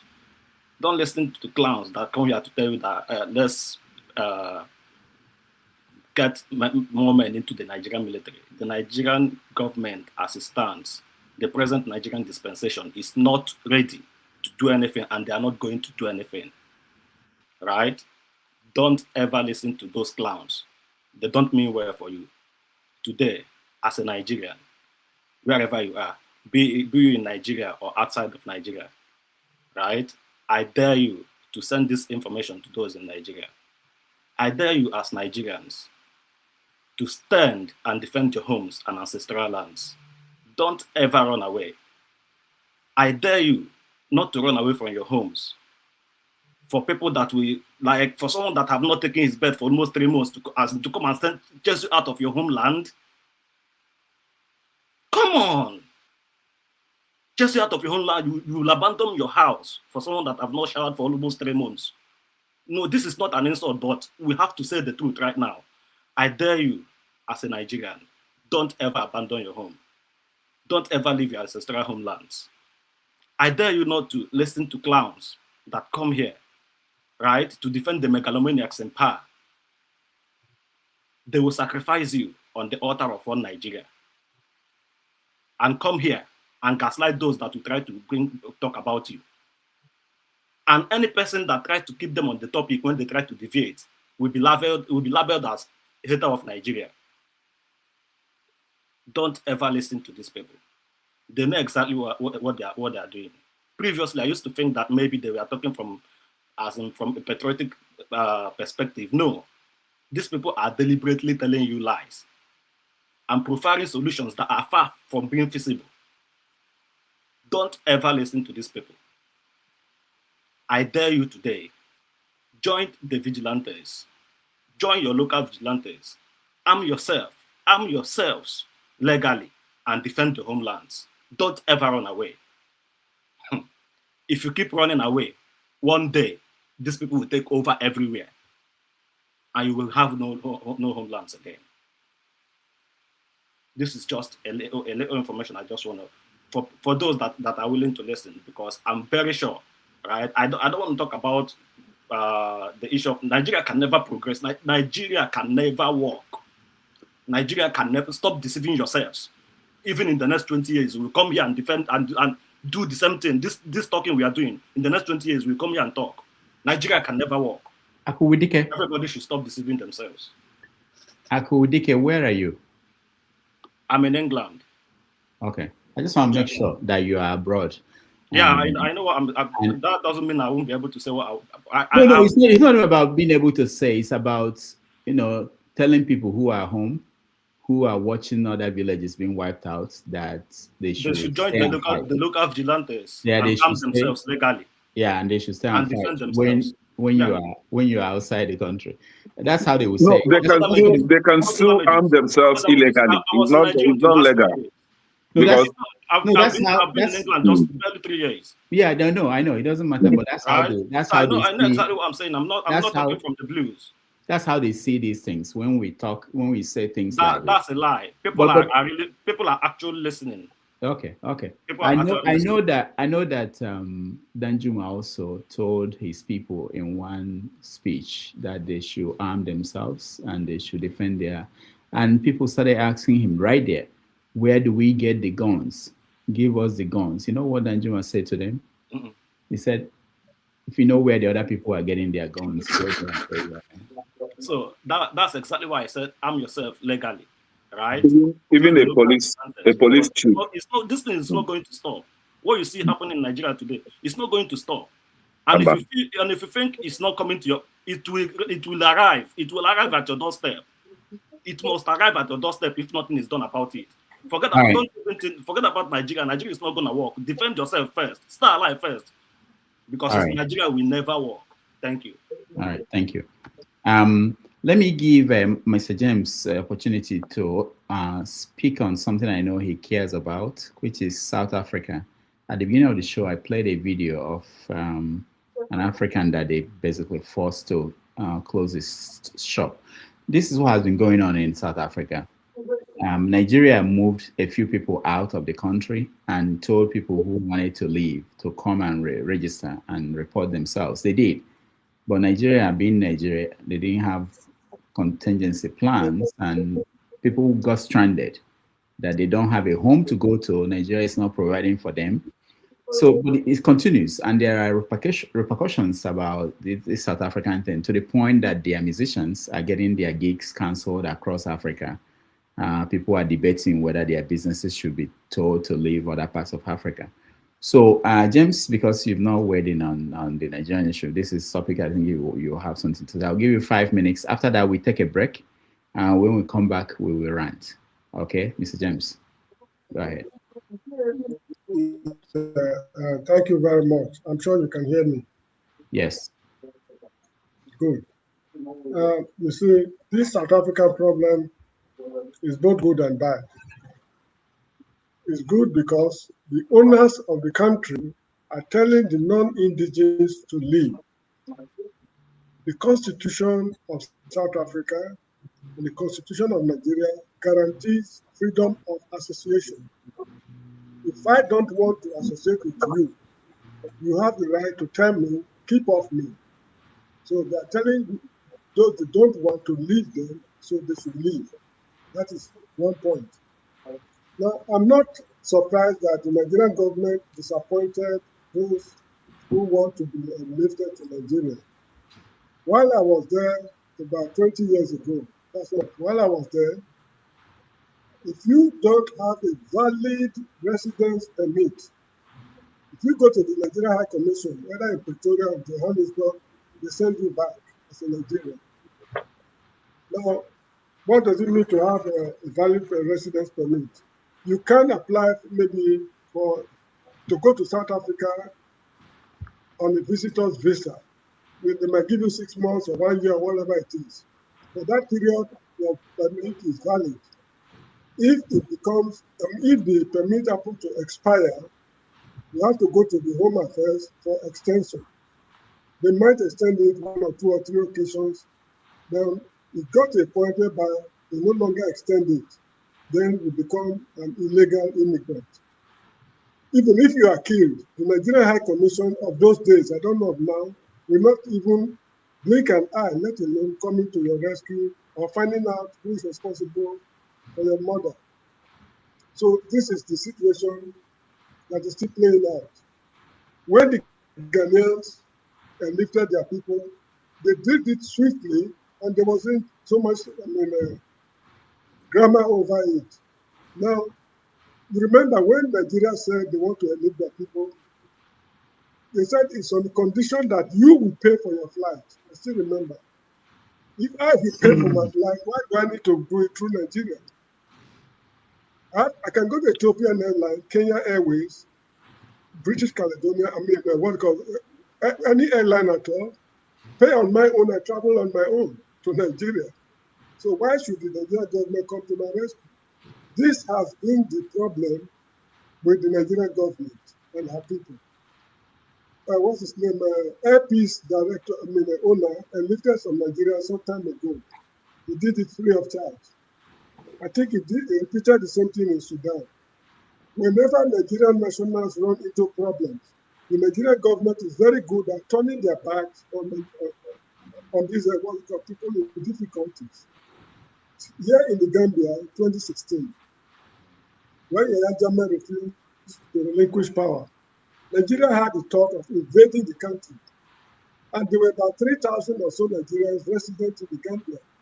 No plans was made for evacuation of Nigeria. If the man had refused to leave and the country was invaded, that is precisely how they would put our lives on the line and nothing would have happened. In Liberia, when Charles Taylor, overran the country, I had a classmate at university. His name is Christian Modi, he read philosophy.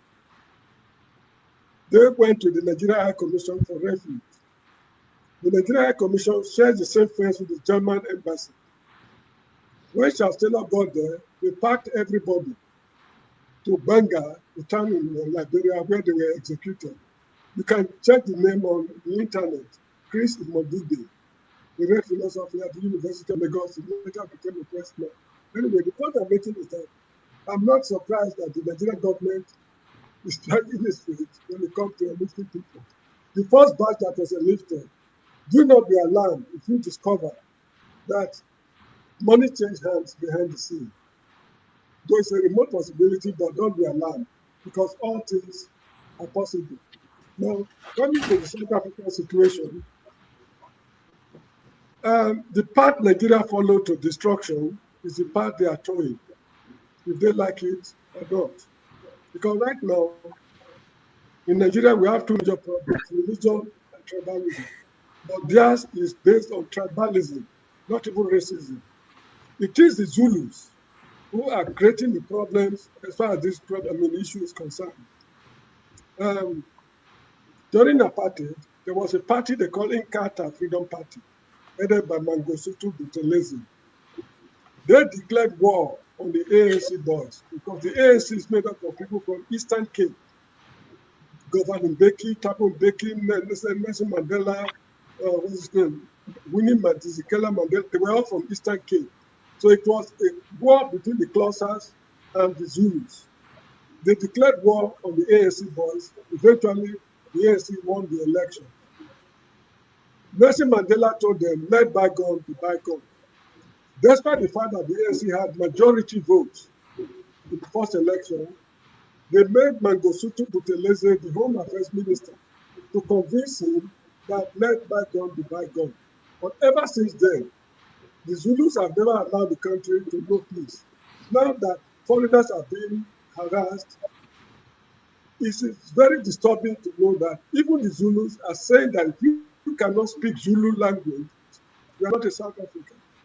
Because there are Sutus from Lesotho in South Africa. There are Ndebeles in Zimbabwe in South Africa. Shangani from Mozambique in South Africa. All their neighbors, they are in South Africa. And this is ancestral. It is, how do I put it? It is a white man that created the artificial boundaries. So you see some families, some members are in Zimbabwe, some are in South Africa. Some are in Lesotho, others are in South Africa. So this is the problem they have. But the Zulus are telling the others that if you cannot speak Zulu language, you are not in South Africa. So the path to destruction Nigeria followed meticulously is what they are also following at the moment. They are still insisting on June 30th. They said all foreigners must leave the country. There was a problem in the neighborhood called Mayfair and Bosphorus. These two neighborhoods are dominated by Somalians and Pakistanis, and maybe some Indians, I don't know. Now, the Somalians in Mayfair are telling the people that even if you're a black man from South Africa, this region belongs to us. So this march and march of Jacinta, I understand they're fomenting troubles in Mayfair. So the country is finished, take it or leave it. But one thing I want them to know in conclusion is this. During the first election, the ANC had majority votes, absolute majority. I think second election or so, but now they still have majority, but it's not absolute. So they are forced to form a coalition with the apartheid party that killed them for 400 years. Now, if this is the case, it means the ANC is losing their grip on power. This coming election, the local government election in November, I'm suspecting that the ANC will lose more ground. In the next general election, if the whites manage by fair or foul means grab power from the ANC, that is the end of South Africa. Because if they launch another liberation war in future, no African country will send anybody there to come to their rescue. And lastly, sorry, let me add one more point. We in Nigeria, we have the habit of saying we help South Africa, we spend billions and billions of dollars. It is not entirely true. While I was in primary school, there was what they call Mandela Fund. People contributed money to liberate South Africa. Most of this money was embezzled by Nigerian government. There's an article I sent to KJ, I think Ovie and Dr. Damages, written by Patrick Wilmot. Patrick Wilmot was a lecturer at the University of Ahmadu Bello University. He mentioned that the money was not properly accounted for. So while we were spending it on the ANC boys, they too are no fools. They know that we are stealing our own money in their names. So they just keep quiet, provided they get what they want from us. So this is what is happening. Now, when they finished the liberation, what's it called, war, they went back home. They could not tell their people that this is what others did for us, because all the monies they got were unaccounted for. It was not a legitimate government. Even the organization was not registered. So all the money received, they did not, how do I put it? They could not, the account was not audited. So when they got home, that free source of money was no longer forthcoming. So they descended heavily on the state treasury. It is the colossal embezzlement that is going on in South Africa today that is causing this economic problem. There's one good thing about South Africa. They are very good at setting up commissions of inquiries, and they make the results public. What Jacob Zuma alone did to the Republic of South Africa is enough to wreck so many African countries, because South Africa can fund the budget of so many African countries. So what that man did alone is very, very disturbing. So this is it. We have this, what we call, I've forgotten that. Corruption in South Africa is very, very disturbing, because there was a man who called, I'm sorry, yeah, man, please. There was a man called Shabi Sheikh. He was the financial advisor to Jacob Zuma. They finished, they emptied the treasury during Jacob Zuma's time. Now, there was another commission of inquiry, Allen Bosek. Allen Bosek, during the apartheid era, they received some money from Coca-Cola Foundation and Paul Simon. They embezzled the money. Allen Bosek went to jail, and that's a different story. Now, there's another commission they call Zondo Commission on State Capital. There are a lot of commissions of inquiry. Jargon, Otito. There have been a lot of commissions of inquiry that expose corruption in South Africa. That is one of the advantages they have over us. They expose their own corruption. And for us, it is snakes that swallow our money, so there's nothing we can do about it. Anyway, the best thing for all Nigerians in South Africa to do right now is to think seriously of relocating. If you cannot come back to Nigeria, Why not think of going to another African country? I left South Africa 20 years ago. I did not go back to Nigeria. I went to another African country. They can do the same thing. So this is my opinion. And nobody should blame South Africa for telling foreigners to leave. If it's a pity, I wish this is the only topic we have for discussion today. No, it's not a pity. I That kind of heard they subject. are coming to They Gambia. just be telling Some us of them, all kinds some of of them history. already There's headed nothing that you said Gambia. that is new to someone like me. However, the way you labored it, I would think that for somebody like you, that I understand your frustration about Nigeria. I do. But the amount that you had to say for and with South Africa compared to the serious archaic state that Nigeria is in, I'm embarrassed. I'm embarrassed for what's come out of your mouth this evening, I'm afraid, Mr. James, because Nigeria is in a much more, wait, please, Nigeria is in a much more archaic state than South Africa. You know, it's just like your position with people who have a belief in God. Because you don't have a belief in God and you don't have a belief in Nigeria, you suspect that nobody else should. And I put all that in the rubbish bin where it belongs, as opposed to somebody as educated as yourself, who should be given either some credence. Jabu, I believe in God, right? No. Jabu, I believe in God, but can I hold on? Let Jagu finish now, please. Thank you. You see, we just had a big round where I came and I listened to what everybody had to say. And where I think it kind of ended with people saying quite various things, they kind of, without wanting to agree with my position, they all agree that Nigeria is not going in the right way. And it's not going to go in the right way in this election. So where do you land? Do you not land on the election is going to be a useless event? That's one thing. The second thing now is, do we have an understanding of where we want Nigeria to go, or what we suppose Nigeria as a country should be? Because unless we have this kind of vision, then truly we should break Nigeria up. But someone like me, I've got a vision for Nigeria. And I would like to share that vision with those who also have a vision. If you don't have a vision for Nigeria, if you don't care, you've escaped. You've escaped Nigeria, you've run away. Stay away. Stay away, dog. Stay run away. Nigeria is beyond redemption. Mr. James, okay, fair enough. Then you stay away and you keep your mouth shut about Nigeria. That's why I'm away. You have to keep your mouth shut because you've got nothing to add. You're not adding to Nigeria's circumstance. Pakistan You've got nothing was to add. redemption. They broke away. Eritrea was. It's okay that you've run away. It's good. It's fantastic. 100 applause. Just a minute. 100 applause for you. Yeah. But now that you've run away and you have nothing concrete to say about Nigeria's development, emancipation for the world, then keep your mouth shut. Is your position. That's the position that you elected for yourself. Nigeria belongs to you and me. Maybe people like you spoke Nigeria.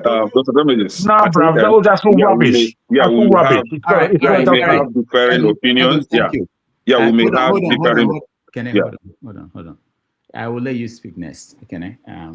Let me just point out that this week Trump canceled the money they give to South Africa to fight HIV. People should know that South Africa, the trade exports, and that's really my interest, across the continent, they export about $31.2 billion to other African countries. And they import only $10.9 billion from other African countries.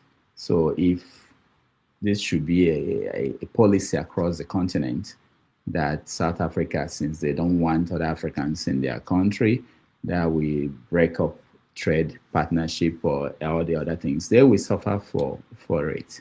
The same way their performers are now suffering because their shows in Nairobi, in Kampala, and other places are being cancelled as a result of this. Okay, that's just what I want to point out. Can I go? Thank you. So what I wanted to say is that we may have different opinion without telling each other, shut up. I don't think that language is that pleasing. But the thing, this is what I wanted to say here. I support what I agree with Mr. James, right? The South Africans, they have every right to say, you know what? We don't want these people in our country. go, right? You have your country. If you don't want to go back to your country, you have elsewhere to go. They say they don't want you. Is it by force?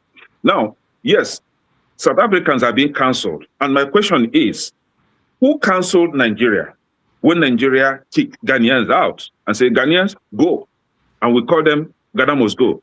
Who cancelled Ghana when Ghana retaliated? I think Ghana did that before Nigeria, right?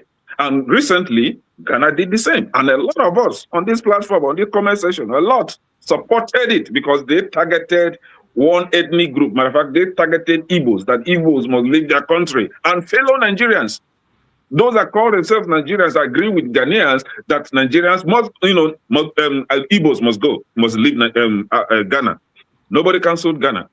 My worry with South Africa is that you want these people to go, but you are helpless. You can't even take charge of your country. If these people go, obviously the white people are going to take over your country. The same foreigners that you don't want to live in your country will still take over, but this time with different skin color, right? So, like I say, Nigeria did the same. Nobody canceled Nigeria.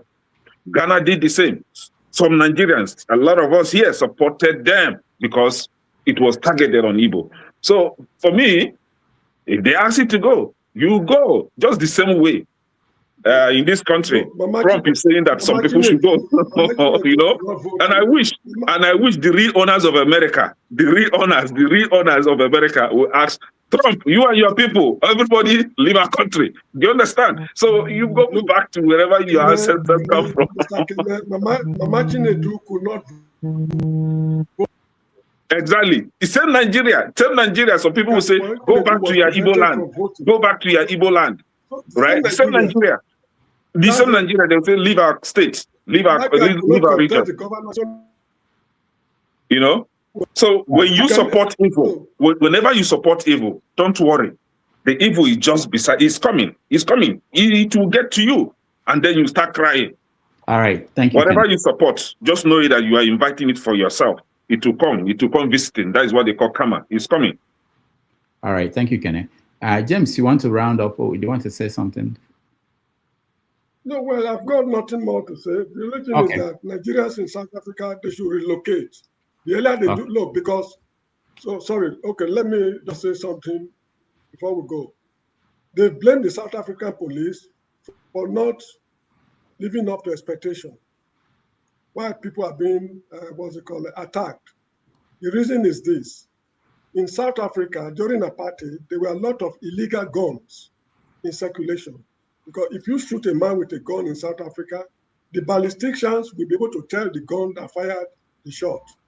They've placed tens of thousands of guns on wanted lists. Now, when apartheid ended, the search still continues till today.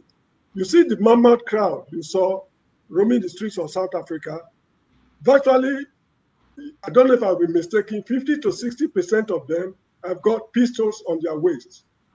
Should any South African policeman be crazy enough to open fire on any of them, it's going to lead to a national revolution. There are a lot of illegal guns in South Africa. They are all armed to the teeth, those people you see roaming the streets. This is why the police was not able to do anything up till now. All right. Thank you very much. Thank you. Thank you so much. Sully, we're about to take a break. And when we come back, we are going to rant. You want to say something before we go on break, or you want to wait until we come back? No, I did see some topics that actually happened over the weekend. I'm curious why. Like which topic? When that miscreant went to your state to go and start cloud chasing. Oh, you mean you were talking about a very dark man? Yeah. Well, I think probably it didn't rise up to we mentioned so many topics, and at the end we didn't touch on them, or we won't touch on them. But let me hold on. I think I want to play a video from that, and maybe you can explain to us what this is about. There's a video that is very important that came out. I wasn't sure what was going on there. First, let me make it very, very clear. Oyo State is not Chibok, and it will not be Chibok. We have lost men even soldiers, officers. I can confirm to you that a lieutenant in the Nigerian army was killed a few days ago.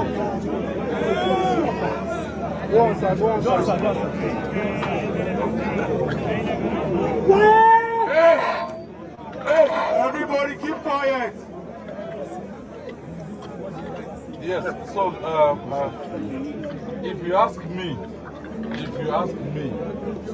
can I sacrifice myself for those children to come out? I will do it. I have lived a good life. I'm almost 60. It doesn't matter. My own father died at 76. But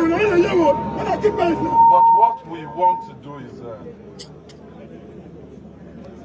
this is Oyo State. They know that this is not Chibok, and our children will never be in the same situation as Chibok children. We're doing everything possible, including what you suggested. But if there's the potential for needless loss of lives, we've lost a teacher already.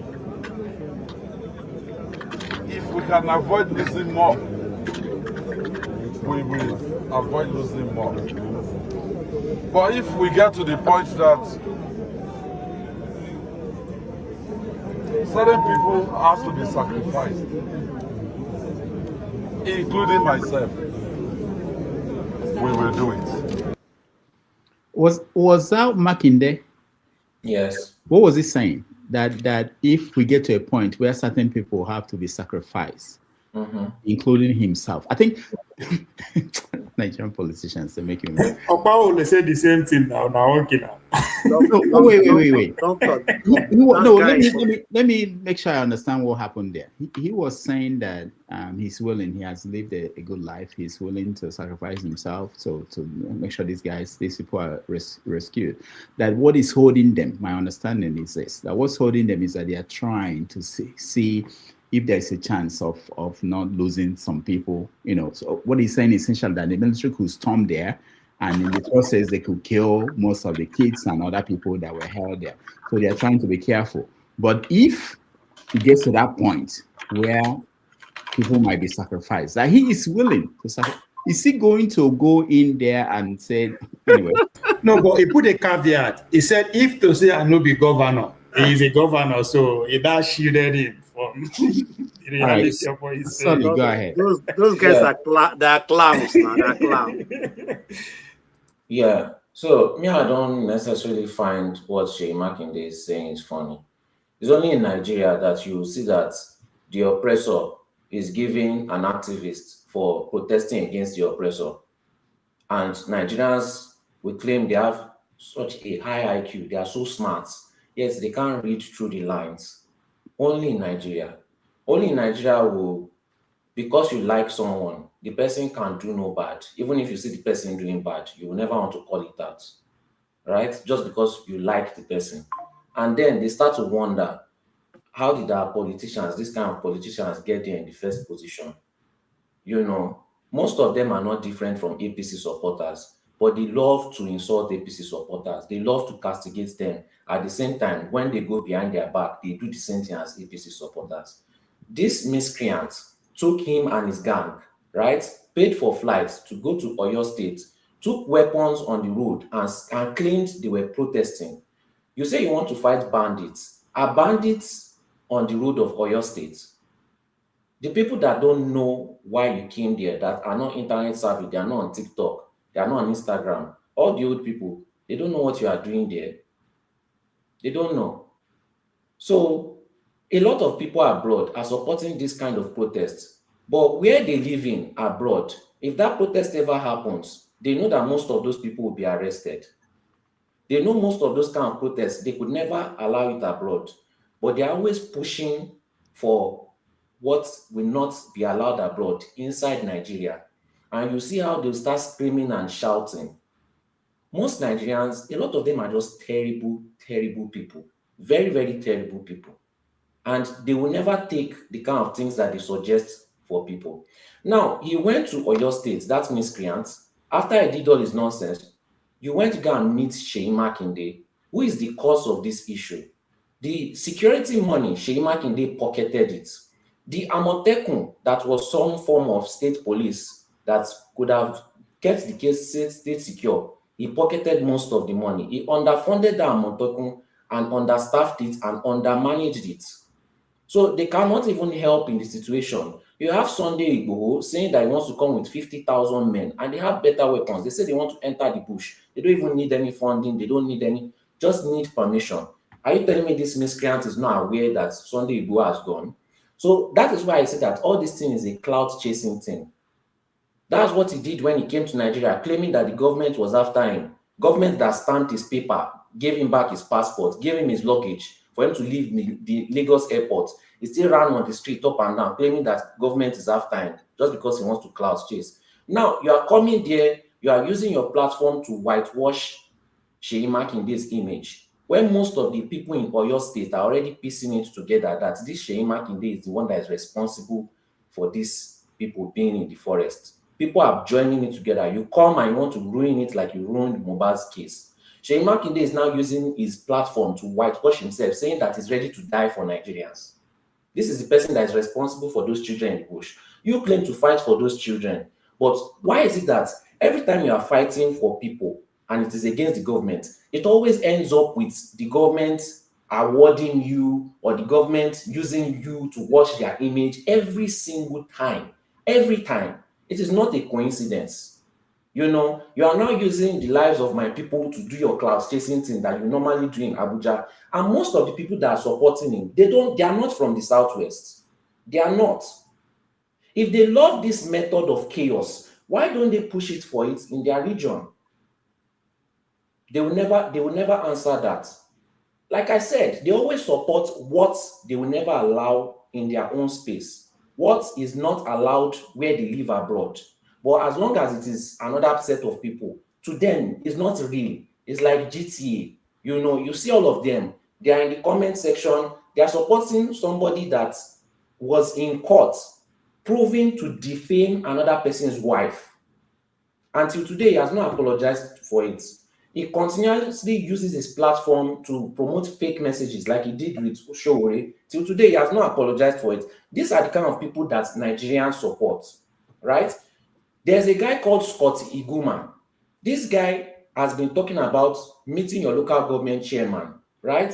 This guy gathered people of the community. He didn't go to protests. He went there as a community. Because once you go as a community, Nigerian politicians see you as a voting bloc. There's no Nigerian politician that will see a voting bloc and just deny them, right? They've been going continuously, back and forth. Now, he has gotten a meeting with some of the people representing the local government chairman area, and they are starting to audit their finance. And this guy is taking us through the whole process, right? Documenting everything. So that if any other Nigerians want to see it, you know, Nigerians is, they copy what they see, right? So if you are going on the streets carrying weapons, that is what they want to copy also. If you are doing things the right way, that is what they will copy also. If you have a following, you should know how to use your following. If you go to that guy's comment section, you will see Nigerians insulting him. Every effort that he makes to better his local government area, they insult him all through. Look at through the comments and look at the names of what people insulting him. Look at what Nigerians are supporting and look at what Nigerians are insulting. Then they come back and start pretending they don't know why Nigeria is such in a terrible bad state. Look at what you support. Look at what you insult. Nigerians have not suffered enough. They just don't want to do the right thing. Majority of them, I'm not saying all of them, but majority of them don't want to do the right thing. They just want to go with their emotional fuel and they just want to burn everything down once it doesn't go their way or once they are not the one oppressing other people. You know, I'm going to continue to point that example because this thing is going to end up blowing in their face. And I'm not saying Very Dark Man did not do some good things. When he protested for Wike to do street lights, to do the road lights for transportation, when he was talking about the school, this thing, yes, you are making government responsible. But there was a point in time that this guy changed. And a lot of people noticed it, but some people don't want to say the truth. And from that time, only government has been benefiting, not more only, but mostly government has been benefiting from this guy's works. That's when we started seeing him in private jets, started talking anyhow on the people, saying that, is it these people that he will fight for, that he will never fight for Nigerians? You know, all those kind of speeches, started acting, you know, proud, basically using the Oshomole method. But these Nigerians, they don't want to catch up. They don't want to say the truth just because they like the person. That's why their pastors are able to fleece them, just because they like their pastor. They don't want to say the truth. So anybody can take advantage of them. And they will rather buy, you see that in the comments, choking their own neck for somebody that has been convicted in court for doing criminal acts. That's who they support. These Nigerians that claim that government is oppressing them. Thank you, Solid. Thank you so much. We have to wait until we come back from break. I know, Jagon, you're raising your hand. I've been here for almost 4 hours and I'm getting old. I have to take a break.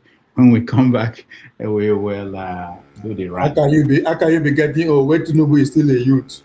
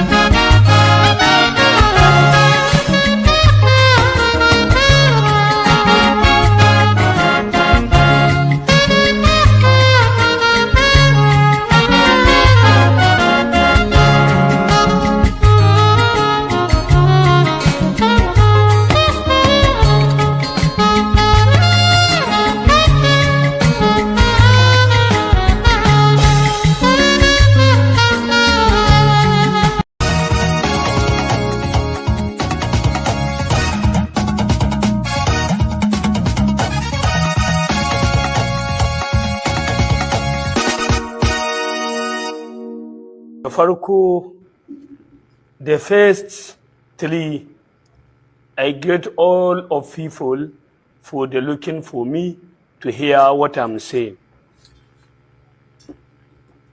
2 days are hiding. You are not. You are 2 days. You know, never see me. Today you see me. The firstly, my name is Comrade Sanusi Saadu. The here saying the speaker in the APC National and the Republic of Nigeria. My name is Comrade Sanusi Saadu Bungudu. I'm living in Bungudu local government. I born in Bungudu local government by Masala Chilali Bungudu area. I send you the message from Bola Ahmed Tinubu because of the governor of the Zamfara state, the Dauda alone. The Tinubu, my President Muhammad Bola Ahmed Tinubu, they may give you the message. The first, I paid with those of humanity and the great respect to you, Mr. President of the Federal Republic of Nigeria. On behalf of me, on myself, and the assistant member of APC Zamfara State chapter, want to give some good work of advance, Mr. President, the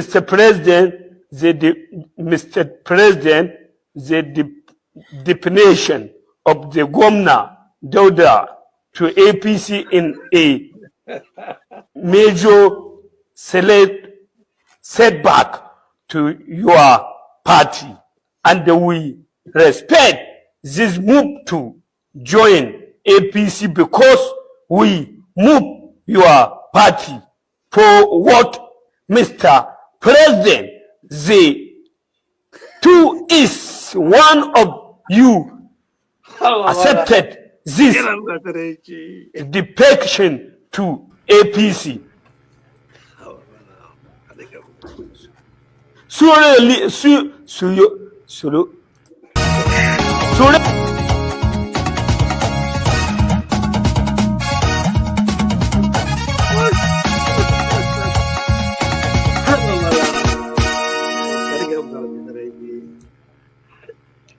All right, so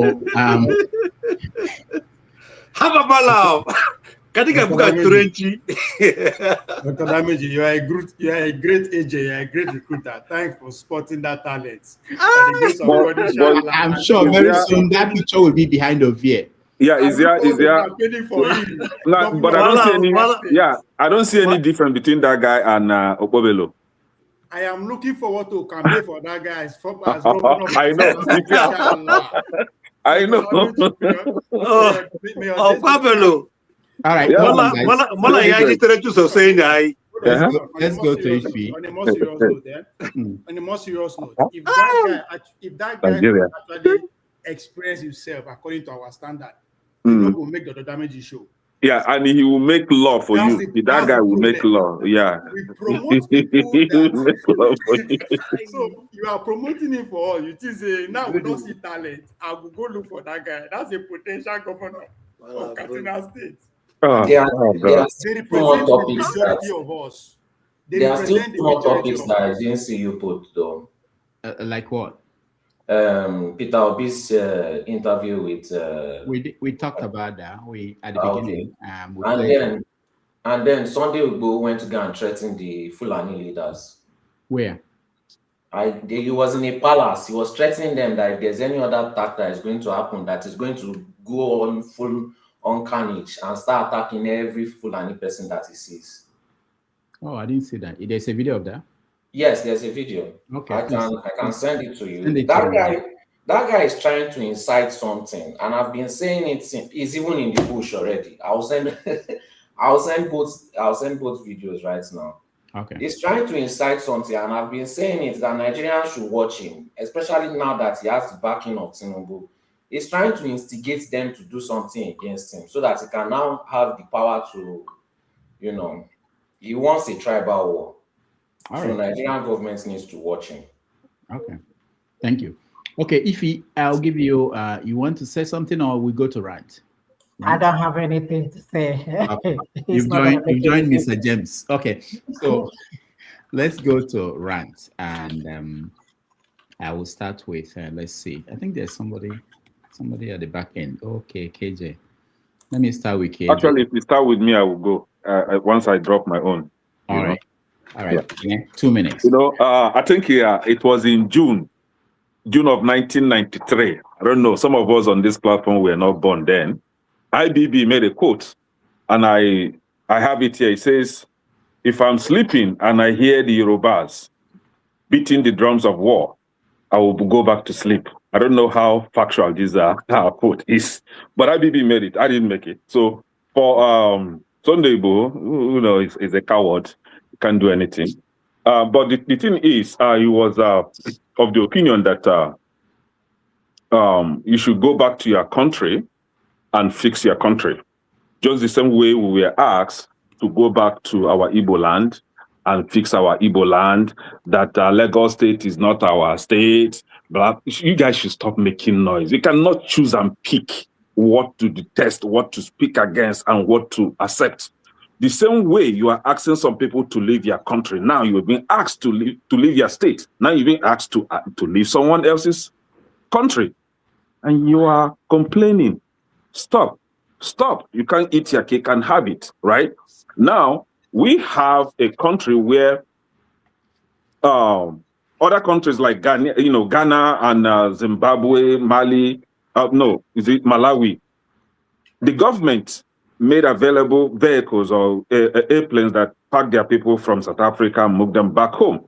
But in your own country, the victims are made to pay for their flight ticket. See, Dr. Damages, it's called ranting, right? But I don't have anything to rant about. Very simple. I am tired of Nigeria. I don't even have energy to discuss about Nigeria again. I wish I have such power to extinguish Nigeria. Like Nigeria will stop existing. Let everybody go and rest. Then we can't fix our problem. We have problem. Our problem is so deep that there is no solution. We have problem. Our mentality alone is very dirty. So how can you fix a country where you can never speak in unison? We all know that we have problem. And if you see someone coming to fix the problem, that person is a problem. That person is a problem because he is not speaking my language, because he is not attending my religion. He's not part of my religion. He's a problem. We come here every day. You know, before I called in, I was just looking at Dr. Damages. I was having some imagination.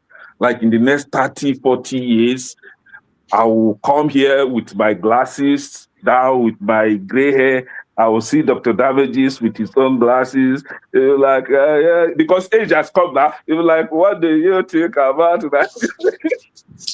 We'll be old that we'll come here talking about Nigeria again. See. Sorry, bye-bye. Thank you. All right. Let's see, Mr. James. You have 2 minutes to rant. Well, I still insist that Nigerians in South Africa, they should try to relocate, because come June 30th, the government will not be able to guarantee their security. There are politicians fueling this problem. An election is coming up, I think, around November or thereabout. And it's going to be a sad, story should they decide to remain in South Africa. And secondly, we come here every day, we discuss problems, but fashioning solutions, we find it very difficult. There are two things I want to suggest. I was on Gloria Elijah's show today, just before this program started, and I suggested something. The Nigerian military and the Nigerian police force they've both been compromised. There's nothing they will plan that will not leak. So if Nigeria is to exist as a country, we need to dismember the two organizations, pay the whole of them off, pay them their gratuity and everything. We set up a new police force, a new military establishment. I know that is impossible. The powers that be will never subscribe to that. So I'm suggesting the leaders of thought in each ethnic group should be collaborating with neighboring ethnic groups on what to do should the center collapse. If the center can no longer hold, they should be collaborating on what to do to attain self-governing status, because we don't want to slide into the kind of problem Southern Sudan slided into. So now is the time to work out the modalities. The people in the Middle Belt, how will they organize themselves? The Westerners, of course, their problem is they have lesser problems because of their homogeneity. The Easterners and the coastal minorities, this is the time for them to sit down behind the scene, work out the modalities. Should the country continue to exist as one, it's fine. They forget all about the plans. But should we find ourselves in a precarious situation, we know the way out of it, in order for the people not to suffer unnecessarily. So that's all I have to say. All right, thank you, Mr. James. Let's go to Mazi Apara.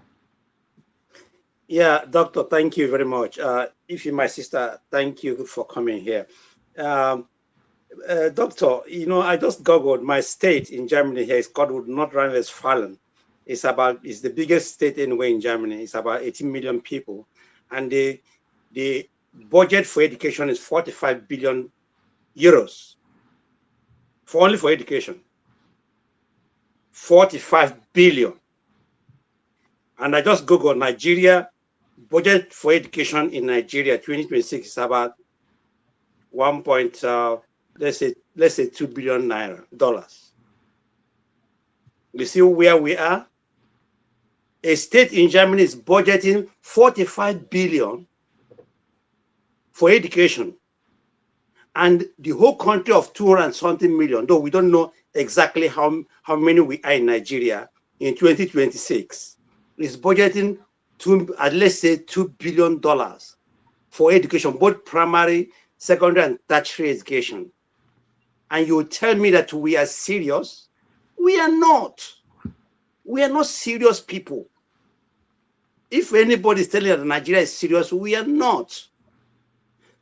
Okay, now you look at how the destroyed education system in Nigeria. You see them posting in London with their children graduating from universities in London and America. Why education system in Nigeria is nothing to talk about. We are here today because we had, or let's say I had little education. Doctor, you are more than you reached at least the peak of education. But I did not. But I'm grateful that the one I got, I can travel with it. I can express myself with it. It's no longer like that in Nigeria. Education. Why you see America progressing, Germany progressing, Japan progressing is because they focus on education. Uneducated country people are like in animals. That's why you see people behaving like animals in Africa, mostly in sub-Saharan Africa, because we are not educated. We are not exposed.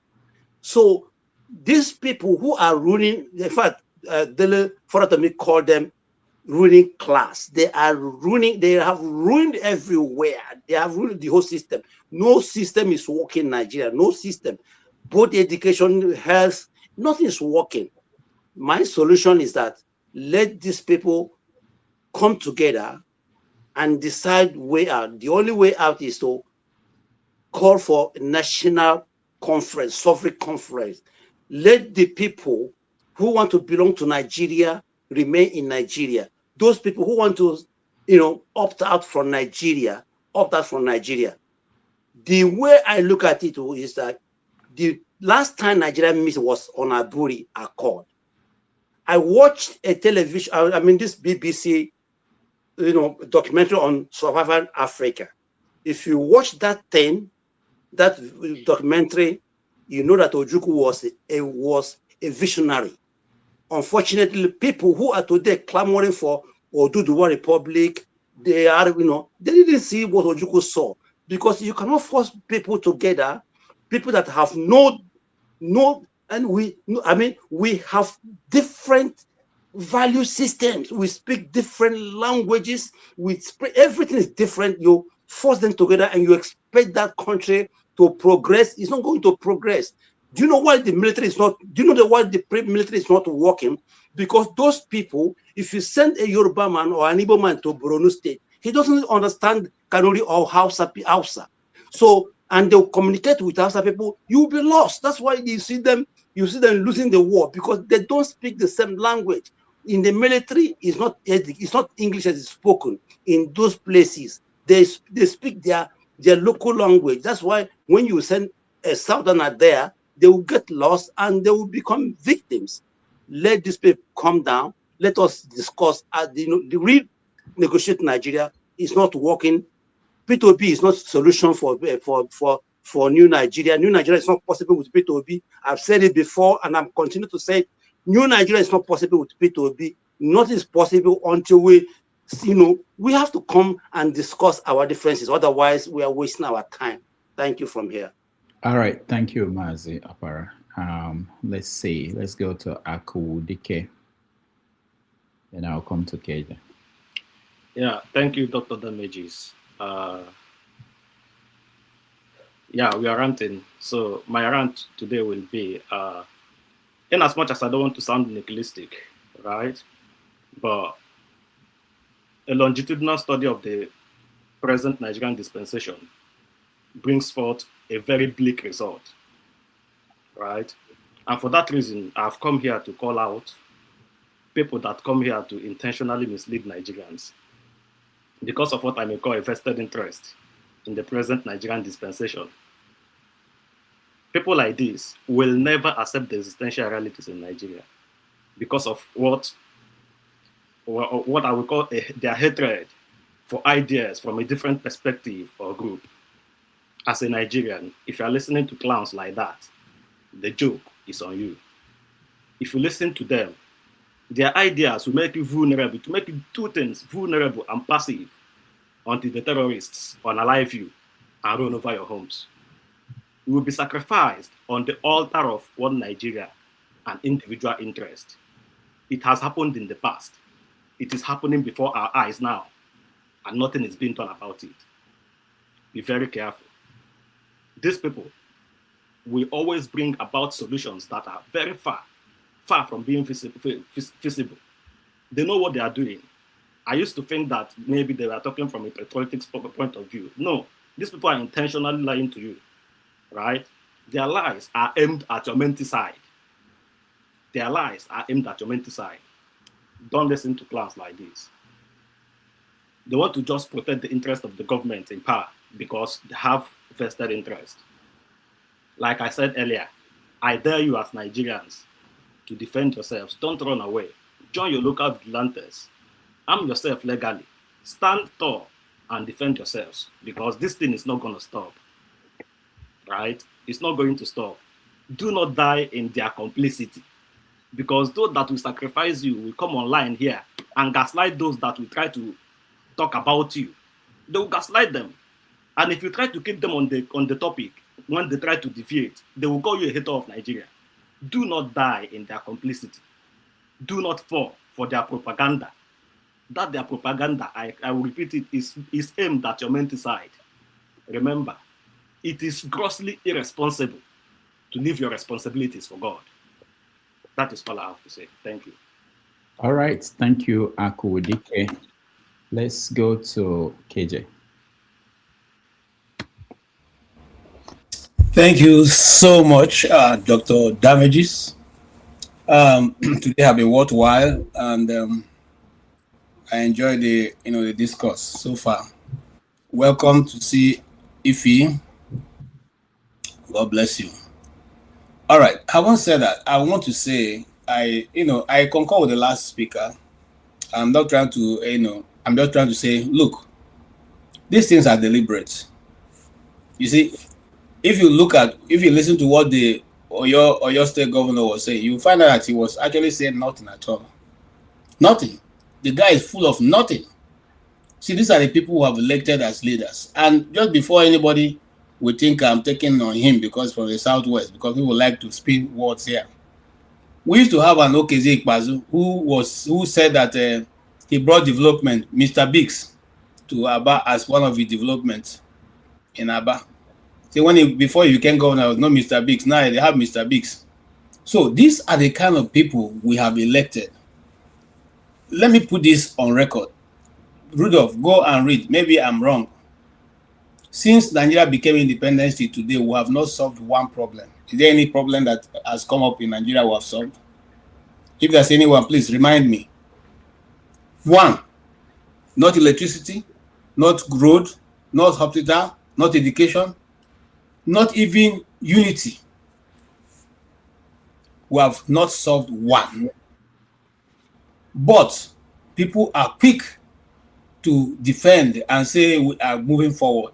How can you be moving forward when you don't even know where you're moving to? What is the roadmap to where we're going? What makes a nation that we are pursuing? What's our goal? I dare say, anybody can come and prove me wrong, that the military government, when they were in power, even did much better than our so-called civilian governments. Because during our military government, Nigerian students had bursary. It was called bursary. My elder brothers and the rest enjoyed it.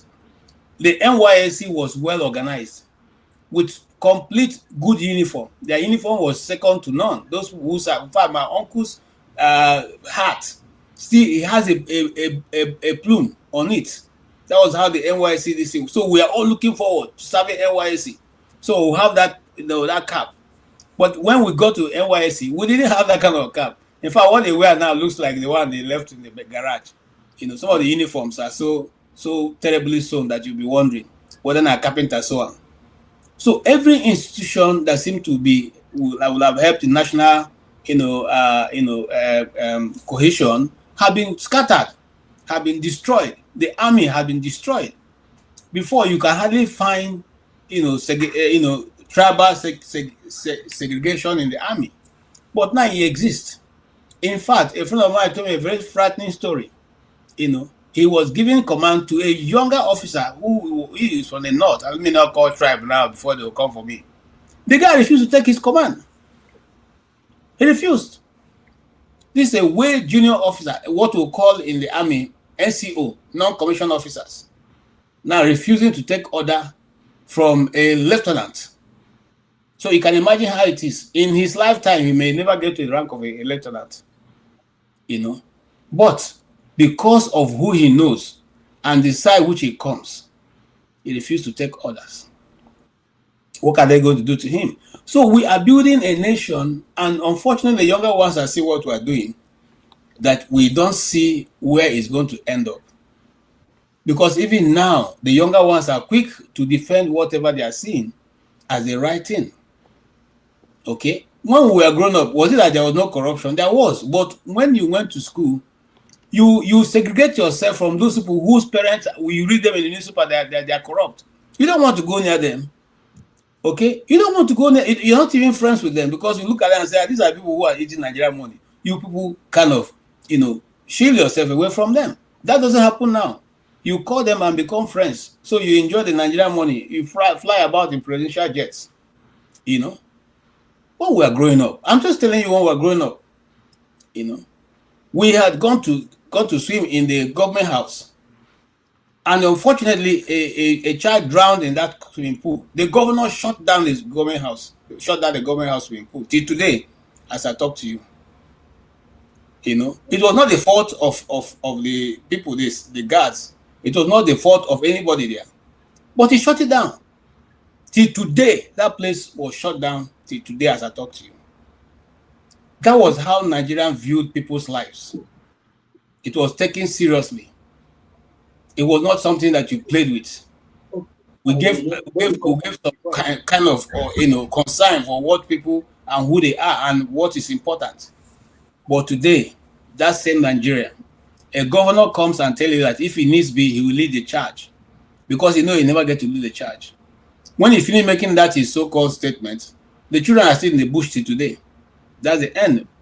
VBM have gone. The press have gone. Life returns to normal. The siren blows again. That is what we are witnessing. The only thing we have been able to advance in Nigeria is that we're no longer using 504, as official vehicles. We are now buying, the Lexus and the Toyota, Land Cruisers. When our parents were, it was 504, GL or SR, depending on what is your rank, which was manufactured in Nigeria, which was less than 7,000 naira. I can still remember. The B2, which we had one, I learned to drive with B2.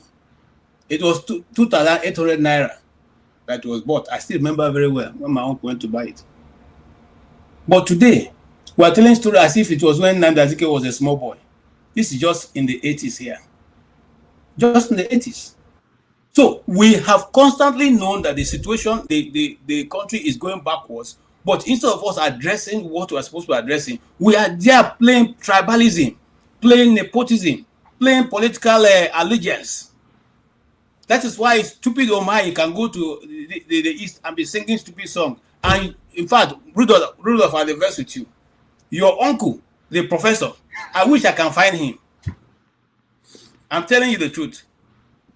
Soludo have become something else that we don't. Who gave him professor? Just today, I was shouted alone in my house here. Who gave this man professor? Who gave him? What did he do? Oh, you didn't hear the speech he made in Ebonyi State? We played it here. Who else would have made that kind of? Is there any leader of any region in Nigeria that will have made that kind of speech to their people, even when they think the obvious is the case? Nobody. So these are the kind of leadership that we have got. They are not responsible to their people. They are not responsible to Nigeria. They are not responsible to anybody but themselves. So my advice, I'll end on this. I don't want to take on him, but look, you see, my late father used to say something. You have to before gachawagu. If you want to go and check where the native doctor used to put his pot, you have to be sure of what you are holding. Now he has gone to native doctor. Now the native doctors are now, you understand. You can see his son. Okay, let me leave it there. Thank you so much. All right, thank you, KJ. Forefathers, welcome to the show.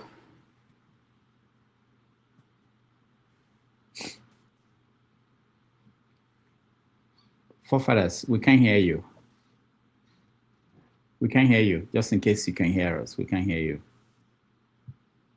All right, we skip you and we'll be right back. When you fix that, we'll bring you back in. Let's hear from Jagun.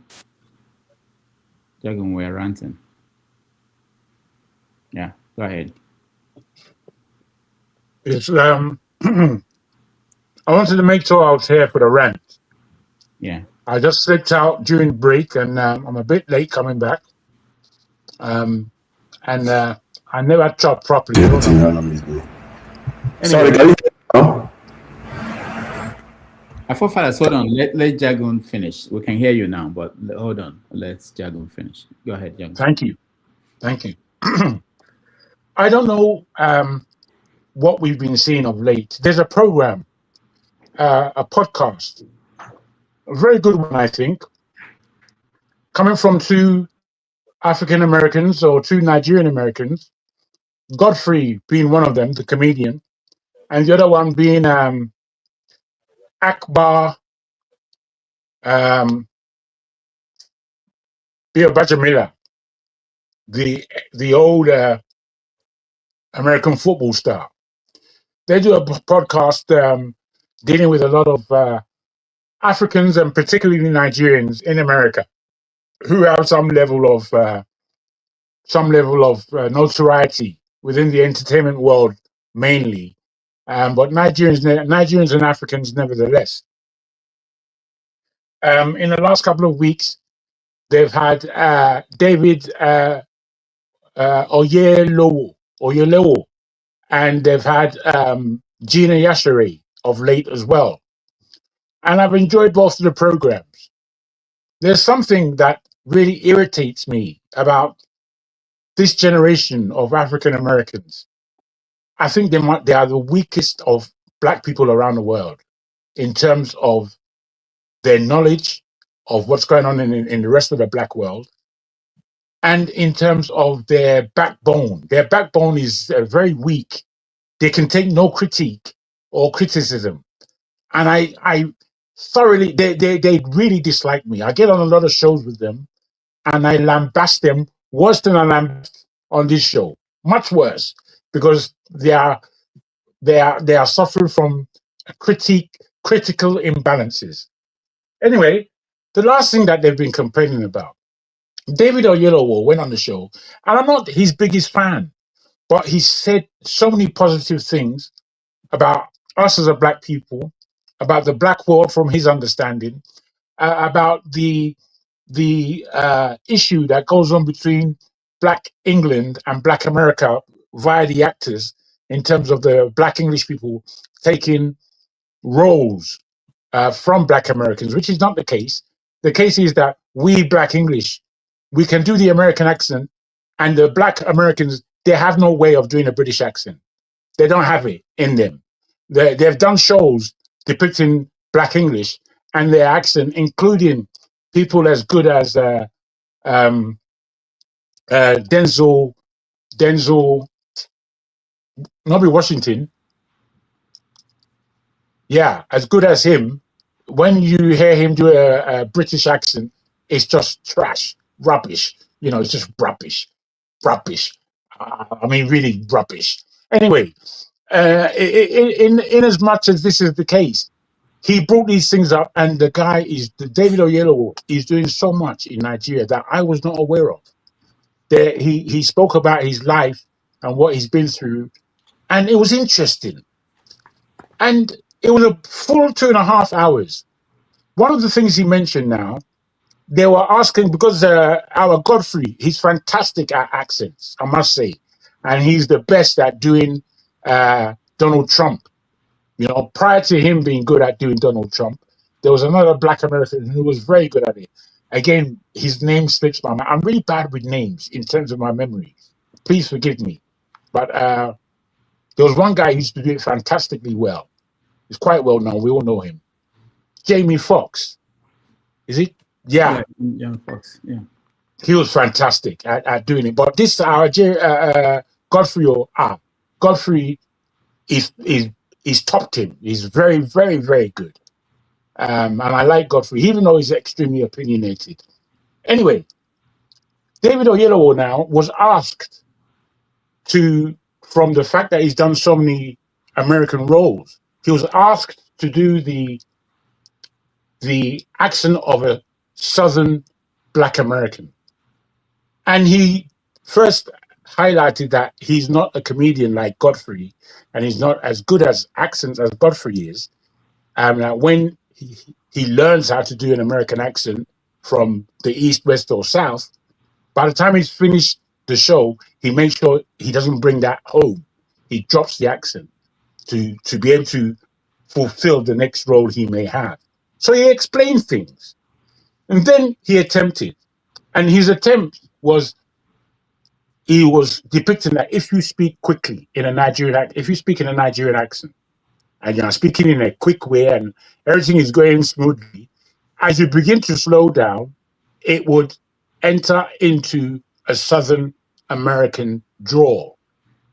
Now, this, when he did it, I didn't think too much of it. I didn't think it was that funny, but I liked the fact that he was confident enough to do what he did. In any case, this has now broken the back of Black Americans again. They said, did you see how David Oyelowo was talking about us, Southern drawl, this, that, and the other, complaining bitterly until they're making shows of something so small. And I get this a lot from African Americans. They have no understanding of what the Black family is today. They are not like their forebears, who basically, for most of the Black world, understand and appreciate what Black America has done for the Black world. They've stepped forward. they have been in the front line, as it were, in so many aspects. They have made us proud in so many aspects, but they know nothing about us. When they call Caribbean people, Brazilian blacks, African blacks, and British black people, they call us tethers, that we hang on to their culture. And I think, what the hell are you talking about, you idiot?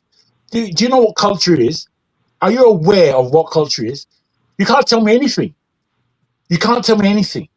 So I'm very disappointed at you Americans, and I hope you black Nigerians aren't as stupid as the black Americans of this generation are.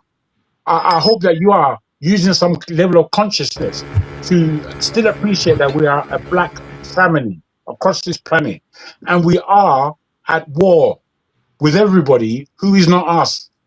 And we understand what it is to come together. I wish this our guy was around, because I would be interested in what he would have to say about such. But I'm completely disappointed with this hip hop generation of black idiots coming out of America. So you black Nigerians, you better be careful. Though. Don't go and join in with rubbish. Yes, well, thank you very much. All right, thank you so much. I used to be kind of take issues with jargon whenever he uses rubbish, but I tend to enjoy it now when I hear rubbish. It tells me that he's about to end. Sorry, go ahead.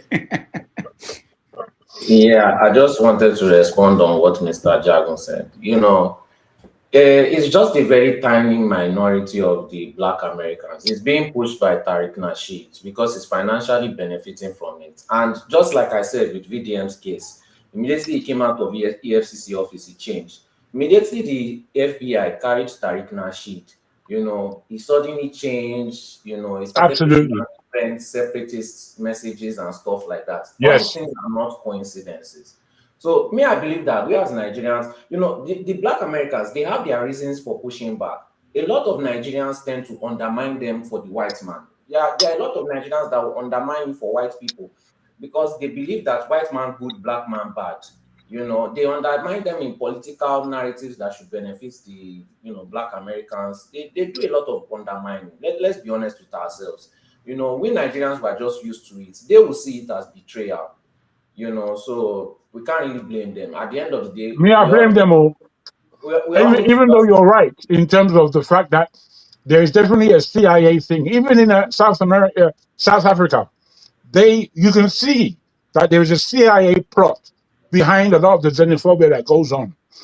And this is why we need to stay together. We can't begin to enter in these people's frame of mind, which is why I was quite upset with what Uncle James had to say about South Africans. I don't think he's necessarily up to date with this black consciousness that we have and how important it is. It's so important for us. But because we don't know what's happening in this world, and we don't seem to realize that anything that goes on in the African continent, the British and the Westerners have so much to do with undermining us. And it's for a reason. And I don't like that we don't understand this. I beg your pardon. Well, I believe that in order to be able to help others, we need to be able to help ourselves too. All that $60 billion that Obasanjo, with his Obasabi, went to go and give South Africa. Are you telling us that all the projects in Nigeria had finished, and because of black unity, went to go and save those miscreants in South Africa? We've never benefited from helping any of these black people outside Nigeria. I'll put Liberia as an exception because it was going to affect us. But you know, let's go home, let's fix our home, then we'll be able to help others. You can't be doing unity when you have no foundation. You know, that's just how I see it. All right, thank you. Let's go to Dr. Damages, you haven't played the videos. Oh, was I supposed to play a video? Yeah, I sent you the video. Oh, I thought it was for me to look at first. We normally don't play. Because I want to use it to respond to Kene. I've been patiently waiting, and I hope he's still watching. All right. He will be watching. Yeah, he will come back and watch it. But no, I'll come back to you. You won't be ranting now. Let's go to Forefathers while I look at the video. Forefathers, go ahead. Greetings, Dr. Damages. Thank you for having me on the platform. Greetings, all the panelists. Greetings to the chat and to the viewers. I guess I will start from Nigeria. I guess from what I can see in Nigeria, I don't know why we always like to blame everybody else. Ultimately, we are responsible for our fate here in the country. And people like to say that the government rigs everything, but we don't hold our own person accountable. Like if I look at the way P2B and Atiku and all the rest have conducted themselves, the first 2023, and they've conducted themselves again now, they are setting themselves up, or at least setting the platform for the government to rig it again. Because how can you have an opportunity to beat a government knowing that all of you got 60-something% of the vote the last time, and you just squandered it? Like, why? Why would anybody do that? Even if they decide that, you know what, we are all going to share the money, but you can't even come together and say, let's share the money when we get into office. They can't even do that. That's how incompetent they are. And so if Tinubu returns in office, it just tells you that Nigeria is lacking good quality leadership, and we are going to be cursed with 16 years of absentee leadership in Nigeria, whereby they barely even talk to Nigerians. I don't know the last time Tinubu spoke to Nigerians. I think that was on Democracy Day. He hardly spoke to Nigerians at all. And you look at how somebody that I met in Nigeria was saying that the House of Representatives, that they barely even come to work. They barely even show up there because all they do is come and share money. The entire thing, the way the country is being run, the only reason why the country seems to be ticking is because of private enterprise. Right now, at least the government is not getting in their way anymore, like they tried to get in the way of Dangote refinery. Bua refinery should be coming on stream too, and I think they should sell the country's refineries. Clearly, Nigerians are too corrupt to be able to run anything. The only incentive Nigerians have to do anything is when they have a direct stake in it. When it is their thing, that is why private enterprise is the solution to our predicament. I've seen it, and you cannot believe when Nigerians believe something is theirs, the way they work hard to protect it, they do everything, but if it's not theirs, they are looking to destroy it. You can even see, like, even a simple app like Bolt that people will call for taxi. And Nigerians, almost every single driver doesn't want Bolt to get paid from the app. They want you to pay them cash so that they decide what to give Bolt. Until they kill that one again, then you don't have Bolt, another one will come again. So it's like we run the systems down. That's Bolt is supposed to be a system that was put in place for people to be able to call taxis and drivers earn a bit of money. Not that they were not earning money, just that they are concerned that they are not earning enough money. So they would rather not pay Bolt the commission that Bolt works. And that is a kind of symbol for how Nigerians behave. It's ridiculous. And one of my experiences that I had was, I literally, because every Bolt driver was saying the same thing. Then one of them, I challenged him. I said, why are you asking to be paid in cash? If all of you are paid in cash and you don't have Bolt anymore, who is going to organize you people anymore? And he got a bit flustered and started saying, no, that's not the point and all the rest of it. And I got to meet this guy. It turns out that he was a very nice guy, highly educated, somebody that is working in high place institution in Nigeria. He said the reason why he came to pick me up was because that is the kind of thing he wants to be, but that's not what he was doing. Because I questioned him, I said, why are you asking to collect cash? Because if you kill Bolt today, tomorrow you will not have Bolt. That's how we kill everything. We kill our own refinery. We kill everything. And when they say we don't solve problem, we solve problem. It's just that we keep destroying it. Everything we build, we destroy. We find a way to destroy it. And all the things that we built so far, if we don't take care of it, if we don't protect it, it's going to be destroyed too. The same thing goes with national security. They keep kidnapping people left and right. Generals are dying in prison. And we all know the solution. But some of us will be happier to say, let the nation dissolve first before you protect your own people's lives. This will break the nation up, break the nation up. You would rather break the nation up than protect your people first. Personally, I don't understand how human beings can think like that and go with clear conscience. Many of them are in these foreign countries where they call police will show up in 5-10 minutes. What kind of wicked person is that? Every day you come on this platform, they tell you that those people that got kidnapped, that or your state one where they got kidnapped, there is nobody protecting them. If there was no one there protecting them, how do you expect them not to get kidnapped? And when they tell you that you should recruit people to go there, many of you are one of the first to say, oh no, don't do that, let's break up the country. How is that your solution? Because the country you are going to break up into, is it going to be any better than Cameroon? Because Cameroon is not part of Nigeria. Is it going to be better than Benin Republic? They are not part of Nigeria. I don't know where we think this logic is going to get us, other than fixing the country that you have already that has such great potential. Nigeria, say whatever you like. Nigeria is one of the most selfless nations in the world. So the people themselves are very ingenious, because that same driver that almost did that stuff, the reason why he takes this boat was to get to work. He wants to get to work and not have to pay with his own salary to travel. So he does both. Where our people hustle, they do this, and you see people, they are working from their workplace. If they see an empty field, they will go and farm it. Nigerians do that. In the Federal Capital Territory, not in the village, in the Federal Capital Territory, they will go and farm it. Nigerians look for every niche to earn a living. That is a good thing. But this thing that we do to destroy every system we put in place is not going to get us anywhere. You keep wishing that your country gets dissolved, gets broken, costs the nation, and all that, because you can't be bothered to do the hard work of just thinking a little bit about the solutions of your country. If you force your government to recruit people to secure the country, you will not have that problem. You'll be going to Nigeria and enjoying yourself like everyone else.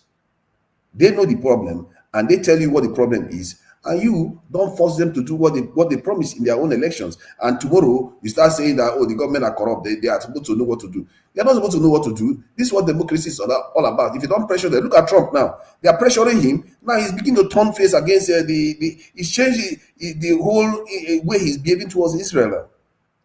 You will force even Trump, that has been bribed to the hilt by these Zionist lobbyists, is turning against them now because the population has turned against him. If you turn against your government, you will force them to change their stance. J.D. Vance is coming on TV to tell Israel, without America, you wouldn't. Trump was telling them, without America, you wouldn't even exist. There was a time no American president will ever say anything like that on TV. But now they are saying it openly to Israel. Something they will never do, because they see the poll. The people have turned on them. That's the same thing is going to happen in Nigeria. If the people turn on the government and tell them, if you don't recruit to secure this country, you will see they'll quickly do it. This is democracy. And this is why sometimes I take what Solly says about Nigerians have not suffered enough, we will not suffer enough. That's why we think we have the luxury of keep talking about things that are completely irrelevant to the reasons why people are getting kidnapped. The structure of your system is not the reason why you are not secure. The corruption in your system is not the reason why you are not secure. Because all countries have these problems. Why is it that their own is secure? The only difference is that they don't have. Is Nigeria not corrupt? Why is it that the cities are more secure? Even without that corruption, why is it that the cities are more secure? It's just people you need in those places where they are busy kidnapping our people, abusing our women, children, name it. I'm fed up of just hearing people come here every weekend talking about breaking up the country when they have not even done even the minimum to say get people there to secure the people. And about what Jago said about African Americans, I really don't buy that. The idea that African Americans are some of how can you buy when you have no money? Go and sit down somewhere. Hold on, calm down. See, calm down there. The guy can criticize you a little bit, and you just start losing your ropes. See, I don't buy what you're saying about African Americans, because I actually think that they have some, apart from the Rastafarian Jamaicans. Say your own opinion, and we are here to say our own opinion. Say your own opinion, okay? Please. I'm saying my own opinion now. Yes, but you don't criticize people who utter their own opinion here. I utter my own opinion. Say your own opinion.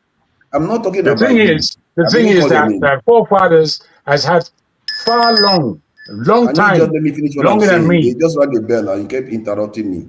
I've not been here for a while now. Don't you miss me? Whatever. At all, my brother. You've been talking for all this while. I just came here. You just will let me talk. So, but about the African American thing that you're saying, I really don't buy that. Apart from the Rastafarians in Jamaica that has unflinching loyalty to the continent, African Americans see the divide far more than we do.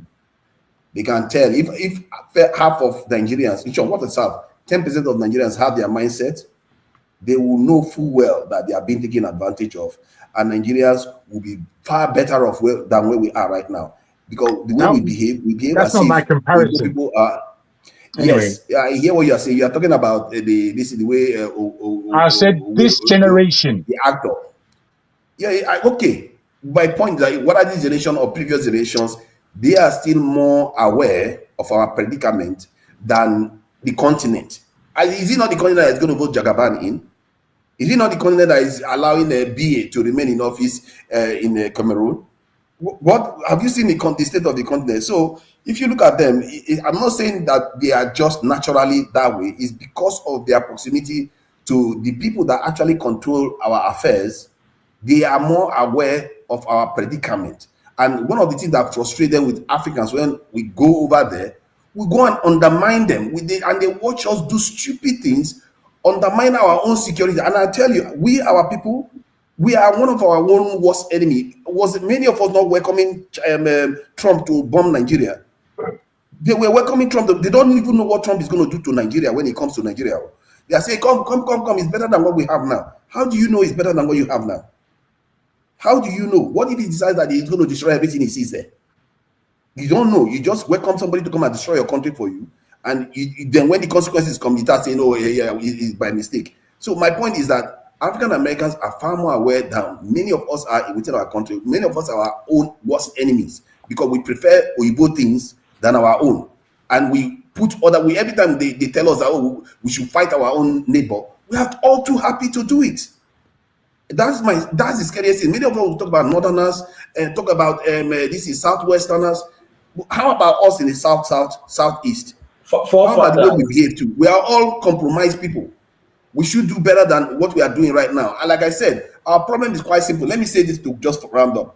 Nigeria, whether we like it or not, if the fear of Dangote doesn't come to fruition, which is we Nigerians start fighting each other, or the Nigerian government does something crazy like Tinubu did in 2023, Nigeria is going to grow.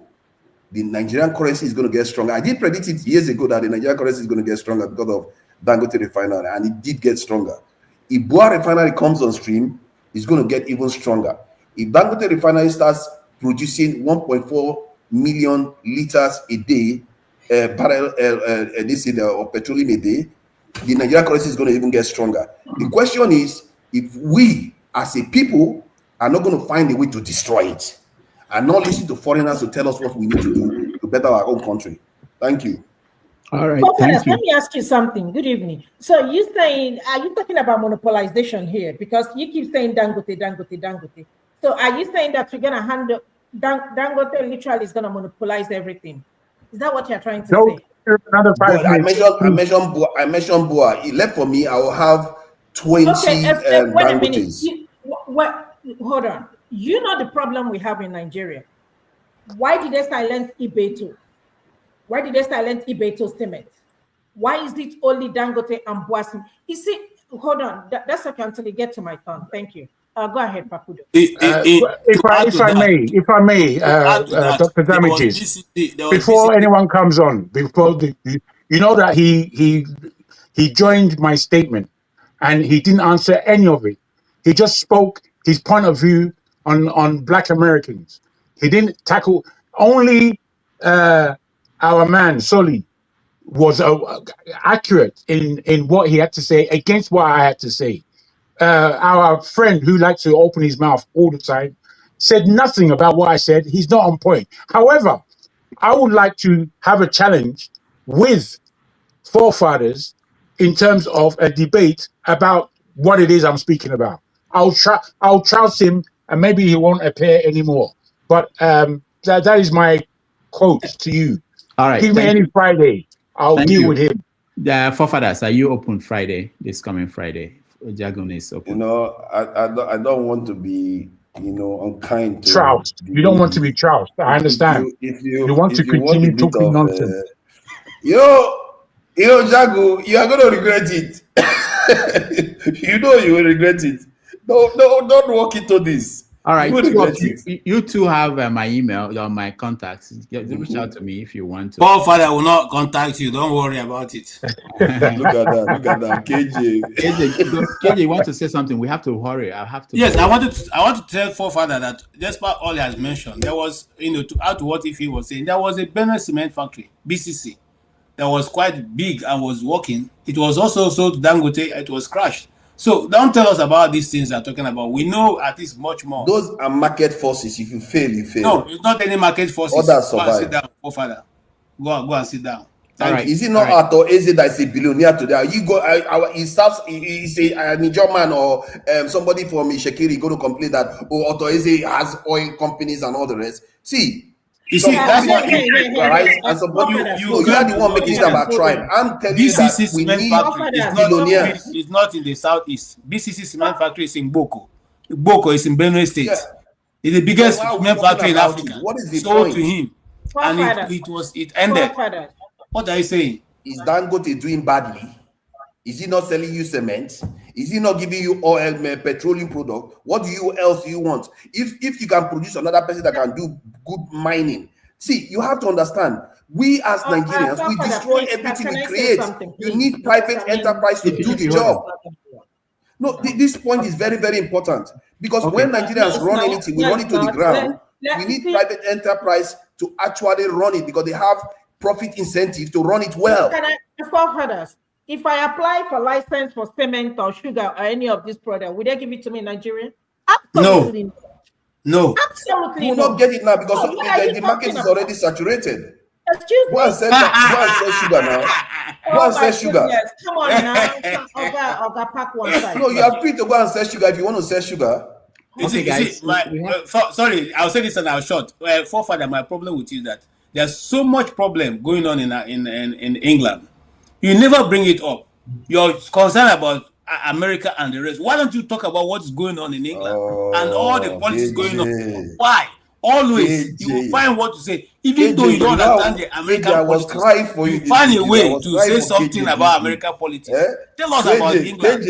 Tell us about England. No, let me just say this quickly. KJ's beloved is fighting another KJ's beloved. KJ beloves Donald Trump, and Donald Trump is beating Israel, another of his beloved. And now he's concerned that I'm commenting on it. Is it not Donald Trump that said, without America, Israel will not exist? You always like to conjure, so go ahead and conjure. You're crying about it. Hold on. There's a question for you, but we're not going to get into that now. I'll get you to address it. It's on the screen later on. But let me get to other people so that we can quickly round up. So I think the next person I will call on, I see Dexter. It's only Dexter, Ovie, and Sully and Ife. So let's start with let me start with Dexter so that I have your video or Sully, so I'll play that very soon. Dexter, go ahead after you Sully. Okay. Yeah, I thought Forefathers show had already started. Huh? I thought Forefathers show had already started. No, giving us some epistles. Okay. Yeah, and Dr. Damage, you have this special love for Sully because it seems like he's the next generation. I'm actually 21. You know, I'm going 21. I'm looking at it on your forehead. I see that on your forehead. Don't worry about don't worry about that. My cousins were already bowed at 18, so just anyway, Sha, so yeah. Speaking about you know, they normally say anything people don't understand, they kind of tend to destroy. You know, so maybe we should just accept that the progress of Nigeria will not be in our generation and our time. Because you can't reinforce failure. It doesn't work. It doesn't work. If we what people don't really realize, I think many Nigerians really don't have anything against the present administration. They don't really have anything against it. The point is that the process through which the present government came into power was really bad, terribly flawed and corrupt. That the people have just rejected. You know, for democracy to work, you need legitimacy.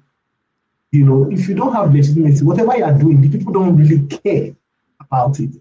You know, it's just like if a thief comes to your house, robs you, then the same thief now wants to say he'll be taking care of you. It won't go down well with you. You will just not accept it. No matter how well that thief tries to treat you, you just want that thief out of your house. And I think that's what this administration kind of don't really, you know, the people that support this administration don't really get. And, you know, when I see people supporting it, it means that maybe our minds are not yet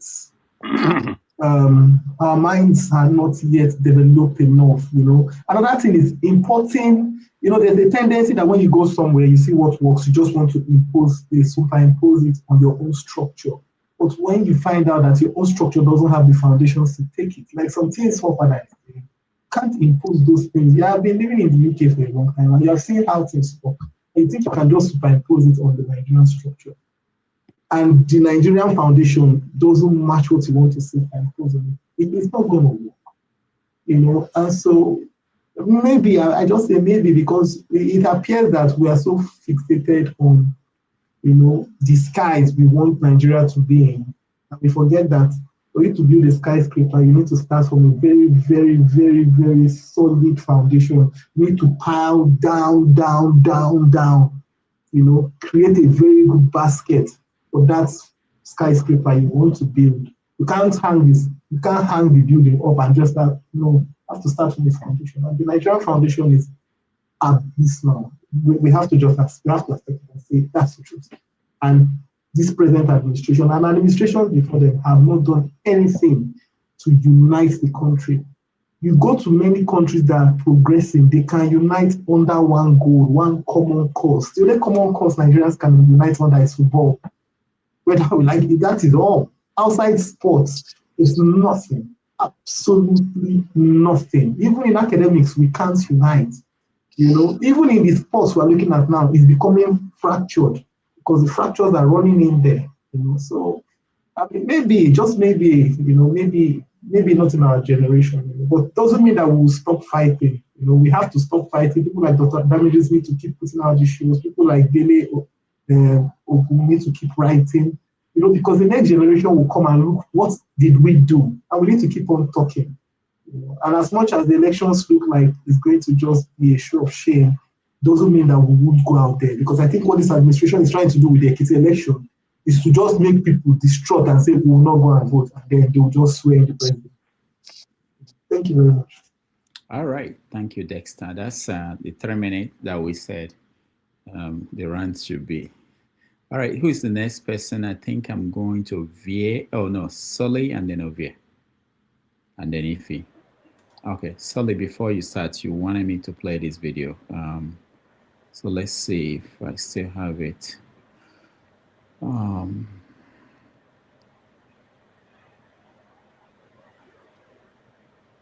Okay. This is it.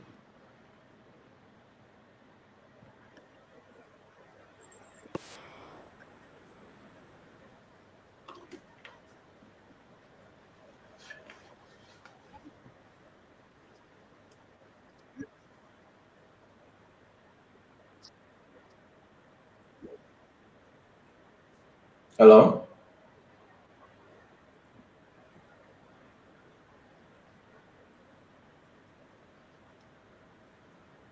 I can hear you.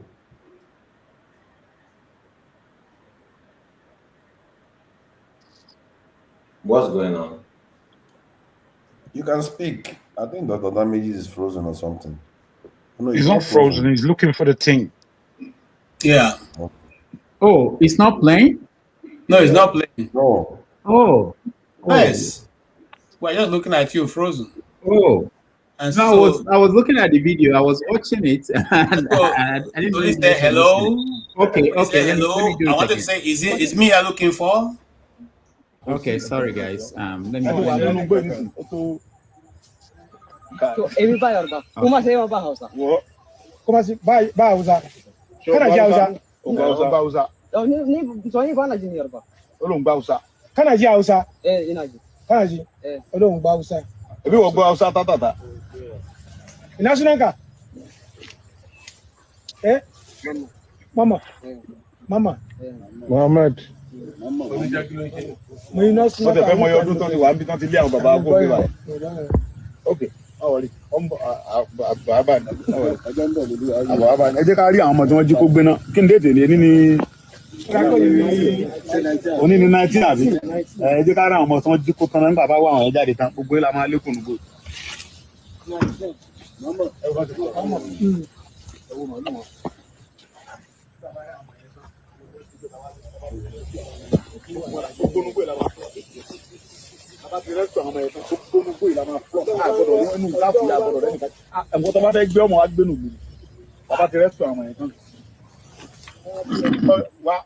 All right. So. Yeah, there's still another video. Oh, okay. So in the first video, I'll just interpret in case people watch it later. The first video, he went to go and see, I don't know if it's their leader or whatever in their palace, and he was telling them that if any other person is being kidnapped, that is going to enter the bush, and anybody that he sees that is Fulani, they are going to wipe them out totally. Then this video that you played, he was talking to one Fulani person. He was just having conversation. Then when he was leaving the place, he was telling his guys that see, look at them, look at all their cows. That once they rescue those children, that they are going to invade that forest and wipe out all of them.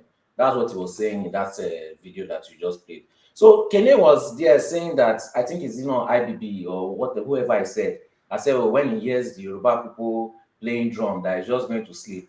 Yet Tinubu is dealing with all his people. He's dealing with that person that made that statement, dealing with all his people in this current administration. The reason why I say this Sunday Ogwe is very dangerous is the last time when Buhari was president, this guy and his people went on the street, and anybody that looked like a northerner, they started beating them and attacking them. That people had to start speaking Yoruba and start saying that they are Yoruba, or even the ones wearing hijab, that they shouldn't touch them. Now, this guy has access to weapons. This guy has access to thousands of people. And he has started threatening these Fulani people again. He's trying to instigate them to attack so that he can have a reason to go back. Kene, your people we've heard your people's drums. No offense, we've heard your people's drums and they've been beaten expeditiously. You can't say that about my people, right? We have seen yours beaten numerous times. So I don't want to go too much into that, but if you push me, I will. Then I don't care about what Dangote is doing. If you look at what Dangote is doing, instead of, before I used to go with the former tirade of who is doing monopoly, is doing whatever he's doing. This guy is industrializing the Southwest. If you are paying attention to what he's doing, he's doing projects in Lagos, he's doing projects in Ogun State, he's doing projects in Osun State, he's doing projects in Ondo State, bringing industries, employment, basically what Western powers fear. And he's using the government as a form of support and defense for all these projects that he's doing. You might complain about him, and I may complain about him previously before, but if he's going to have this monopoly and benefits the people and go against Western powers, so be it. After all, at the end of the day, is that not how America was built, right? When you look at the people that built America, the people that built their railway and everything, they were monopolists. They were capitalists. They took all the money and they invested it back in their country. And that's why you run away to their country. So maybe you should be begging Dangote to come to your region, to come and industrialize the place also. Because at least we know that he has the backing of the government. And your people is he only industrializing the Southwest? Well, I don't know about other areas. I know about what he's doing in Osun State, Ondo State, Lagos State, and Ogun State. That seems like on industrializing the Southwest to me. I don't know what else you want to call it. If there's The another cement region, factories and all the rest are not necessarily there. yes, it's not. That's not the only investment it's making. It's making different investment according to each state. It's not the same investment everywhere. I will encourage you to look into, those investments, and then you understand what he's trying to do. I don't see him doing that in any other region. Other regions are just complaining instead of inviting him to bring jobs and opportunity. Aligning themselves with him for their own people instead of shouting divide the country all the time. All right. Thank you, Sully. Okay, so let's go to V.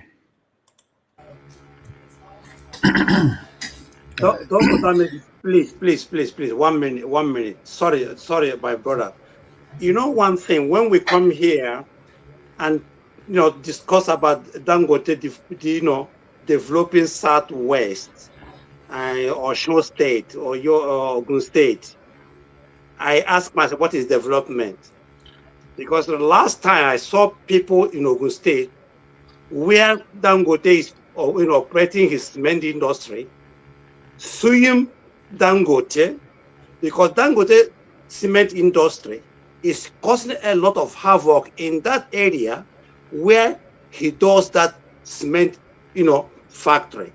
The same thing he did in Boko, where people were poisoned by his cement factories. What is the development for you? Is it because somebody is monopolizing your people, grabbing the land? You saw what happened, what he did on what you call it now on that refinery. They said you saw that even he came out and said that even he paid $100 million for the lands, and the government evacuated the people. The indigenous people lost their ancestral homes because of this man, and they never even knew that Dangote paid $100 million to the government. It was when Dangote was having problems with the government, he came out and told them, at least I paid you $100 million. Even now, the indigenous people are in court with Dangote and the government. So let us be honest with ourselves. We live in Western world where things are done orderly. So if Dangote is, developing Osun State, which is one of the poorest states in Nigeria today, so good luck. But we don't want Dangote to come to Igbo land, because we have. If you go to Ebonyi State, you have those limes, those stones, whereby he can do. But we don't want that kind of person to come to Igbo land and destroy our ecosystem because he want to industrialize our land. We don't want that kind of nonsense. Thank you. All right, thank you, Mazopara. Can I respond? No, Sanusi. Just 1 minute. 1 minute. Okay. First of all, Dangote is not a Fulani person, because I've been seeing the literates in the comments saying Yoruba and Fulani. I'm not saying that I didn't call his name. I didn't call his tribe. Okay. That was not for you. That was for the literates shouting that is Fulani. Okay.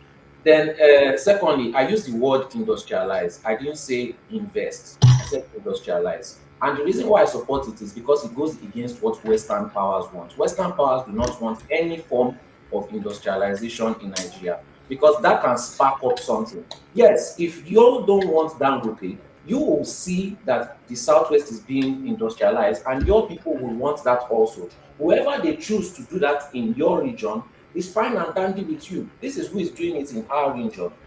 You don't have to accept Dangote, but it's going to trigger something in our economy. It's going to trigger something in our people. Like I said, if you want to see an example of this being done before, you look at the American history. Yes, the American oligarchs before were poisoning the water, poisoning everything, but they brought that industrialization. Same thing happened in China. Everything is not going to be perfect, but once you trigger that wheel, once you start the wheel, it begins its journey. That is my point. Doctor, 1 minute. No. Okay, thank you. 30 seconds. 30 seconds. I will close. If you watch what Shehu, what they call Fela said about Dangote, do you know that those people who are working with Dangote today in the companies in Lagos, go and watch that video that he made. Shehu, Fela, go and watch what that young man said about Dangote, what Dangote is doing there. So when we come here and praise him in the industrializing Yoruba land, good luck. Good luck. Thank you. All right, thank you. Ovie, go ahead. If I want to go by the logic of Mazi Okbara, I will say the current insecurity in Ososo, Boa Cement is responsible because Boa Cement is building in the what they call a great cement factory. Currently in my town, that has been going on for a couple of years now. It's been building factories. The activity is in full-fledged. That is insinuation. So I should accuse him of importing insecurity to Ososo. Cement is one of the heaviest industries in the world, and it will poison anywhere where they are. Indeed. Sasha, tweet that out. I don't know how you they do it, the way you go keep straight face, when and it's a very unfortunate too when all these British subjects go come here establishing authority over socio-cultural politics of Black Americans.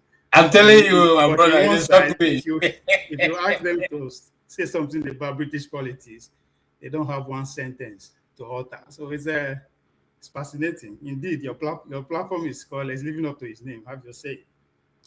I know you play my.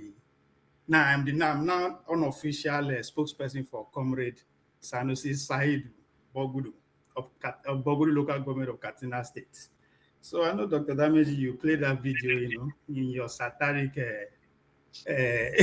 nomenclature as usual to ridicule him, to make us laugh with him. But you did the same thing that Arise did for me in terms of Monday Paulo.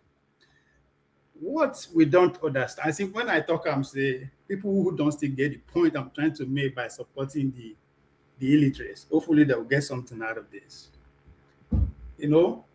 When I did talk, say there is a war, I don't like to use the word revolution, there is a war currently going on between we, the uncalled, uneducated, illiterate, not knowing how to speak in English Association of Nigeria. Gone are those days where the so-called educated, intellectual, but yet idiots come and tell us to vote against our interests. It's not going to happen.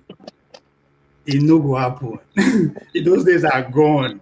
Today, if we use grammar, can't speak Finnish, some of us we come dwell among you understand how things they work. We go AI or ChatGPT. We go say, explain what this politician talk, this man talk with English, so. Yeah, he go tell us. We go tell them for village. That is the time we are today.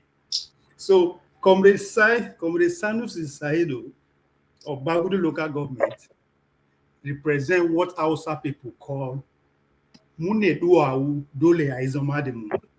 That means we are the Butos. You must sit with us. We represent the majority of Nigeria. We know Sabi speak grammar. If you go to the north, 99% of them, they speak like that guy. Come Edo State, 70% of us, they speak like Opawolo. Gone are the days we vote against our interests. Go read all una book. Speak all una grammar. Until una come sit down, confess, apologize for messing up the country for the past 60 years. It's over for you guys. That guy, we go promote him. God bless us, we go present him, president of presidential candidate of APC 2031. Said will go be the president, Okoye will go be the vice president. Let's go to war. We will see who plenty pass. This is tyranny of minority. Tyranny of we minority, because we know how to speak like, understand the slave master's language. They condition us to embed our life in understanding their system. Few of us will not pass 20, 30 million. We carry and come impose on 230 million people. Deliberately annihilated them. If you grow from one local government, spend 50 years, if you say if you no go get certificate, you no go fit govern in society, that's madness. If you no fit speak English, you no go fit become governor. Now get the state passer. So we are not just emboldened. to come out and speak the way we want to speak. The majority in the villages will understand us. Una will diverse. So when I say 2027 is over, it's not because Tinubu performed wonder or do anything. It is because, again, the opposition have failed to do anything. Instead of them to come and organize, go to the people, no. They're busy, jump from one platform to another, they speak grammar. And they say, including in us, that will come to platform, they insult Nigerians every 4 years. Now, every 4 years, when they come, if they don't vote for our country, they don't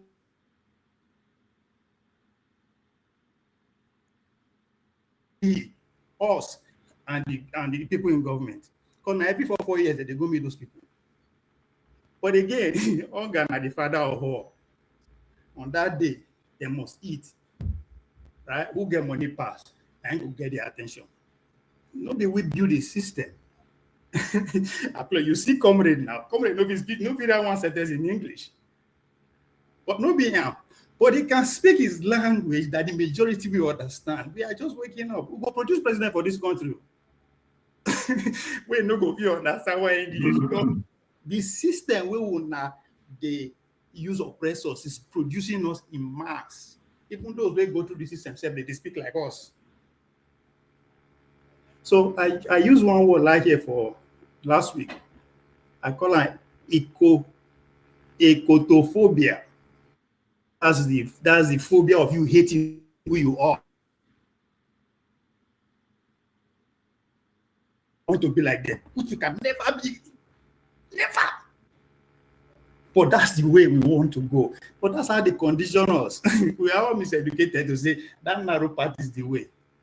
You know, the pain is that get one place where they see they win, which is the Nigerian youth, those that live in the cities. They see the reason like zombie. Because how did we go from the system must change?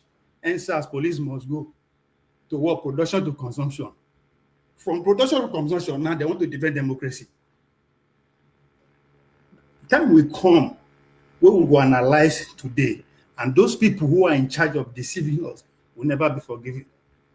So now those people now we don't even understand the word democracy. Oh no, we will go at all. Yeah, recruit them to go and fight for democracy. Again, we understand again. Kudos to Comrade Sanusi Saheed Mogudu of Mogudu Local Government Katina.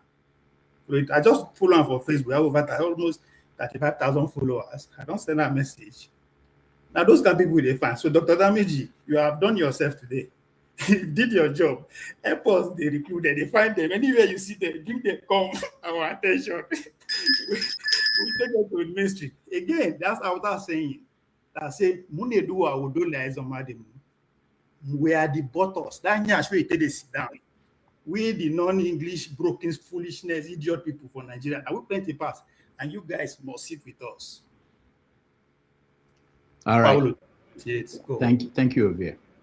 And finally, Ife.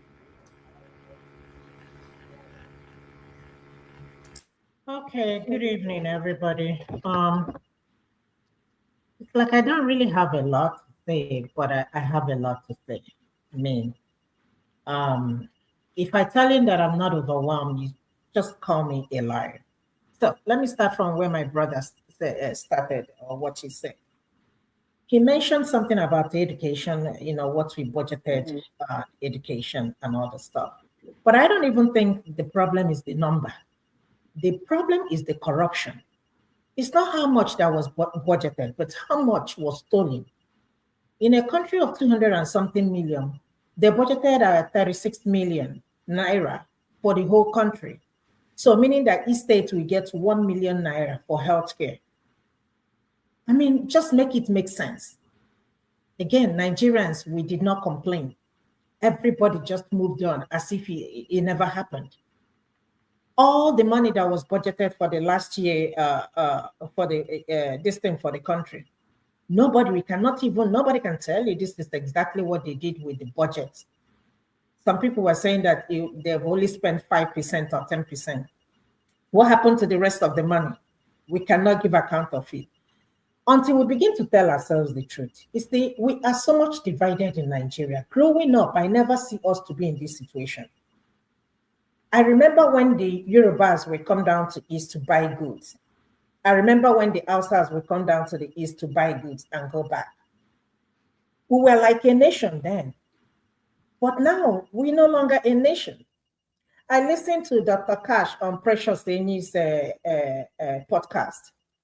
And he said something. He said, in order for us to fix Nigeria, we have to become a nation. And I told him, I said, we can never be a nation, period. It's not going to work. The corruption in Nigeria is so bad that it cannot even be stopped. We call ourselves a nation, so-called a nation. Is Nigeria just like a marriage? Like I always say that. But we are forcing each other on each other's throat for us to stay united. But it's not going to work, whether we like it or not. Whether you put Obi there, whether you put in no matter whoever that you put there, I don't think this country is beyond. It cannot be repaired. It's irreparable at this point. I heard what my KJ, my brother, said, about Tinubu. In fact, I had that conversation with my sister. Today is what? Saturday. I think it was on Thursday night when we were talking. And she said, because she's a lawyer, she said, if Tinubu wins the next election, forget about it. He's not going to get out of the power. He's going to die there. Nobody's going to take away that power away from him. How can you say that in a country that our tax record is with another country and our health record is with another country? And all of us are moving on like as if such thing never happened. And we have National Assembly and they did not say anything. How can we be a nation? Can somebody make it make sense for me? I heard a lot of people saying democracy, it's not going to work. I've said it over and over again. Is this democracy? If this is what you people call democracy, that means it's not working for us. But that is not even the problem, because democracy is supposed to work. Whatever you bring in Nigeria now, it's not going to work. The question is not about democracy. We're talking about the corruption in the system. If democracy wants to work, it will work. If we have free and fair election, the democracy will work. So it's not about whether democracy is working or not, but it's the people in power. It's just like the election. When people say Beavers will work, Beavers will not work. Why will Beavers not work? Is it not because of human decision? It's not even human error. Human decision made it not to work. So let's forget about whether democracy or parliamentary or federalism or all these things. People are saying state police will not work, federal police. That is even the point. That's not the point. The point is that are we ready to make it work? Because if you want to make it work, it will work. If you work in other countries, it will work in our country. But how can you work in a state where nobody can ever tell me what Wike has ever done as a job, what business he has or what company other than being in political office? And he has a Rolls Royce. I heard my brother say that in Germany, they buy small car and all that stuff. Only if these people can have sense. With all this money that you're acquiring, what are you going to do with all that stuff? You're going to sleep in one bedroom. I always say that. Wear one pair of shoes, drive one car, use one toilet, eat with one spoon. All that is one. So why are you acquiring all this wealth? So you want them to stop the lifestyle they are living. Tinubu said he's going to give us electricity. We didn't see electricity. We are moving on and we are going. Everybody is hoping on 2027. What is going to happen in 2027? I don't understand. Why are so many people hopeful? Keep saying, let's come 2020. What did not happen now will not happen in 2027. If you don't fix the problem now, what made you think you're going to fix it on the election day?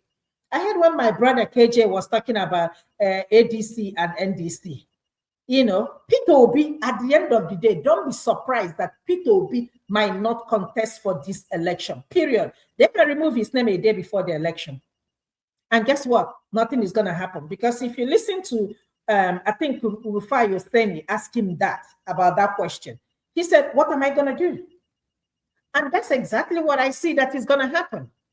If they can stop ADC and other political parties not to contest for election, NDC shouldn't rejoice for so long because it's going to happen to them too. The plan of Tinubu is just for him alone to be on the ballot. I listened to Adewale, Prince Adewale's interview. He said they had a meeting with Tinubu. Go listen to that interview. He said it all. He said that Tinubu doesn't care. And he doesn't care. He said even if it's 1, 2, 3 people that voted for him, that he will win the election. What does that tell you? It's not the problem, it's not the democracy. The problem is the people in power, because they had deliberately don't want it to work. And that's why I know a lot of people, gonna come here, she comes, and that's here I come. Olga, I don't know if you're hearing me, because last week you were like, where do you even stand? Do you stand with one Nigeria, or do you start with disintegrating Nigeria? Let me say it clear and for you to hear it now. When Dr. Frank Obunwezo was here, I think not this, I think it was the previous time he was here, not this last time. I asked him, and he said, we can work as a nation. And I'm like, He proved me, he tried to convince me. And I said, okay, maybe we can work as a nation. But the way it is going now, we cannot work. Tell me a country on earth where children were kidnapped up until today. They haven't recovered. They haven't seen them. As we are talking, we don't even know whether these kids are alive or whether they have that. We don't know anything. And all of us are moving as if it never happened. The president did not make a speech. The only person we hear here and there is the governor. Are you kidding me? Are you telling me that this is a country that you want me to be part of it? I don't want to be part of Nigeria. And let me make it clear. When you said yes, in as much as I want Nigeria to work, for us to come together, but I don't see this happening. It's a question of time. Nigeria is going to disintegrate. You know what is still holding Nigeria together? The debt. The debt we are owing. That is why we're still together. Because if we disintegrate, who's going to pay the debt? That's why the problem is. That's why they're trying to do everything. All the people that they borrowed money from, that's why they're trying to do everything to get get Nigeria together. Tinubu the other day wanted to borrow 5 billion. What are you doing with 5 billion? We haven't seen anything, not even one thing that we can say that this administrator they have given us. And Nigerians went and yelled and screamed. IMF told them, this is a risky. You people are going to borrow money. Look at the conditions. Until Nigeria went to their ABU this thing and rain costs on them, I don't think they borrowed that money. All the money, Tinubu has borrowed more money, more than other past presidents. And you ask, where's the money going to?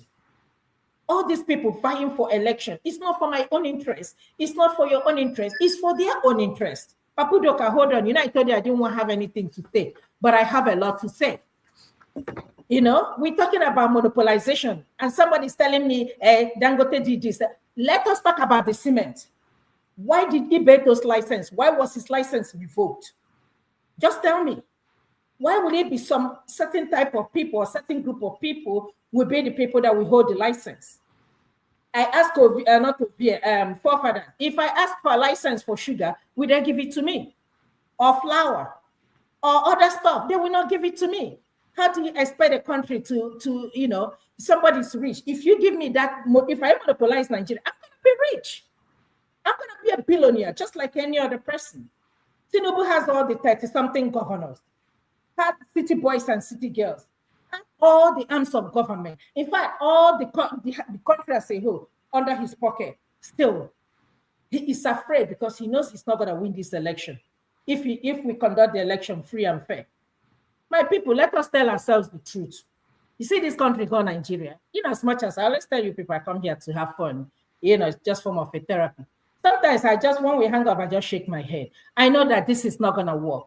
And let me tell you something, whether Obi wins, which I know that he's not going to win because there is no pathway for Obi to become president. Let us understand that. Obi will not be president. Let's just know that and know peace. The only way that can happen, unless it's going to be a divine intervention of Tinubu, natural cause, or any other thing, it's not going to happen. Nobody's going to take away the power from Tinubu. Tinubu is going to be president. Once he gets into power, whoever is going to be a Senate president, they're going to bring out a constitution that will make him make this a system, this thing. And Tinubu will continue until he buys in power. There is no hope for Nigeria. Whether we like it or not, When people are talking about educating these people, giving them 2020, is it not poverty? Is it not poverty that is making people to collect? All of us that are here in diaspora, has anybody ever collected anything from anybody that is campaigning or running an election? Of course, it's not going to be possible. But because, poverty has taken over our country, you give somebody 5,000 naira and they will sell their vote. My people, we can sit down here and talk from morning till night. Let me let you guys know that Nigeria is not going to work. We can never stay in this marriage for so long. Okay? They will try and hold us as long as they can until we get our senses together and sit down and talk about whether we're going to stay united. If you're hoping on democracy, it's not going to happen. The only way Nigeria is going to move forward, we all need to sit together. I heard my brother say 500 and something ethnic group. Every ethnic group needs to be represented. That might happen until we all need to sit down and go back to drawing board. This country called Nigeria will cease to exist. If it doesn't cease today, it will cease tomorrow. That is it. So all these things we're yelling online and screaming and talking about democracy. Democracy is not going to work for us. If it work for the Americans and other European countries, it's not going to work for us because the corruption is too much. How can they maintain their lifestyle? We want to buy more Rolls Royce. How is he going to buy them? Is it not through this corruption? So you want him to get free and fair elections so that the next government will jail him or try him and put him in prison. Of course, he doesn't want that. He wants to live the life. He wants his children and generations to come. Likewise, Ababil. Likewise, Tinubu's family. How can you say that a country will monopolize a country of 200 and something million? Like, we don't even know how many people we have in Nigeria. My people, shine your eyes. This is not going to work. I believe in everybody going their separate ways. If I want to come to the south to buy something, I will come. I need a visa. I want that. If I want to go to the north to buy, I want that. But I don't want a situation where somebody come here every day and tell me, without the north, they cannot win an election. We have to remember the north. Who remembers the south? Who remembers the west? Who remembers the east? Why is it everything is about north, north, north, north? Is that how we're going to be one Nigeria? And that's why I keep saying this one Nigeria is not going to work. When you keep on talking about one particular section of the country all the time, that without them, Nigeria will cease to exist, give them their own country. Thank you. All right. Thank you, Ife. Thank you so much, everybody who watched us. I appreciate all of you. I want to thank those that supported us. Igbo Basics, thank you. Oscar Blackbone, thank you. Alexander Gomez, thank you. And Akudike, thank you so much for your support. Akulata, I didn't see this. Okay, thank you so much. Tomorrow, 90 Minutes Africa, we had a guest that we booked, but something came up, he dropped. So we don't have a guest tomorrow. I'm not sure what will happen at this point because also we didn't know, I didn't know that tomorrow is Father's Day. But we'll try to have a show, but there's nothing set for now because the guest dropped at the last minute. Just yesterday, he called me last night that he won't be able to make it. But so, sorry, if you want me, I can suggest. So we can talk about fathers and the role they play in the society. And people have come up to say the fathers don't have any inheritance. Now everything goes to the women. Maybe that can be a good topic to talk about. Why do children always cling to their mother instead of their father? But the Trump's children, they all went back to their father. Because of the money now. Oh, you go now. You will go where no money no day. After the divorce. In most cases, okay, yeah, maybe because of the money. But anyway, that's a good topic to touch on. So we can set it up and have it. So, Mr. KJ, what are you saying? They cannot love their father. No, my brother, you go where the river is sweet now. You know where the water they flow well. All right, so KJ, if you host, we'll talk about that off air. Okay. Yeah, let's talk about that and see what we can do. But thank you, everybody who joined us, those who watched at home, those who were behind the scenes, sending me videos, making it look like I know what's going on. I appreciate all of you. Executive producer, sure. Thank you so much. You know, sometimes people will be talking about something. Somebody will just send me something and say, look. They call me. Sometimes I'm not even paying attention. They'll call me and say, come and see. I sent you the video. And I will just put it on, and people will think that, oh, this guy is good. He's doing well. Dr. Dameji, you owe us Kenneth Okonkwo before you take the final round. Yeah. I think I should call him. But thank you, everybody. Thank you, Ovie. Thank you, Ife. Thank you, Dexter. Thank you, KJ. Thank you, Jagun. I see you. Thank you, Sully. Thank you, everybody who joined this platform today. We always appreciate all of you. And I will see you tomorrow somehow. We'll be on tomorrow. Thank you. Your supporters and voting. Mr. President, your people don't support this move. They never respect this the faction. Our else you lose Zamfara in. Generally, Mr. President, Zamfara is your both under on condition if you reject, if you are reject, don't test the faction. If you are if you are disregard our call, another party will take Zamfara. You are take Zamfara seriously. Not to take the feta likely, if not other. Who must to tell you? If Dauda enter APC, wallahi, my matata, wallahi cannot never vote you. Naran in Allah cannot vote you. I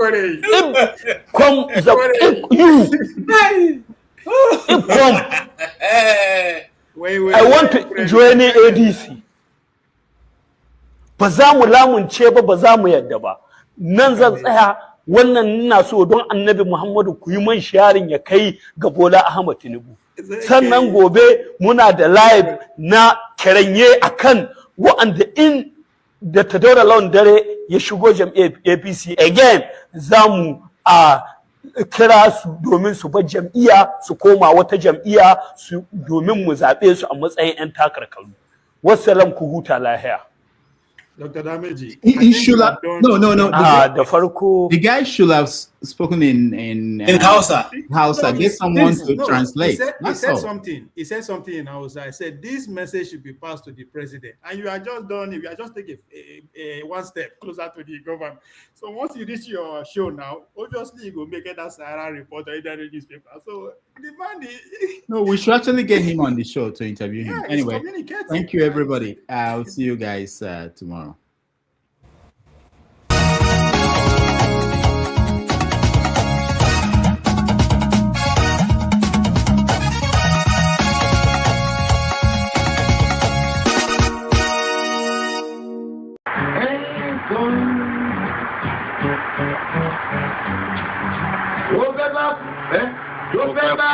Tó fẹ́ kú torí ẹ̀ o.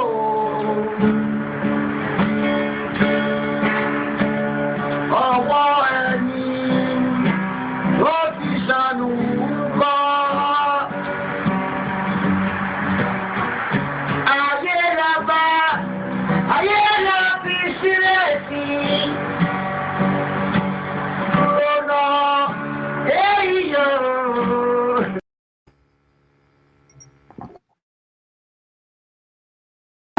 Thank you so much for watching. Thank you. Have you subscribed? Yes, you. Have you subscribed? You. Yeah, before you go, click. It's free. Click. Just that's it. Have you subscribed? You're laughing. Have you subscribed? Have you subscribed? Thank you.